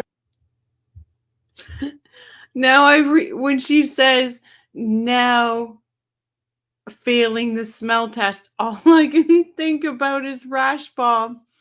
Oh my God. That is grooming win right there. It takes 2 moldy stacks from petty cash. It failed the smell test. Georgia said so. killers have known where to go to kill Markel? How would they know who to kill? How could the killers have known that Dan Markel was scheduled to leave town the day after the murder? 3, possibly the biggest problem, the theory itself makes no sense. Were they just hoping that this would work? We're going to go all the way out there and kill somebody, and maybe they'll give us some money. If they were going to confess to doing the murder to Charlie Adelson in order to try to get money, why not just put a gun to his head and take his money? Why not just rob and or extort him with the threat of death by Latin King? That would save you the trip and the murder rap. Their jigsaw puzzle theory is just a pile of pieces that don't fit together. Each explanation is carefully designed to explain one piece of evidence. But how many different explanations can you string together before it's no longer reasonable? How many coincidences can there be before it's no longer a coincidence? This defendant is not a victim. He's a criminal. He's wealthy, he's smart, and he's successful. But he's a wealthy, smart, successful murderer. My work is almost done here, and yours is just beginning. I trust that each of you will do your best to render a wise and legal verdict in this case. A verdict that speaks the truth. A just verdict. And that is a verdict of guilty as charged. Thank you. Mic drop. Mic drop. Georgia is. So it's very small, but I figured we might as well throw in when he's found guilty. Because it's very small. Might as well add it to this.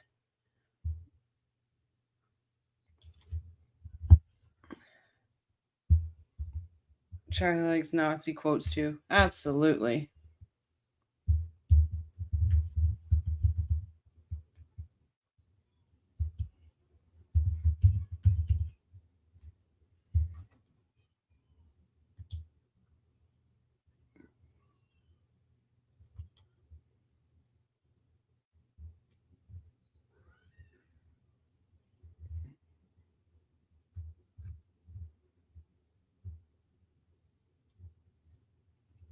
Are you guys okay with watching Charlie's when they return the guilty verdict? Verdict of the jury as a whole just announced.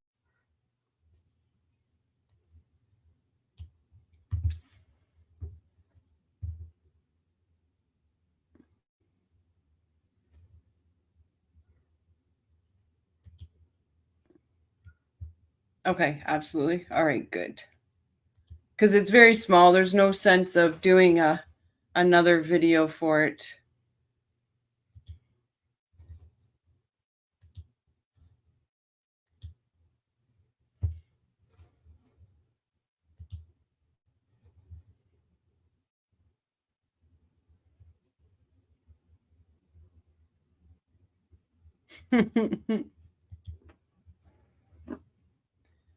Oh, she just nailed him.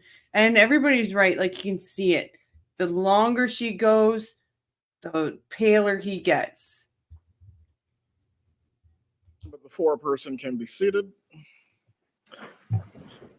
Has the jury reached a unanimous verdict? Yes, Your Honor. If you please could hand the verdict form to the bailiff.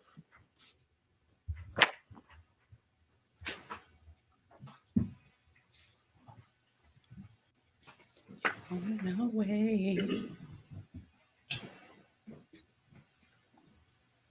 The verdict form is in its proper order. Madam Clerk, please publish the verdict. In the Circuit Court of the Second Judicial Circuit in and for Leon County, Florida, the state of Florida versus Charles Adelson, case number 2016 CF 3036B, verdict. Count 1. We, the jury, find as follows as to count 1 of the indictment, first-degree murder. The defendant is guilty of first-degree murder. Count 2. We, the jury, find as follows as to count 2 of the indictment: conspiracy Your head up, to coward. commit first-degree murder. The defendant is guilty of conspiracy to commit first-degree murder. Count 3. We, the jury, find as follows as to count 3 of the indictment: solicitation to commit first-degree murder. The defendant is guilty of solicitation to commit first-degree murder. So say we all this 6th day of November, 2023. Does the defense wish for the court to poll the jurors? Yes, Your Honor. Juror Moore, was your verdict and the verdict of the jury as a whole just announced? Yes. Juror Brazos, was your verdict and the verdict of the jury as a whole just announced? It was. Juror Gardner, was your verdict and the verdict of the jury as a whole just announced? Yes. Juror Strawn, was your verdict and the verdict of the jury as a whole just announced? Yes, sir. Juror Kraft, was your verdict and the verdict of the jury as a whole just announced? Yes, Your Honor. Juror Milne, was your verdict and the verdict of the jury as a whole just announced? Yes, sir. Juror Hawley, was your verdict and the verdict of the jury as a whole just announced? Yes, sir. Juror Thorne, was your verdict and the verdict of the jury as a whole just announced? Yes, sir. Juror Brim, was your verdict and the verdict of the jury as a whole just announced? Yes, sir. Juror Williams, was your verdict and the verdict of the jury as a whole just announced? Yes, sir. Juror Douglas, was your verdict and the verdict of the jury as a whole just announced? Yes, Your Honor. Juror Platt, was your verdict and the verdict of the jury as a whole just announced? Yes, Your Honor. Members of the jury, I'm going to give you one last brief instruction, and from here, you will be discharged from your service. On behalf of the parties, the lawyers, and the people of the state of Florida, I want to thank you for your time and consideration of this case. I'm also going to advise you of some special privileges that are enjoyed by jurors. No juror can be required to talk about the discussions that occurred in the jury room, except by court Hold your order. head up, bastard. For many centuries, our society has relied upon juries for consideration of difficult cases. We have recognized for hundreds of years that a jury's deliberations, Yep. discussions, and votes should remain a private affair for as long as they wish it. Therefore, the law gives you a unique privilege not to speak about the jury's work. The lawyers and their representatives are not permitted to initiate any communication with you concerning the trial. However, you may speak to the lawyers or anyone else about the trial if you desire. You also have the right to refuse to speak with anyone. A request may come from those who are simply curious or from those who might seek to find fault with this decision. It will be up to you to decide whether to preserve your privacy as a juror. We give you our sincere thanks for the work that you have performed. Just going to stop it there for a second. I didn't really want to stop it through all this. Mrs. Skytroop said during the trial, as we were watching it, that camera behind the witness box looked like an anorexic Darth Vader. Sorry. I'm going to try to rewind it, but as soon as they say guilty of first-degree murder, and listen, I watch paranormal things too, so bear with me for a minute. I know I'm trying to figure out if this is somebody walking by that pillar, but it looks like a smoke goes like this. And the first time I got it, I rewound it a few times. And yes, I'm old, so I'm saying rewind. But I thought, oh, could that have been Dan? And just standing there waiting to hear those words, "You're guilty." And then he just, I'll try to rewind it. I'm sorry I had to go off on that, but I saw it, but I know it's a reflection, but it gave me comfort thinking he was there watching this guy get convicted. You're not done, Charles. Civil lawsuits forthcoming. Yeah. Charlie's face during sentencing was when Phil read the victim's impact. Oh, I know. Then he says, I'm innocent. I maintain my innocence. Sorry, I've gone off the rails. Better later than never, maybe even a little better coming this late. They all live with what they did every day. And if they feel no remorse, they've lived scared and afraid. Yep. Danny'd been haunting Donna in her dreams this whole time. That is chilling. Yep. I'm going to rewind it here just so you can see it. And I'll try to slow it down because the first time I saw it, I was like, no, did I just see that? So I kept watching it over and over. Yeah, so I'm going to try to find it and I'll slow it right down because it just looks like that. Do you want me to finish this part and then, or just go back?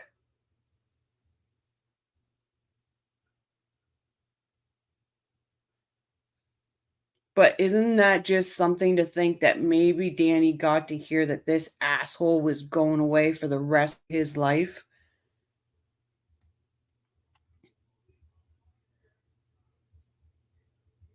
Okay, I'm going to take it back to about here.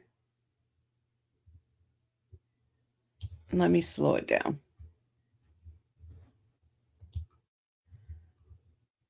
It's going to sound weird, but we'll slow it to 1.5. People of the state of Florida, I want to thank you for your time and consideration of this case. I'm also going to advise you of some special privileges that are enjoyed by jurors. No juror can be required to talk about the discussions that occurred in the jury room. That's too slow. Sorry, guys. Give me 1 second. Except by court order.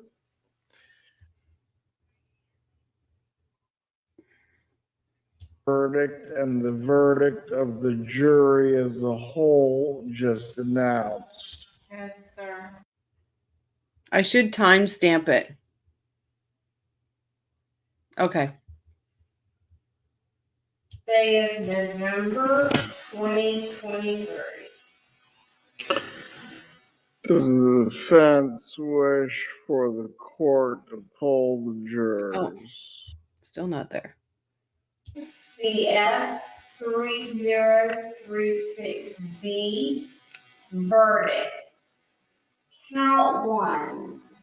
We, the jury, find as follows as to count 1 of the indictment. First-degree murder. The defendant is guilty of first-degree murder. Count 2. We, the jury, find as follows See it? as to count 2 of the indictment. Did you guys see it? You want me to go back again?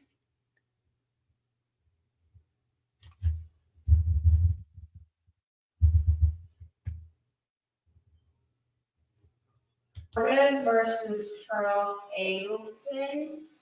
Case number 2016 CF 3036B. Verdict. Count 1. We, the jury, find as follows as to count 1 of the indictment. First-degree murder. The defendant is guilty of first-degree murder. Count 2.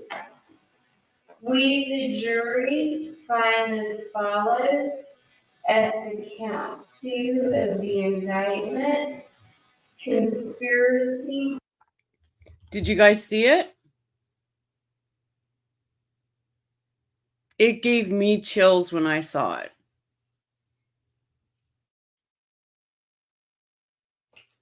So, April, can you see my cursor, guys? Can you see it going around? It's in this area. It goes right up through here. I'll go back.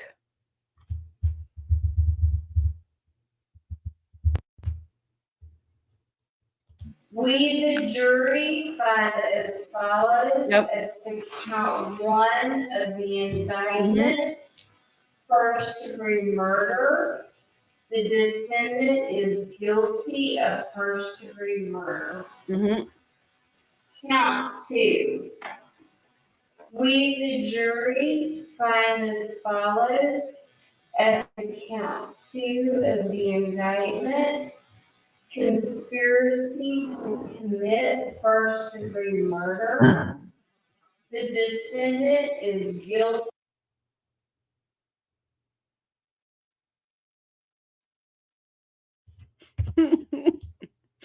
Can I say I didn't see it a few more times just to get that reaction?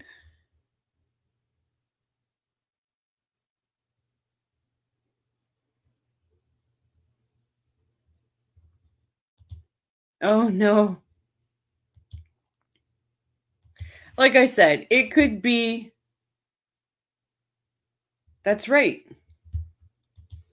It could be absolutely nothing. But my very first opinion or thought that went through my head was Dan got to see him get convicted.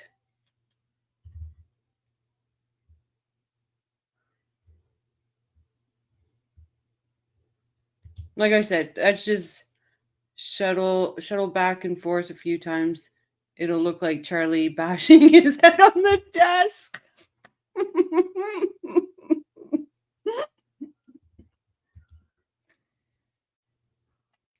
Hi, Rose. Welcome. I'm gonna. Well, and that's what I said, Marie. And I watched it. I'm like, nobody's moving, and the lady from Court TV is right there. So I thought, okay, is it her watch? Is it something? Like I was really, but it just, like I said, it's probably nothing.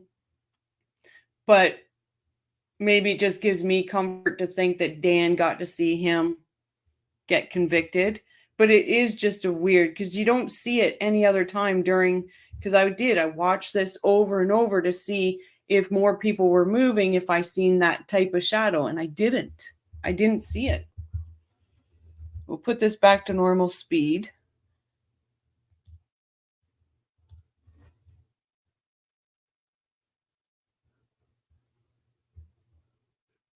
Guilty of conspiracy to commit first-degree murder. Count 3. We, the jury, find as follows as to count 3 of the indictment: solicitation to commit first-degree murder. The defendant is guilty of solicitation I think his to last commit thoughts were his first-degree murder. voice. So I say we agree. all this 6th day of November, 2023. Does the defense wish for the court to poll the jurors? Yes, Your Honor. Juror Moore, was your verdict and the verdict of the jury as a whole just announced? Who else is hearing that song in their head? Na na na na na na na na. I hear it every time I see this. Yes. Juror Brazos, was your verdict and the verdict of the jury as a whole just announced? It was. Juror Gardner, was your verdict and the verdict of the jury as a whole just announced? Yes. Juror Strong, was your verdict and the verdict of the jury as a whole just announced? Yes, sir.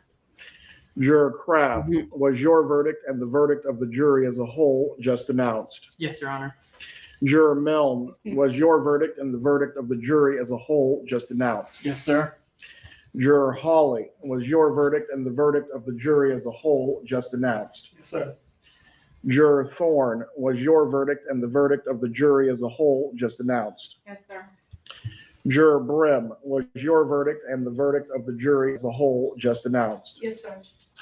Juror Williams, was your verdict and the verdict of the jury as a whole just announced? Yes, sir. Juror Douglas, was Mhm. your verdict and the verdict of the jury as a whole just announced? Yes, Your Honor. Juror That was well worth $1 million guy to come up and pick the jury, wasn't it? Well worth it.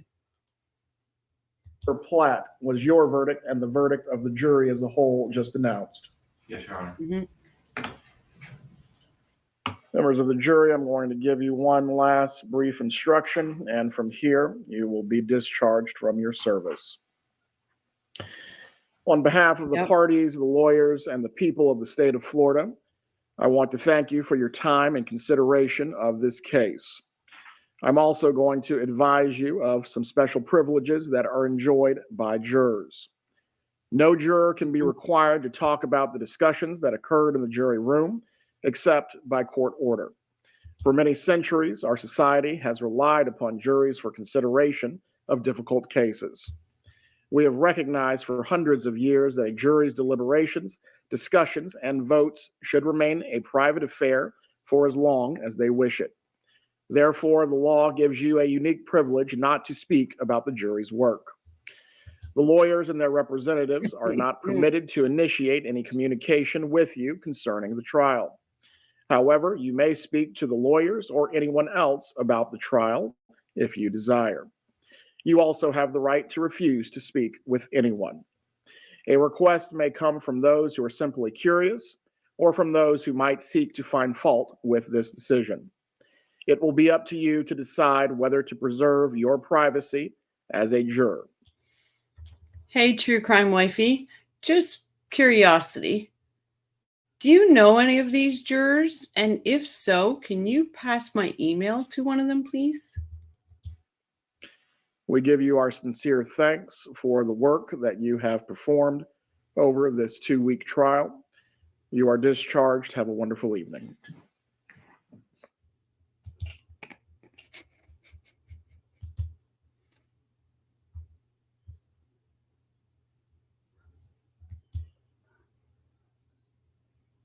Oh no, I gave all my commissary away.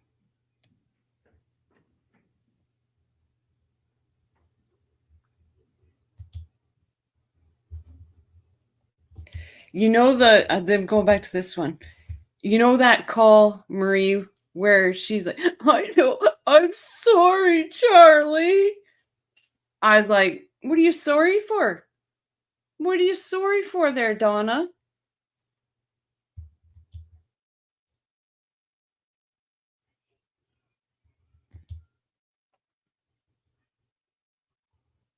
Yeah, send a pictures of the beach. Yep. And some paella. We got to see him walk out. Absolutely, Rose. Absolutely. I did hear that the jury said Charlie toxic. Not sure where I heard that. I'd love to speak to one of those jurors. I really would. Just to get, I want to ask them about Rashbaum. I really, really do. Can you imagine? He thought he was going home. He had the Uber waiting out back. No, I don't. Patty read the transcripts, and I do not know anyone who made it in the jury. Patty knew a couple prospects. The mayor was called and said guilty and was not selected. Then she didn't understand the meaning of go to war. Can't cry now, right? His mom is so sorry she tried to get out of the country and get to Vietnam. People should send him no context happy snaps of Wendy.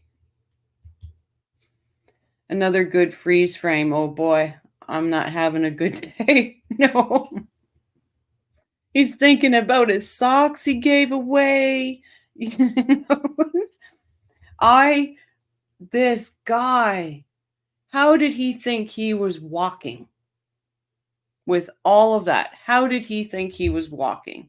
I can't even with him. Or selfies with Katie and June. Yep. Like I said, I've sent I've sent him like jail mail, whatever, but nothing back. Mayor John Daly literally said there all day to tell the judge and Charlie, you are guilty. He was like second to last. Wow. I'll tell you what the jury is saying about Rashbaum. Charlie might as well have gone with a public defender to represent himself. Yeah. He has a lifetime, at least 3 decades of getting away. Yep. Yeah, I sent it to him before he got moved. So, but it wasn't a nice one, so I could understand probably why. I should have played nicer, but I don't play nice when it comes to assholes. Think Rashi advised him not to testify. I wonder, right? He always was able to talk himself out of everything throughout life. Another person I'd love to talk to is Ryan Fitzpatrick. He believed that because he was spoiled by his parents and led to believe he could literally get away with murder. Yep. And see, Ryan would fit in here because we have no filter. I think Ryan would be a great guest. He had a Ferrari and a house with ocean access. Yep. Isn't that something? This is all the stuff. You want to give that up so your sister can move? Really? The mayor could have left early in the morning due to responsibilities. He really wanted that, and he really wanted to say it to their faces.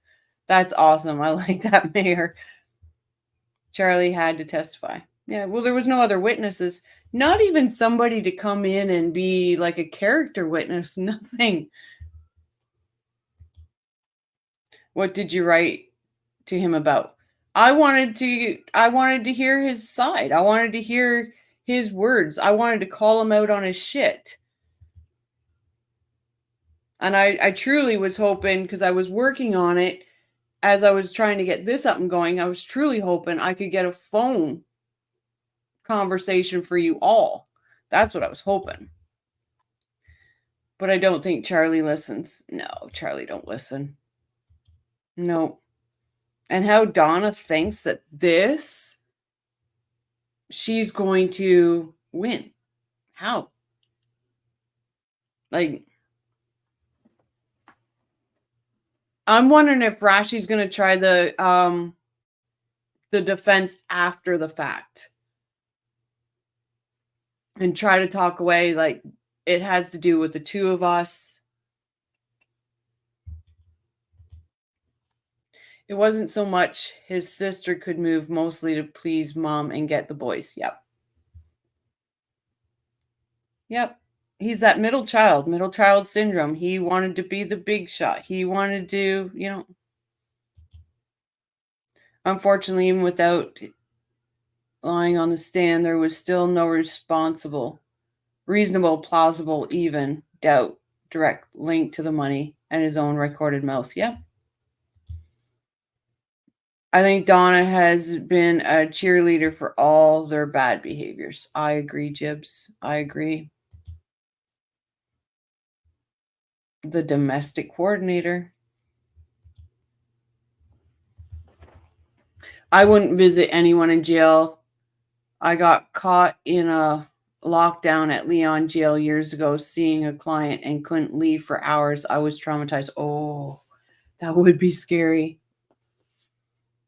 Oh, I don't think I could visit somebody. I was just hoping to, I played to his narcissist. Like wanting to be heard, wanting to be all this. He's calling out podcasts. He's calling all this. I was going to give him an opportunity, but nothing back. And then they moved him.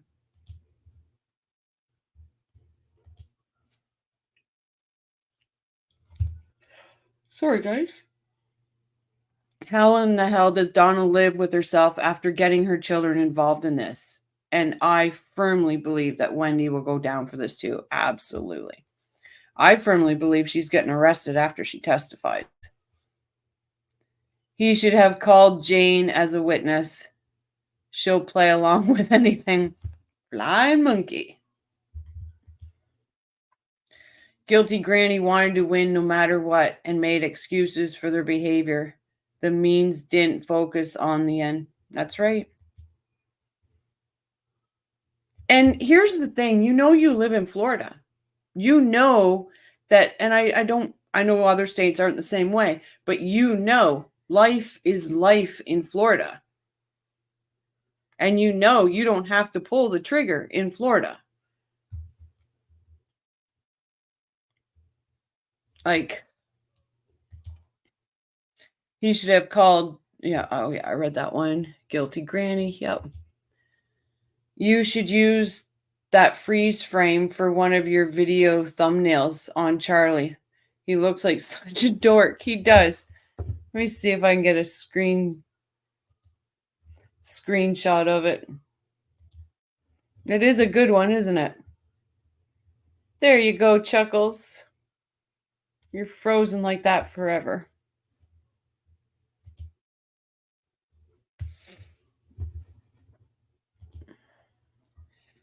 Donna didn't care about anything but getting her way. Yep.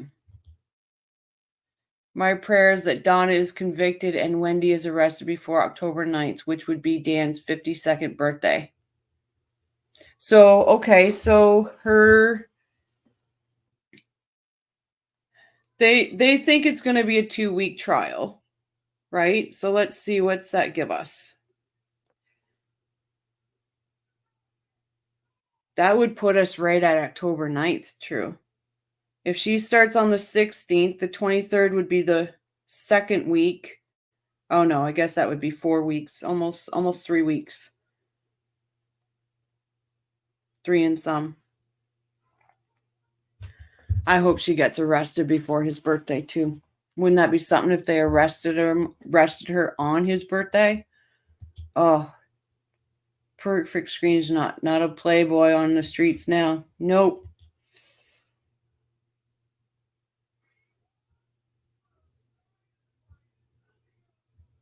Yeah, she did. I'll join you in that. I ask one favor of you, True. If it's the one day that you can go to the trial, please let it be the day that Wendy is there. And please, if I'm right, can you snap a picture of it? It is possible. It gives us 3 weeks and a couple of days. Yep. Charlie went from Playboy to Played Boy. Imagine how he's having fun in there now.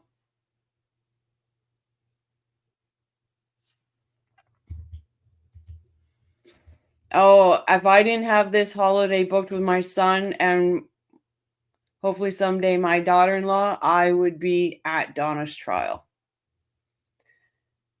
Good luck with your True. If you have any questions about law enforcement perspective, I'd be glad to answer. Oh, Jibs. Oh, yeah, you are law enforcement. Okay, Jibs. I have a question. Why the drive for Donna to Tallahassee from Miami-Dade?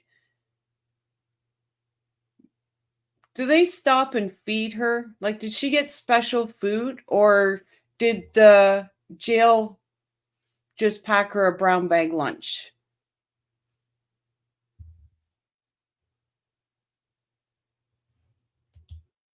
Oh, yeah, not in the court, outside. Mm-hmm.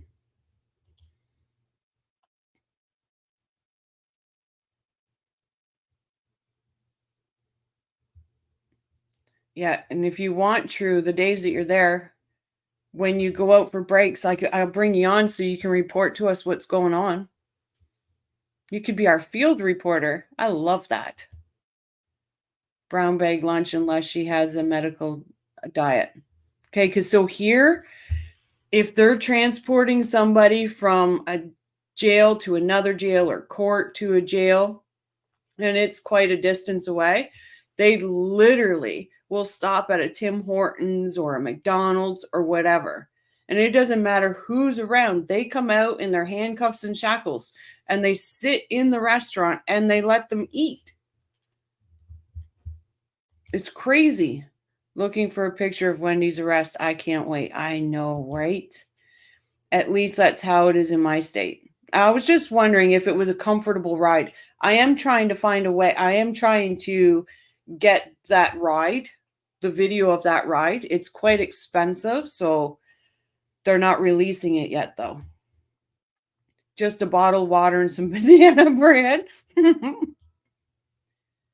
Would love to talk. I'm trained in lots of investigation tactics. I was an investigator for years, not law enforcement. That is so cool, true. If there's ever a big case in Western Washington State, I can go. So the footwork. Awesome, Sky. Oh, that's sad. I that would break my heart every time.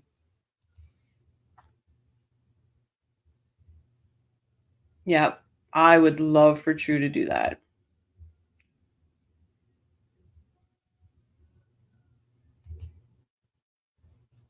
It's liability to stop and eat with an inmate. Inmates can run or be killed. Yeah, but they do it here, Jibs. It's absolutely insane. 18 years of child abuse and neglect you've dealt with. Oh, your heart must be just torn sometimes. Yep.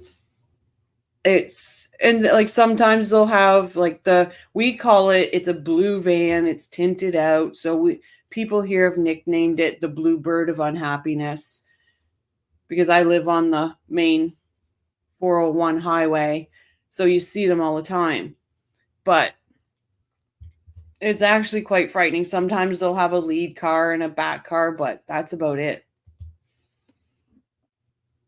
Feds arrested Charlie. That is why I understand no video. If feds arrest Wendy, may not see it.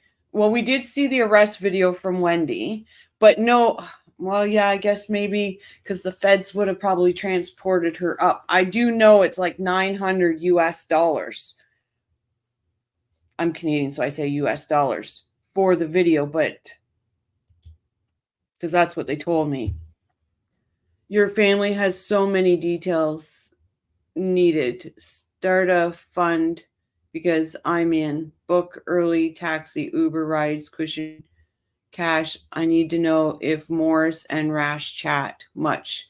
What does guilty granny do? I'm hoping I hear back from Georgia tomorrow about the cushions because I just need to have them a little more comfortable. I just want to make the Markels a little more comfortable. We are in Everett. Is nice. It is golf every day, year round. No one here has ever heard of Wendy. But you have that lovely resident elk head. Most people are good versus bad, but the bad is the worst. You would not believe what people put children through. Children and animals, they get me every time. They truly do. They can't fight back, right? They can't. Family will be with you.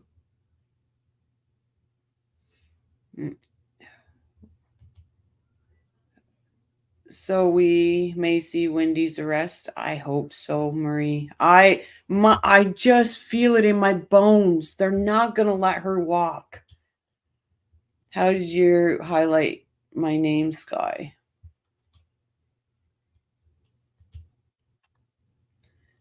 And the elderly. Yep.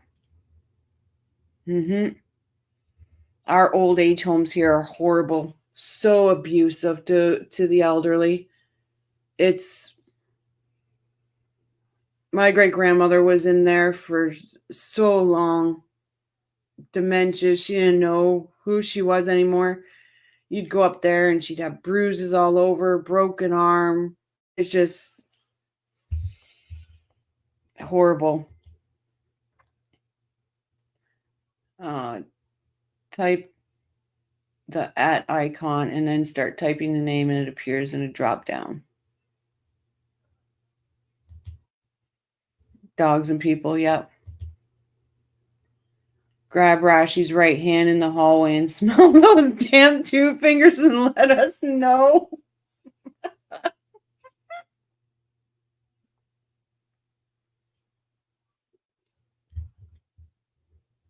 Oh my God, arrest.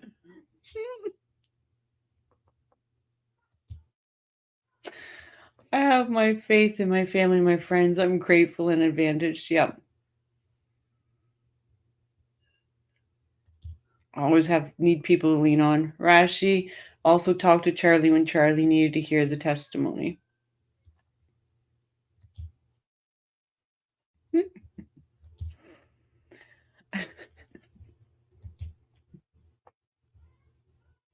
You could just go up to him and say, "What do they smell like? We inquiry minds need to know." It's not highlighted to my eyes. We'll need a bigger fund for that offense. Yes, it's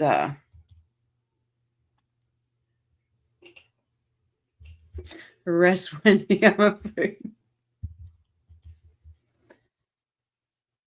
Yes, you won't want to see it on your end.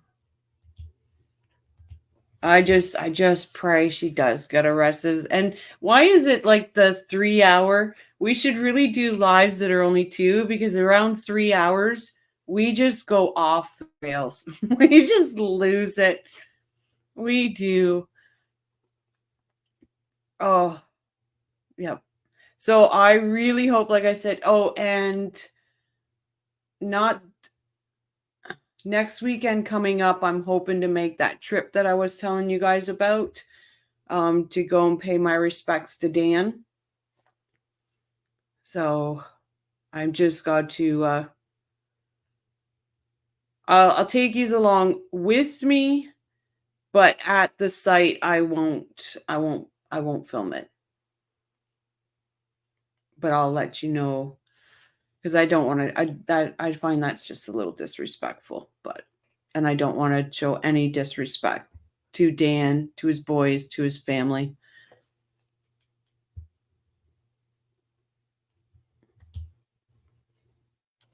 Hi from Sweden. We're almost done, though. I'm so sorry.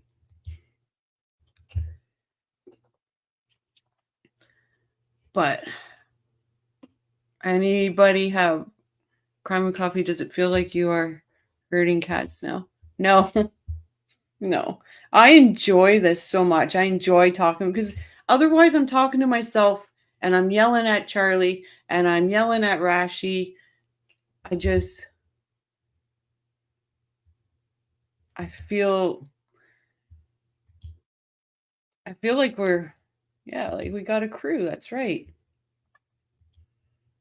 And it's so much different than the other channels, because we actually can go off the rails. We're free to say what we need to. Dan's bench at the park is nondescript, but there is a plaque at the playground in Tally. Yeah.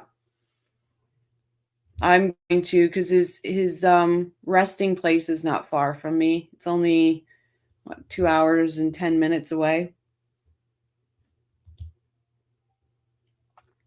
At least I got to say I will watch the whole thing after it's over, having my morning coffee.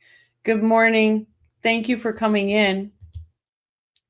We should do another 90 minutes. We just had somebody all the way from Sweden join us. You're right, or else we should.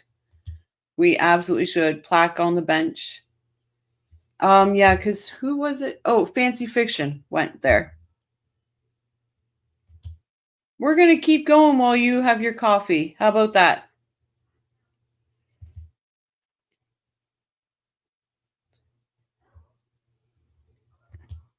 Thank you so much. It was very exciting. I saw that. So nice. Where he sat with his boys to play. Yep. And then where Fancy showed I think it was a baseball diamond right beside. And I started crying when she said Dan would probably be there coaching his boys now. Oh, broke my heart. Welcome, Bling. Thank you.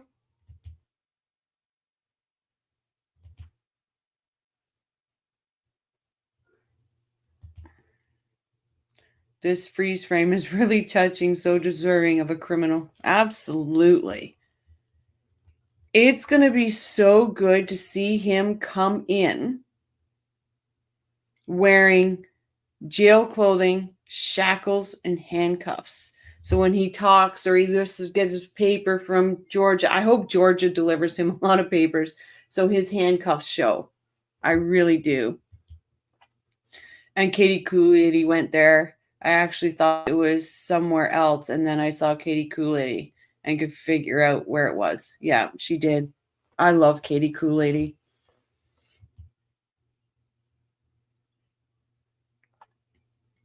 Welcome to CNC. Absolutely. Me too, True. I need a coffee. I truly do. Will he have a neck tattoo? I'd like to say he would have he'd be branded by his cellmate. That's what I'd like to say.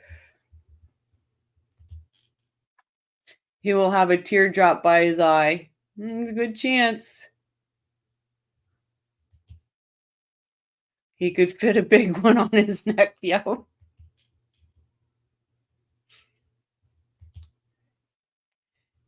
He's all by himself, no one to even give him a tattoo. Right. But maybe somebody else in protective custody meets him up in the showers. Woo. Gone off the rails, guys. Gone off the rails. No more dentist license, no more boat, no Ferrari, no more paella. Can't wait to see him come in. I am hoping Wendy will get arrested when you think after she testifies. I hope so too, Dawn. Welcome. Carl says he thought the transport might be a tactic, but Patty and I think he may talk. I just can't. Can you imagine if he throws his sister under the bus right on the stand? Oh. If Charlie is a bottom, this will be his go-to face. Oh, after hours coffee crew. Oh, my big brother tattooed himself in prison.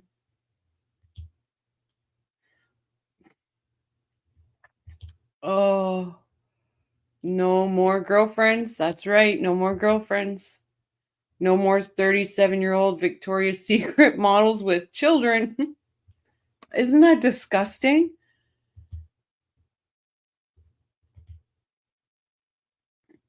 Charlie is not mentally able to hold to sanity. He, in my opinion, is the weak link. He will probably accidentally say something. Well, you know, the innate anger that he had against Wendy, right? You win the internet. Take 2 moldy stacks from Petty Cash. The 37-year-old Victoria's Secret models. No, thanks. Ooh. Oh, Arash, you killed me. I watch Queer as Folk. I know exactly what you mean. Oh, the After Hours crew. Oh boy, do we ever. Okay, I'm gonna finish this off. That way I can make a coffee and I'll come back.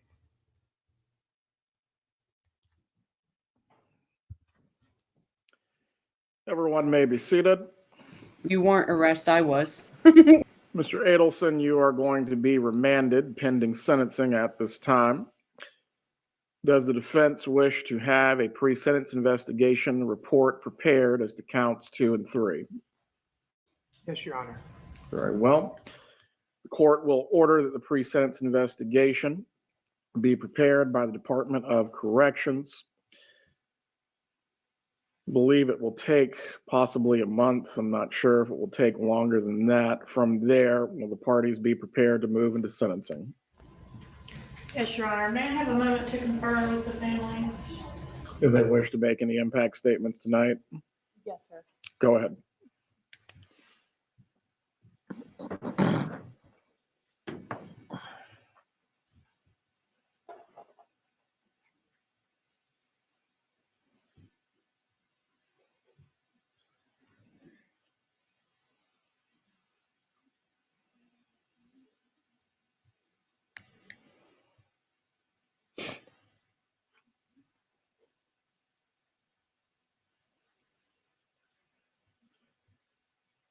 Tracy, does my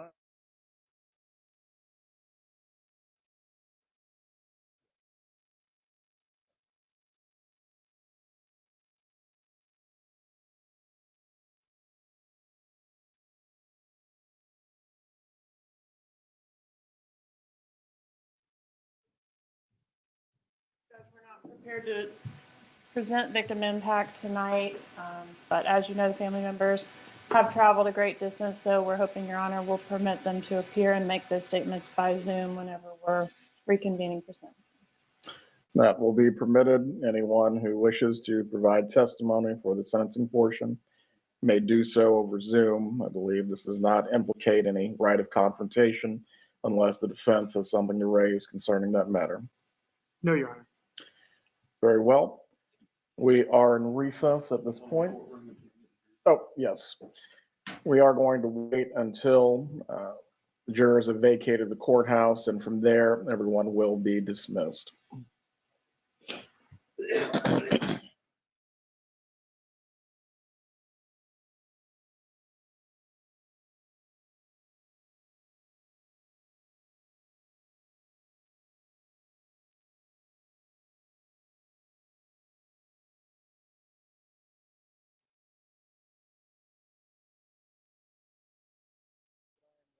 Let's go ahead and set a case management date as a status. This will ensure that we have the PSI in place.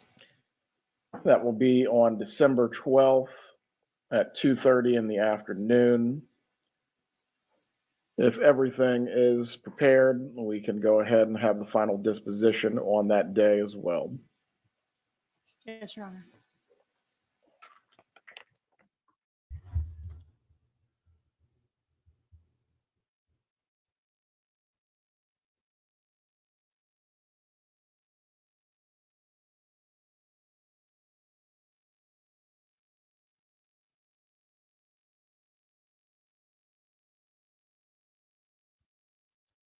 Mm-hmm.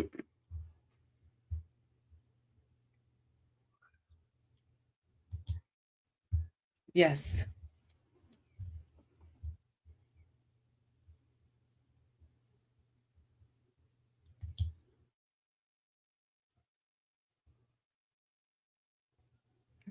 I bet she does.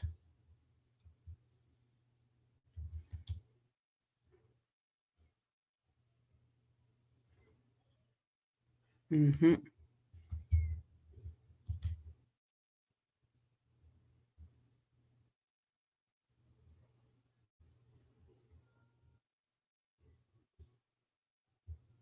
Who know Patty? Yeah.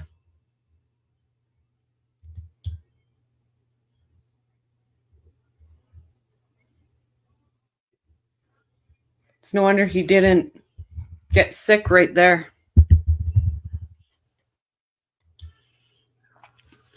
I've been listening to the unveiling by Ruth Markel on audio when I walk my dog. I walked around my neighborhood crying. My neighbors must think, right?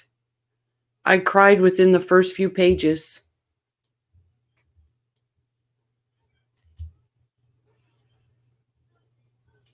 Do it just wearing your underwear and they'll be convicted.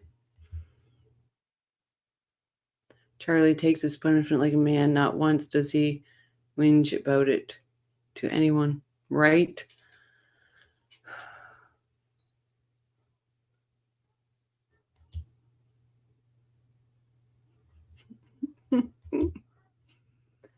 I would love to talk to you as well. I am emailing CC tomorrow. Perfect, true. Thank you. Hi, Frank. Welcome. Sorry I'm late to the party, but this is old footage of recent court session. This is Charlie being, when the verdict came in that he was guilty. His sentencing, for him to stand up and say, I maintain my innocence.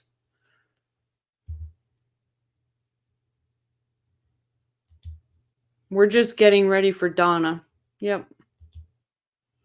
But Mommy, I acted well too. How did I not get off after the lady told me that's Georgia? Hi, Karen. Welcome back. Rashi walked him to jail. Mm-hmm.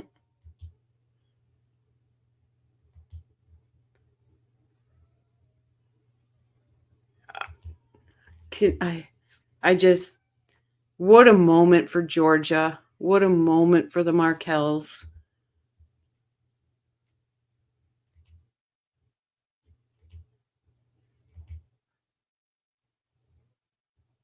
CC Justice Crew, yep. The after hours where anything Have a good night, everyone. be said.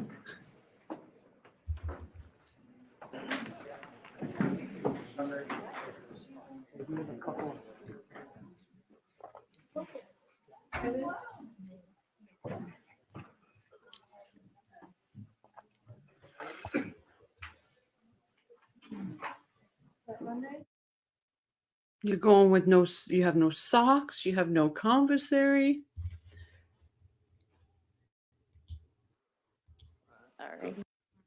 And well, since we're with all the new names on the witness list for Donna's trial, I cannot wait to see Wendy's list once she's arrested and goes to trial, right?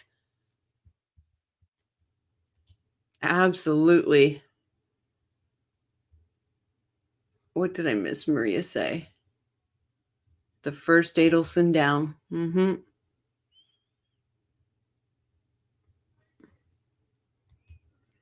Thank you. We are a great group here. Absolutely. He is now property of the state. Let me see. Since we're hanging out, we might as well do Charlie's sentencing. It's not long either.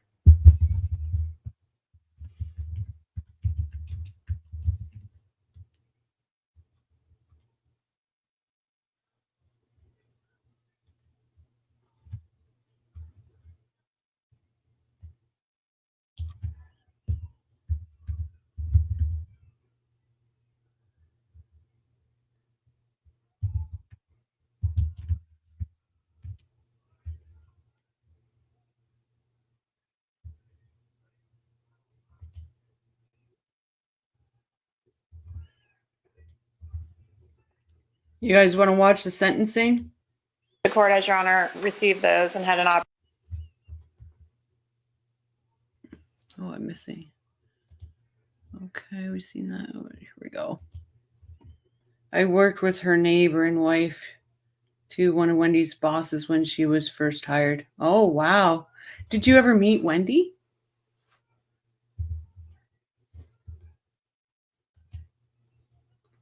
Got called away and missed most of this. Make coffee and do the catch-up crew. Do we have to listen to him say his maintains his innocence? I may vomit. I know. Drives me nuts. He's also property of D Block. Mm-hmm. Do we want another perk of joy? Yes, please. Okay, well, we'll watch. We're doing this for the Aussies. We're doing it for the Aussies. You rock. Thanks for coming back.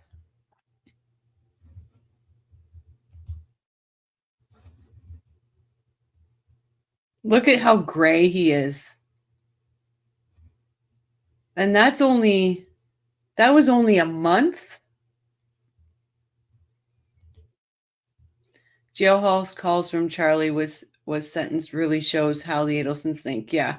So tomorrow night we'll start doing the jailhouse calls because we had trafficked children. Oh my God.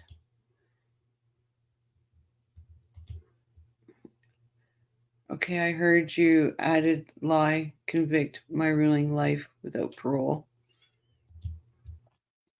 Missed you guys, but my son comes first. Absolutely. 100%. He must have been dyeing his beard. Well, he had shaved it all off for his trial. But look, His hair looks greasy. It's just, whoa. I never knew Wendy or her name. She was not a person that was prominent. Oh, okay. He looks like he's just rolled out of bed. Yep, just matty, greasy. Ugh. The state still could provide extra ramen for the low price. It would be so insane if only Charlie and Donna go down for this and they can't get Wendy. She was the most benefit. Yep. She's going down, Frank. Guaranteed. I wouldn't want it any other way. That's what stress could do to one's body. Yep.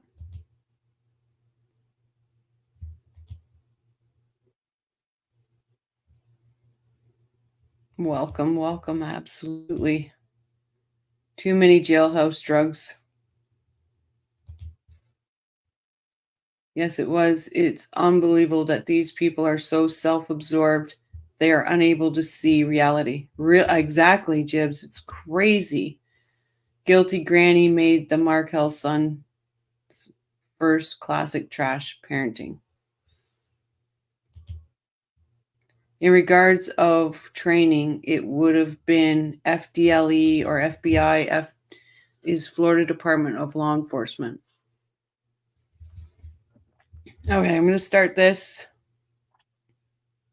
Opportunity to review them. I did. I was able to review the letters. They were also a part of the pre-sentence investigation packet, which will be filed in the court file as well. Yes, sir. Nothing further regarding victim impact. What is the state's argument with regard to sentence, at least as it concerns counts 2 and 3? In regards to counts 2 and 3, Your Honor, we are seeking the maximum sentence. We're asking for consecutive 30-year sentences on both of those. I have prepared a score sheet in reference to those. May I approach? You may. Have you already showed the score sheet to Mr. Rushbaugh? So, but I'll. Yes.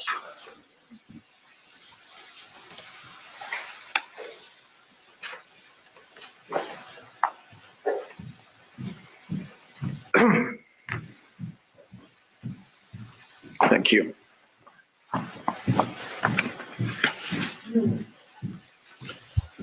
Does the state have any further presentation to make? The only other Your matter. Honor, Burling's going to give a brief statement that is interesting. Go ahead. The only other matter, Your Honor, is that in reference to costs of prosecution, we've been attempting to gather up some of the necessary financial paperwork from the FBI and TPD and my office as well to see if we can come to an agreement with the defense on what costs of prosecution should be ordered in this case. We have not been able to do that yet, so I would ask for Your Honor to reserve that issue for 90 days. It's possible, as I said, we can reach an agreement on it, but if not, I would ask for a hearing sometime around 90 days to make a determination about costs of prosecution.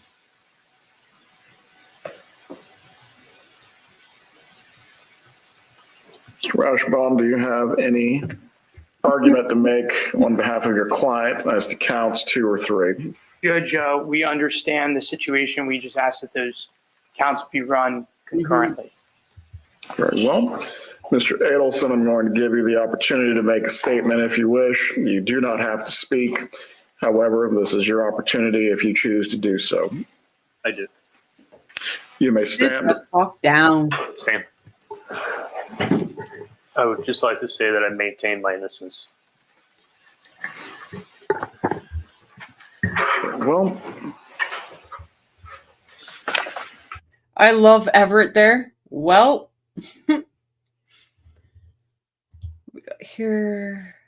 They suffer from gonorrhea of the mouth. Yeah. Charlie's dressed for work. Exactly. He's so used to wearing scrubs. You don't have to speak. He's asked, can only speak. He's very classy as well as Sarah Dugan. Both of them are. Both are great lawyers. I am appreciate that phrase. The judge. Well, Exactly. Perfectly said. Judge Everett perfectly said. Exactly, Bling. Sickening. That's not all what an innocent person would say. Exactly. I'll call that governor.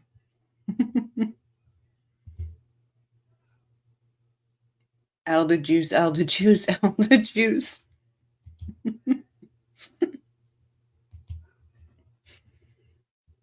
This is sad because when Phil speaks, it's just sad.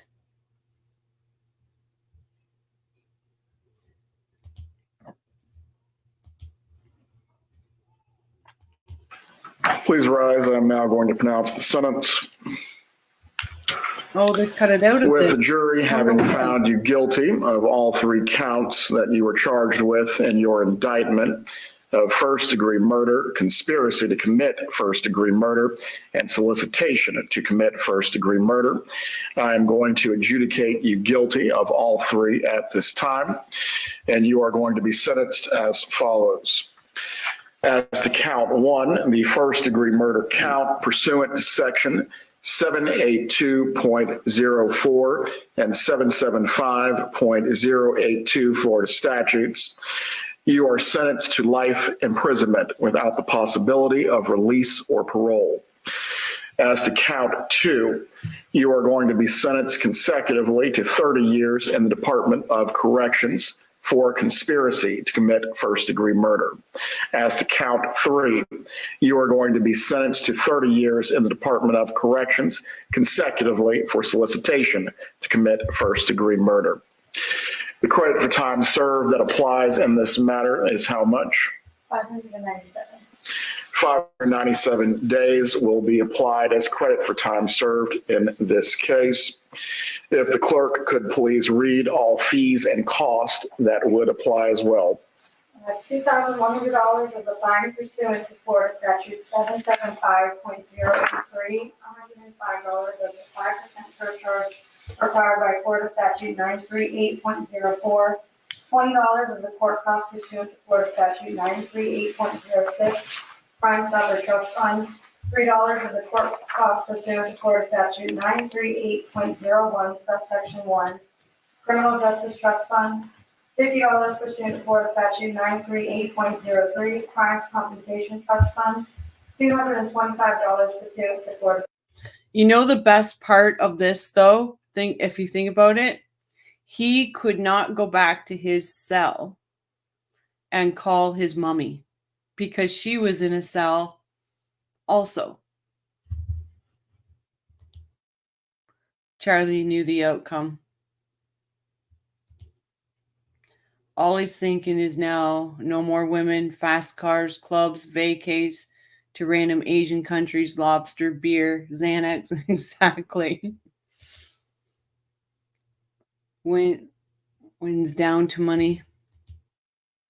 So do they keep his corpse for 60 years? Is that the additional 60? Right?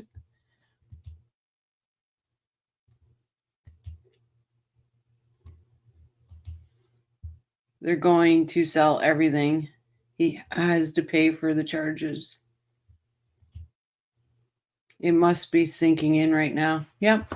And he can't call his mommy.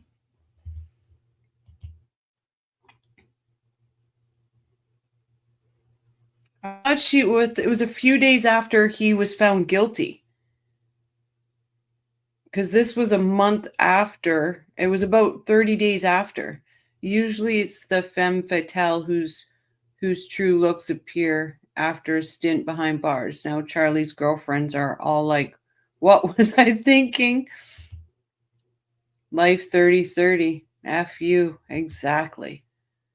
Oh, he knows he can't commit and get away with it. Yep. A week to the day.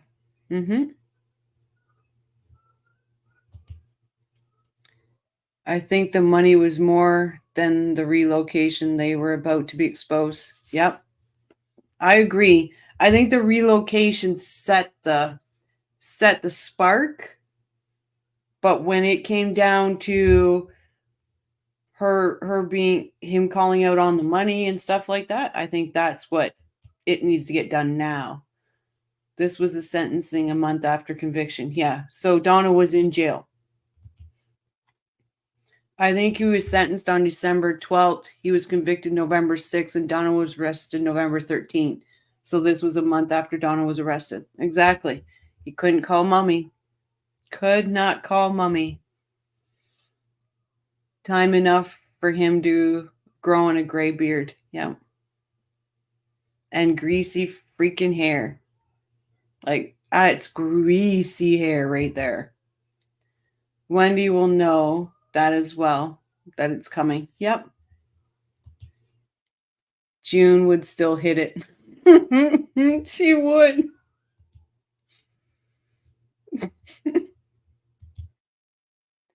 Charlie was showing his it's sinking in face earlier too. Yep, she was locked up. Mm-hmm.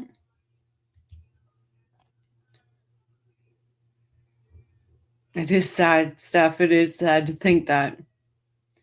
I tried some Australian licorice. It's so different. Not sure if I'd like it.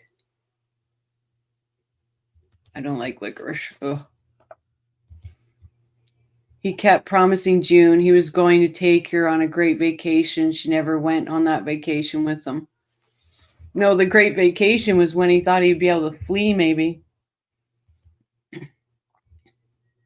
June is too busy smashing. You say it all times, Jim. Whatever happened to Charlie's 2 million frequent flyer miles? I know. Who got the miles?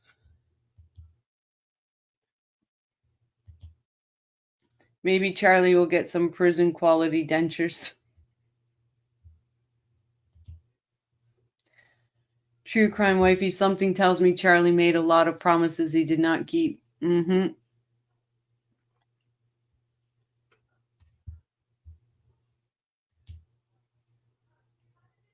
I don't like licorice.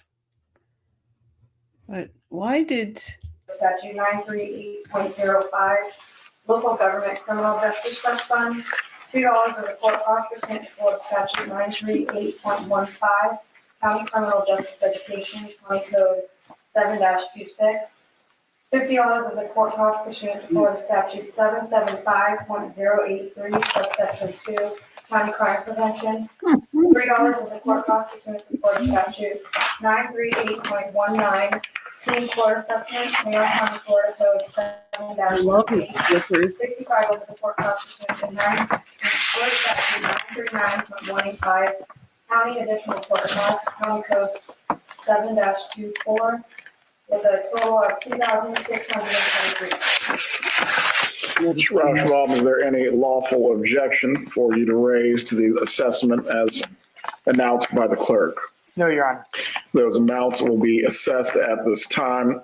Ms. Cappleman, I will reserve 90 days of jurisdiction to address the cost of prosecution in this case.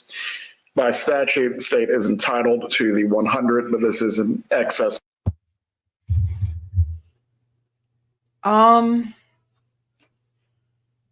If he's not there, it's next week.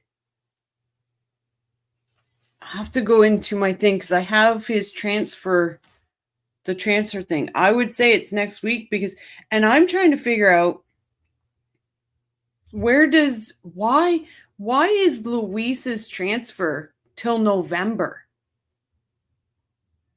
That's the thing I'd like to know. I'll pull up Charlie's tomorrow morning, and because if it's not this week, it's next week that he should be in tally. And he'll be in strict protective custody for sure. He's going to hate that. Soft workers is a thing. These moments are so sweet. Yep. Poetic justice. I know it's weird, possibly because she was going to keep getting cash from Charlie. She was pressing him for a boat in the wiretaps. Yep. He's incognito. We won't know. Katie was bottomless pit of greed. She skimmed off the travel expenses. Till November, probably for Wendy's travel. That's what I thought, Marie. Like, why? He's the only... Charlie's isn't that long. But Luis is there till November.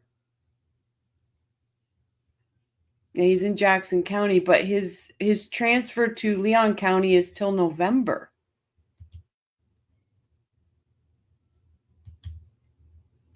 Maybe they need Luis for the upcoming grand jury for Wendy, which could be right at the end of Donna's trial. You're right, arrest. I didn't think of it that way, but I thought something's weird for him to be till November.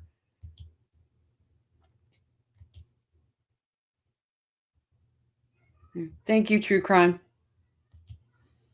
I got the computer going, and if I go into too many, if I had another screen, if I had 3 screens, it'd be easier to do. Little or no. I hope Katie gets 0 love from Georgia. Oh, yeah. I have a funny feeling Georgia's letting loose on everybody in Donna's trial. Yes, and he in Florida from federal prison. That's why I said I don't understand the long period, because he's maybe 10, 15 minutes on the stand, if most 30 minutes. But Wendy's murder trial wouldn't happen for another year or so. Yeah, so you might be right about the grand jury. I didn't think of that. Luis is the one who saw Wendy on Trescott. He is great. He says he saw Wendy, or the blonde. Encouraging Luis is the house till November. That's what the transfer papers say. My thoughts to Sky, unless they've been updated, but the last time I saw them, that's what they said. 3 monitors and a laptop is a good setup. Yeah, I do need another monitor. I was actually thinking about getting a laptop and using the two that I have now as monitors for the laptop. That way, when I go somewhere, and I can still do my lives as long as I have my laptop. The case made most interesting because of Georgia. Yep. You know, as much as he's a criminal, he's the most honest one of them all. He would have just robbed them. He says he saw her, only a head nod from Sigfredo.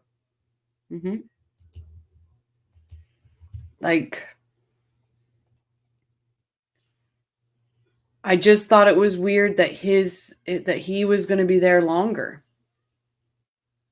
And honestly, they don't need Charlie to convict Wendy. I don't see that they need him. They're going to get everything out of him at Donna's trial that they need.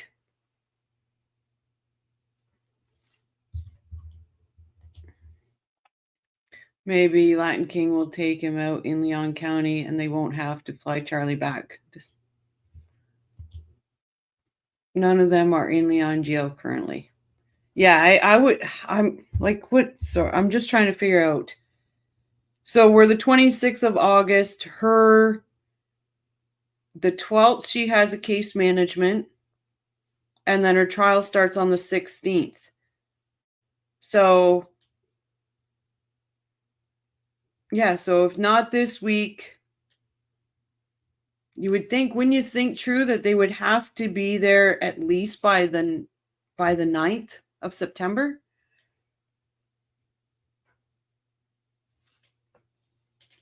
You would think the 9th. So that's 2 weeks away. I agree with Markel on Luis. Lighter sentence. With his help, they got Katie. Yep. And with getting Katie, they get the Adelsons. He also saw her make a phone call when he saw her. Right?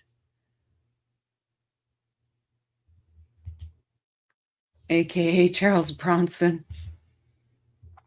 I watched this case most earnestly months ago, not missing most of the episodes, especially that of Riviera. Yep. I would like to get him on. I trust Lewis over Wendy. If you ask them if rain is wet, Wendy would pull the "it hasn't rained in days. Are you asking me to speculate?" Lewis did not get to be king by just robbing people, just saying. No, exactly, Jibs. I 100% agree. But he said he would have just robbed the lady. And honestly, if he would have known the dentist and how much money the dentist had in a safe, I bet she would have robbed him too.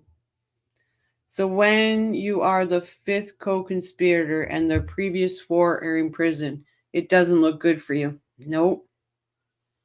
That's why when they're going to all march in, unbelievable. It's going to be a show, guys. It's going to be a show.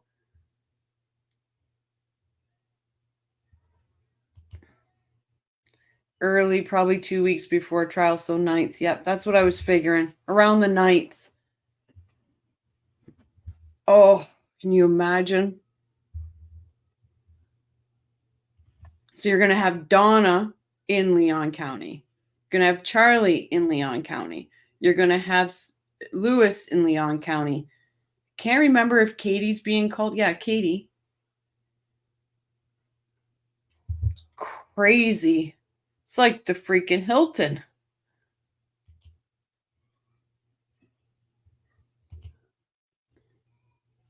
Doesn't seem to, it took much for him to be in with Sigfredo.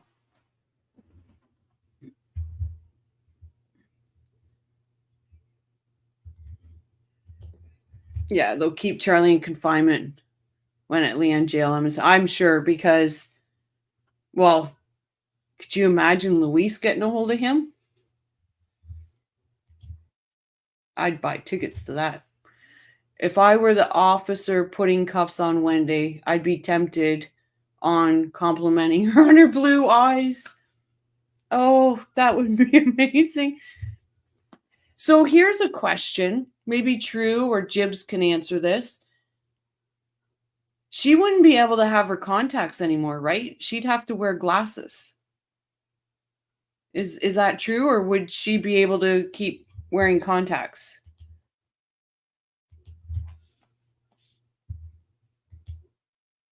There are local LKs too. I'm sure they may have heard of this. Yep, I guarantee it. Just ask her to remove the contact lenses. They made 2, possibly 3 long drives to do this job. These are wolves and makes us sheep's dogs growl. Yeah. Oh, so she won't have her pretty blue eyes anymore. Oh, what a shame. No pretty blue eyes, no Botox. Oh, this is going to be fun. With the state paying $9,511.11 to transfer Charlie, he better be saying something besides, "I plead the fifth." He's on the state witness too, so I do think that they can compel him to testify.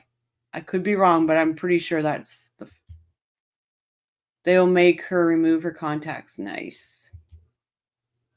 The spell would be over. She sits on the stand and baby talks. Yuck. Yep.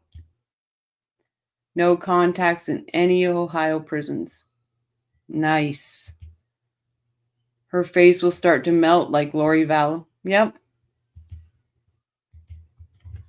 Exactly. And Jeffrey will be able to get to sit on that stand and see her true face, her true face.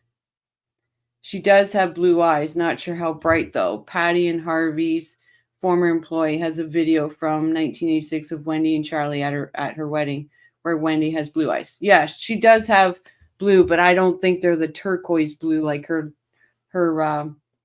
they look like with her contacts. She had blue eyes in the child pictures from Harvey's employee. Yep. But she's admitted to them being enhanced contacts. or else I'll pay for that overpriced ramen, get my taxpayer money back, take the fifth and find out. Have enjoyed watching her show her true color, her true self. Absolutely. State will tear Charlie a new one before he can help Donna's defense. Yeah. Have enjoyed. We've seen that. Okay. These predators are always watching the sheep that are not paying attention. Yep. Is anyone actually ready for how great it's going to be seeing Wendy with cuffs on? I know. I'm so excited. That's why I'm trying to enlist True to be our correspondent on the ground. I understand that she wears color. Yep. Wendy has nice blue eyes, but they're enhanced with her lenses, her contact lenses. No, they are. She even admits that they are. She admits it right in her interview to Isom. He goes, "Do you wear contacts?" And she said, "Yes." It won't take long in jail for Wendy. She's to look like her 40-something years of age. No more innocent Catholic schoolgirl looks. Yeah. I may have to open the 12-year-old bottle of Gallivant my son got me for Father's Day when this happens. Yep.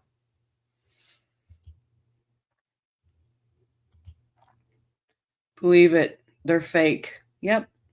They are enhanced blue eyes. They would be nice blue eyes if she didn't keep talking about them. Right? True? Bat in her eyes. I know. Love the image. I'm already telling myself, don't scream when Wendy's arrested. Anybody else thinking that? Oh, I'm going to be on live. I tell you, and if somebody says Wendy got arrested, I'm afraid I might knock over my computer because I will be jumping for joy. You'll hear me from Ontario. They are blue contacts over her regular blues. Yep. Is that bourbon?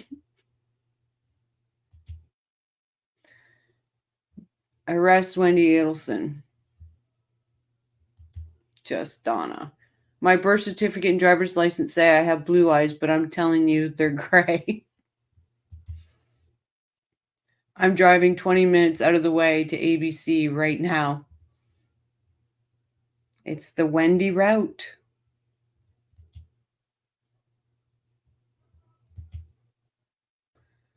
True crime wifey. No, it is scotch. Wonder how many bottles of water she'll drink in the police car.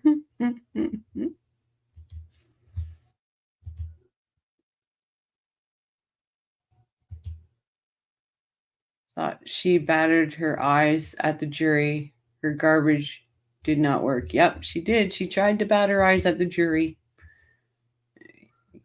Troop. Not telling what Papa Harvey has enhanced. When he could have lived a proper married life, she's attractive but makes herself a witch by turning into the dark side. Yep. She had a great life. She had a great life with Dan and those boys. Great life. Watch your K turns. I'll be happy to watch 8 hours of Shadrach Noble's test. Oh, I like Shadrach.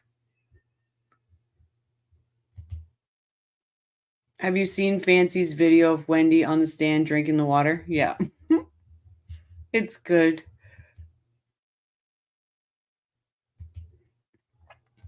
It's going to be amazing. Yeah, the K block.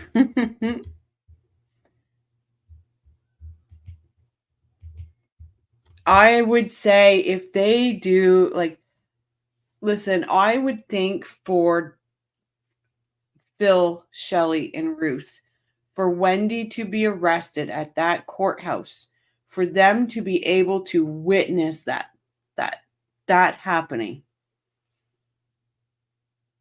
They deserve that. They deserve it.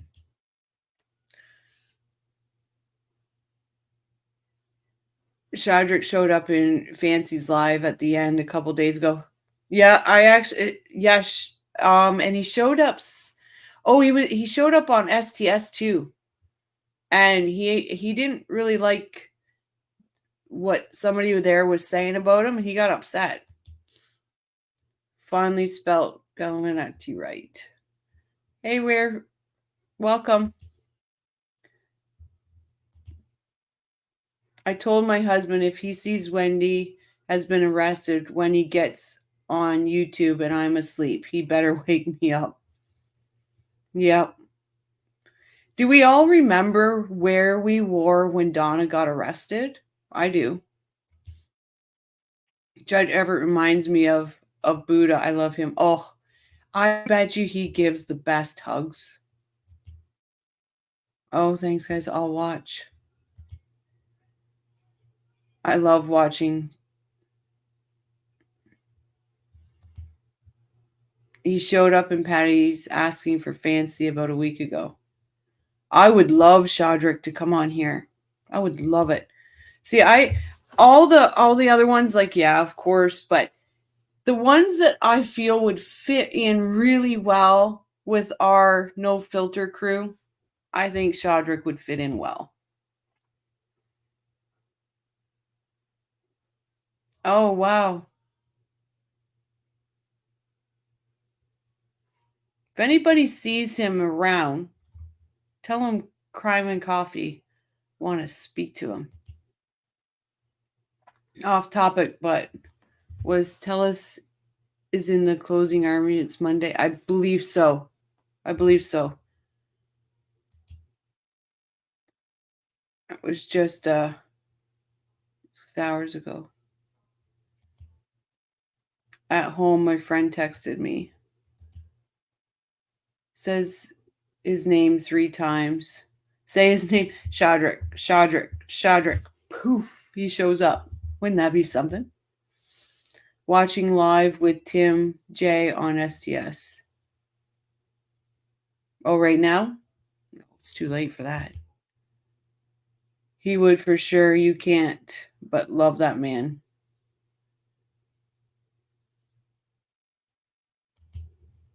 I can't have Shadrach.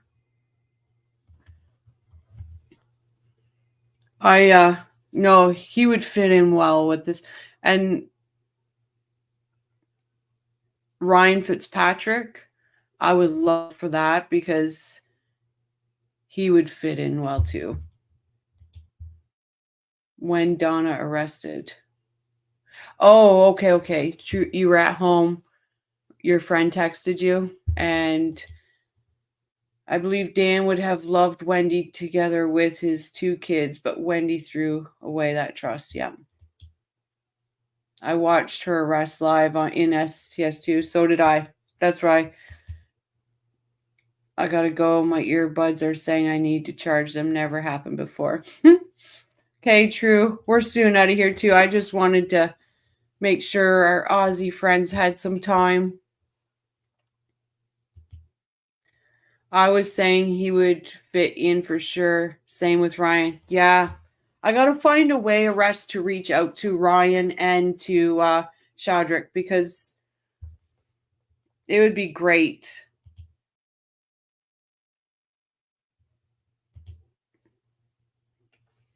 See you soon, True. It would definitely be. They might be afraid of us because we're just filterless. They're always long ones. Oh, you're welcome. We just can't seem to end it. We just keep talking. Who else would be good? So yeah, what I was doing when Donna got arrested is I was watching good night, Marie. Ryan never pretended to be some legal bound citizen. Well, still not put on the Charlie binders. Yep. I'd love to really talk to him. Same here. Donna's arrest, watching STS the night at home. No one at work the next day cared at all. Right? No, I was watching some of because I have STS notifications on, and I was watching some of the previous ones, and then all of a sudden it lit up, and I'm like, what the heck? This is late. You have to earn Shadrick's trust first. Yep. Absolutely. I would try. I'd talk to him off, and then all of a sudden it notified me that STS was live, and I thought, well, this is weird. Why is STS live? And then it was like, whoa, I'm so excited. Ryan said repeatedly, they all did-ish. It wasn't uncommon, but there is a line that you do not cross. Yep. Yep. I believe it too. I bet she's got some good stories about Charlie that on some regular channels he can't really share. But we're not regular here. But yeah, so I turned it on and I was like just watching. And when Katie Kool-Lady broke down and started crying, I was just like, oh.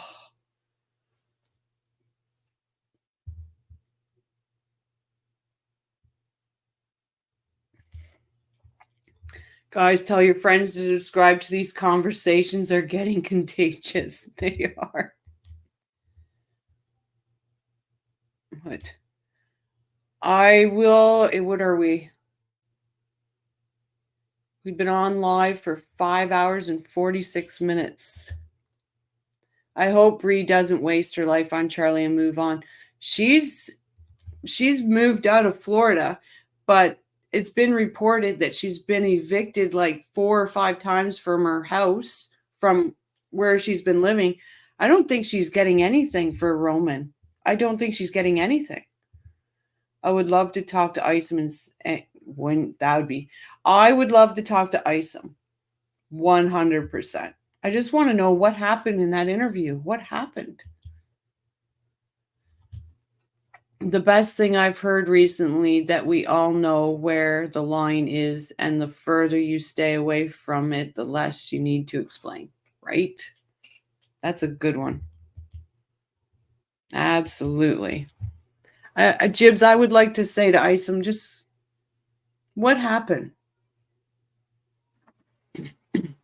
And then I'd like to talk to him about Jeffrey. Craig Icing. I'd like to ask him about Jeffrey. Bree's a young girl with bills to pay. Way to go, Charlie. Yeah, why is she getting evicted? Like, didn't Donna say, oh, Roman will be taken care of, don't worry?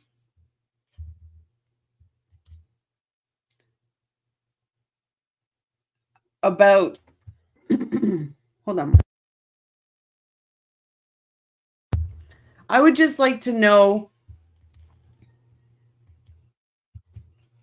how he perceived Wendy in that interview. Because all we see the lying, manipulating.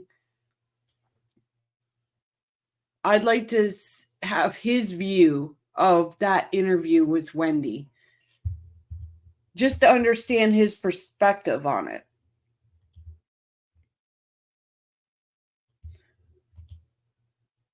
If someone hurt a puppy, my friend would see me with my prison pack ready. But other things, my friends wouldn't not assume I did it. His own sister said the day during questioning. Have a celebration. Thank you, Jeff Session, and invite him. Oh, that would be nice, wouldn't it? He was cautious, didn't give her information. I really wish he wouldn't have relayed to her that Dan wasn't going to make it. I wish he would have held that back. I wish he would have, things like that. They're just the questions I would ask, you know.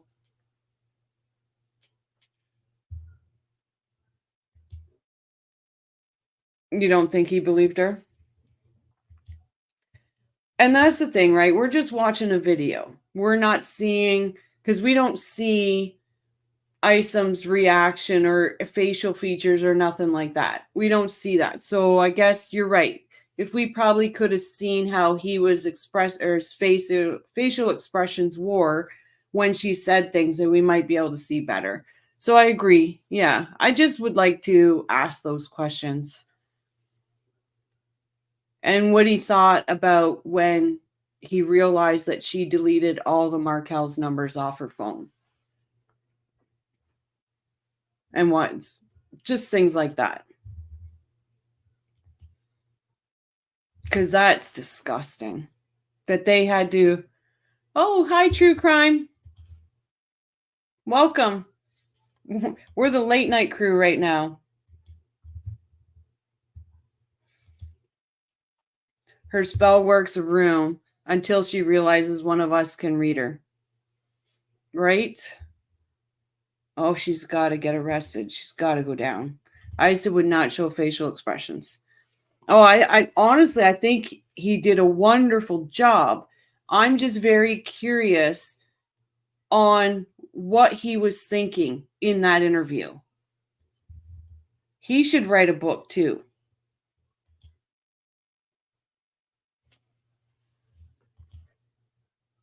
Didn't Wendy say that it'd be a game changer if Dan lived during the interview to one of her flying monkeys? Who says that? Exactly, arrest, right? She did say that. Well, that'll be a game changer. Maybe that is the name of the True Crime Matrix, who's Shadrick on there just 6 hours ago. True Crime, did you have Shadrick on? It's 23:50 hours here in the Western US. It's 2:52 in Ontario, Canada. One thing for sure, Charlie went in because of his sis, whether he loved her or not, or hated Dan. The whole family's just mentally sick. Like, we just, True Crime Major is probably like, oh, these people are saying, we're unfiltered here at this time.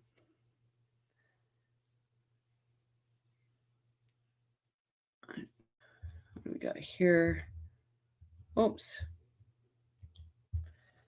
Charlie did it for mommy. Charlie did it for mommy. Wendy did it for Wendy. Harvey did it for Donna. And it all comes down to money. I truly believe the financial stuff, it's gonna open this right up. They thought Robert was weak for being nice, but he's the only one having a decent life. I applaud Robert for being able to get out of that sick, demented family. Absolutely. 152 in Minnesota. Well, you're an hour behind me, arrest. It's late afternoon here in Southeast Asia, and that's why we're still here for our Aussies and for Bell here.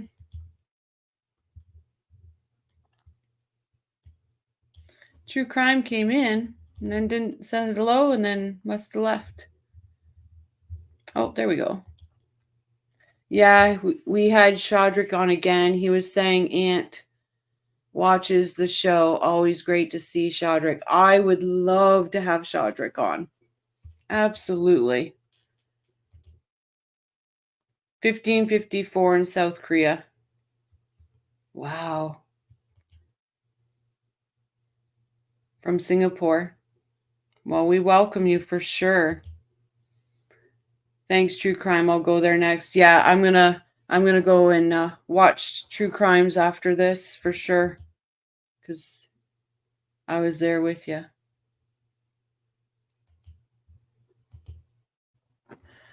I'd like to speak to True Crime Matrix too. Hint, hint, hint.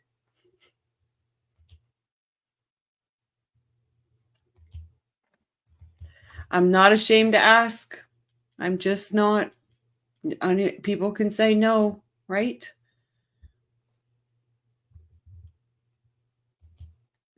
Well, everyone, I do say we must call it a night. We've been on 5 hours and 55 minutes. I do appreciate every single one of you. Let's make sure we pray for those boys tonight. Keep them in our prayers. Hope for Wendy to be arrested right after she testifies. And no matter what, it's justice for Dan, justice for those boys, and handcuffs for the rest of the Adelsons. On that note, I'm going to say good night. Thank you all very much. I appreciate every single one of you. Thank you. Good night, guys. Night. Off to watch Shadrach.